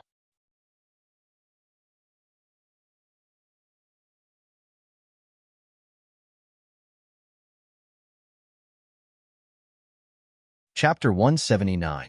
The director was so angry that his veins were popping. Let me tell you, the Dragon Blood team is not a child's toy. Don't pester me endlessly. It's not about the Dragon Blood team anymore. It's about you losing my mother. Zhang Zhangbin was fuming. Give me an explanation. What happened? How did you lose her? The director's bald head was red with anger, and steam was coming out of it. On Zhang Zhangbin's side, 80% of his bald head was also red and steaming. The two of them glared at each other like fighting cocks. Fuck you. The director exploded and slammed the table. Back then, I went straight to the Sun Moon Pass to participate in the war. I haven't returned to the mainland for 16 years. How many times have I explained this to you and your mother? Are you deaf? Are you stupid? Don't you know how to investigate? Do you think I didn't investigate? You did go to the Sun Moon Pass to fight, and that's indeed a powerful reason. But what about 16 years later? What did you do? He married the daughter of a great general over there and completely ignored his lover back then, didn't he? What other reasons do you have? Are you powerful enough? Are you persuasive? Zhang Zhangbin also flew into a rage. Are you still a human? Do you know how to write the word human? Smack. A slap landed on Zhang Zhangbin's face. Zhang Zhangbin was stunned and suddenly fell to the floor of the office, foaming at the mouth and convulsing. You hit me. Don't you know I have epilepsy? Let me tell you, Zhang Dagui, I'll blame you to death today. Someone come quickly.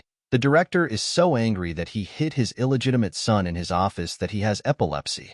The director was furious, but he didn't dare to let him scream. He directly covered his mouth. What are you shouting for?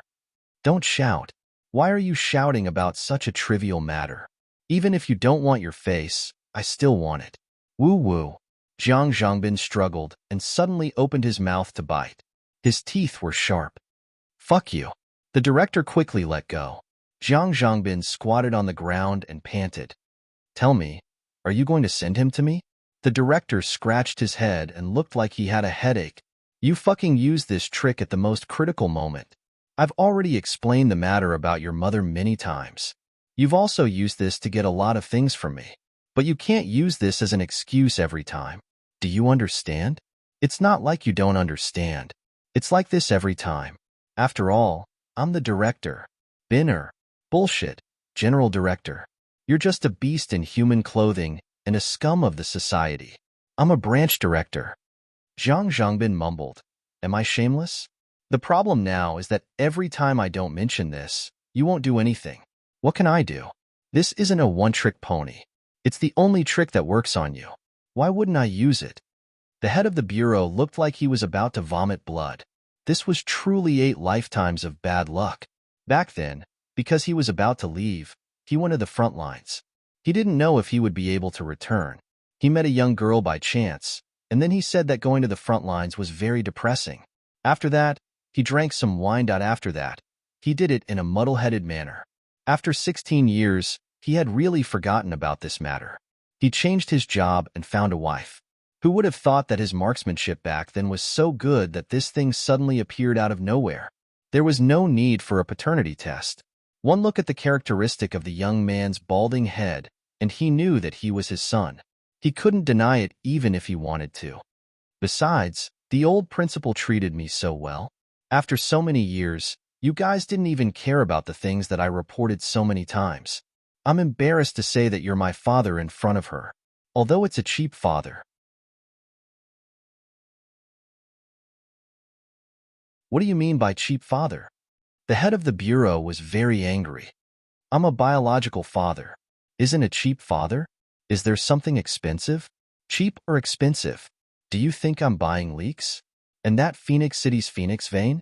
The king of the Central Plains has already sent people over, and he said no. Do you think I'm a high-ranking official? Do you think I dare to go against the king of the Central Plains' decision? Do you think your old principal is a god? Whatever she says goes. I can't do it. I don't have that kind of trust. Can't you think for me? Other than making a scene, what else do you know? The head of the bureau was very melancholy. Your mother only knows how to cry, and you only know how to make a scene. Let me tell you, Zhang Zhangbin, my pants were too loose back then. Bullshit. Zhang Zhangbin exploded. Wasn't my mother a virgin back then? Didn't she go to the front lines because of you? You're crying in front of her because you haven't touched a woman yet. Back then, you were crying in front of a woman and said that you were still a virgin even though you were dozens of years old. Why don't you talk about how promising you are? My mother had me back then. You left and didn't come back. Who knows where you were buried? Haven't you thought about how difficult it was for a young lady like her to raise a child? Didn't she bear to kill him because he might be the only descendant of a hero on the front lines? Do you think it's so difficult to hit a child in this society? If my mother had been more ruthless and hit me, nothing would have happened. She would have been living a stable life long ago. She didn't want to marry you and raise your child for the rest of her life. She waited for you to come back. You're a fucking rich and full of glory, but you've forgotten about her. It wasn't easy for you to see me. If you have a conscience, you should acknowledge me. Did my mother pester you? If she made a fuss, you'd be committing bigamy. She's been staying in Phoenix City all this time. How dare you say that about her? Tell me, are you even human? What did you say about your pants being loose? How do you have the guts to say that? Zhang Zhangbin shouted, Zhang Dagui, are you still human? Tell me, are you still a human? The head of the bureau was in a mess. He used a tissue to wipe his face, but it wasn't sweat. It was all Zhang Zhangbin's saliva. Luckily, he changed his name after he made a contribution. Now, the entire bureau knew that he was called Zhang Wenzhou and not Zhang Dagui. Otherwise, he would have been thrown out of the international scene.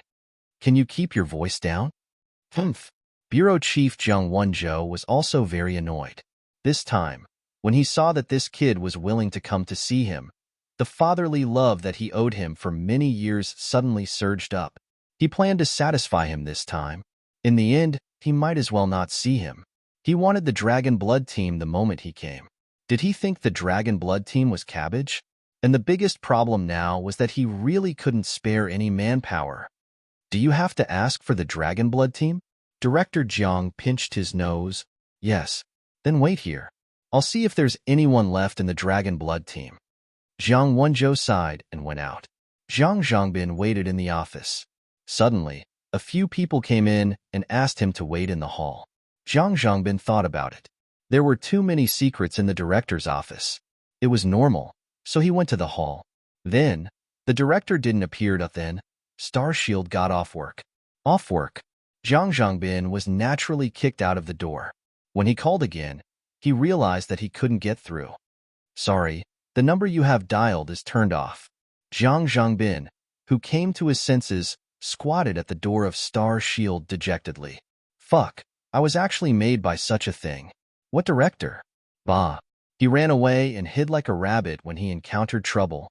He was irresponsible at all. Just look at what happened today. Isn't it similar to the time when you abandoned my mother? Back then, he could abandon his wife. Of course, he could betray his son now. Fucking Jiang Dague. Seeing that night was coming, Zhang Zhongbin felt hungry, anxious, and angry. Finally, he made up his mind. Fuck, isn't it just embarrassing? If you're not afraid, why should I be afraid? All of a sudden, Zhang Zhongbin raised his head and let out a long howl. As the director of Starshield, his cultivation was naturally not weak.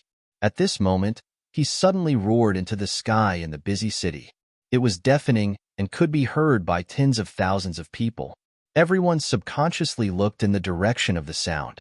This bald fatty had such a loud voice. What was he trying to do? Seeing that the response was good, Zhang Zhongbin decided to go all out.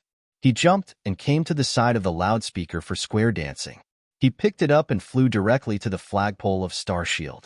Standing on the flagpole with one leg, he looked mighty and majestic. He shouted, "Everyone, look carefully. Today, I'll perform a striptease for everyone. I'll be dancing on this flagpole. Can you see it clearly?" Hearing such an explosive announcement, the crowd below immediately exploded. What did this person say? He was going to do a striptease in the center of the busy city? Fuck, did it have to be so exciting? Yes, we can see it clearly. Tens of thousands of people shouted, "Hurry up and dance. Although you're a man and a fatty, I still want to see it. It's a waste not to see it. How far do you want to strip, fatty?" Zhang Zhongbin roared into the sky. "Strip until you're completely naked. After that, you'll have to dance for 3 more hours. Don't miss it. Everyone, give me a round of applause. Come, come, come. Give me a few monthly votes. Give me a few whistles." Suddenly, there were howls and whistles that could break through the sky. "Oh, oh, oh. Come and see. I'm going to be shameless today," roared. "Before I dance, let me introduce myself. My surname is Jiang." Zhang Zhongbin shouted with the chi in his dantian. Standing on the flagpole, he proudly introduced himself. "Do you know that I'm an illegitimate child? But do you know who my father is?" The crowd below was extremely cooperative. "Who's your father, fatty?" "My father is..." Whoosh. In the night sky, 2 silhouettes swept over like lightning. Their movements were extremely fast, and they didn't give Zhang Zhongbin any time to speak. One of them hurriedly attacked and knocked Zhang Zhongbin unconscious. The other person shook his hand and revealed a large sack. He covered Zhang Zhongbin and carried him away. In an instant, they disappeared into the sky. As expected, the sound system on the flagpole fell down with a clang. Luckily, it did not hit anyone. The crowd was in an uproar. They were about to reach the climax. Why was he gone? What kind of situation was this? Kidnapping an innocent man in broad daylight? Wasn't this too arrogant? "Fatty!" Countless people shouted together. "Come back and dance. Are you still not coming back?" You're tuning in to the Romance Rendezvous YouTube channel. We're so grateful for your support, and don't forget to subscribe to join us on this incredible journey through captivating stories. Your generosity through donations truly makes a world of difference, as it's the primary source of revenue that allows me to expand and enhance this channel for you. Thank you from the bottom of my heart for being a part of this adventure.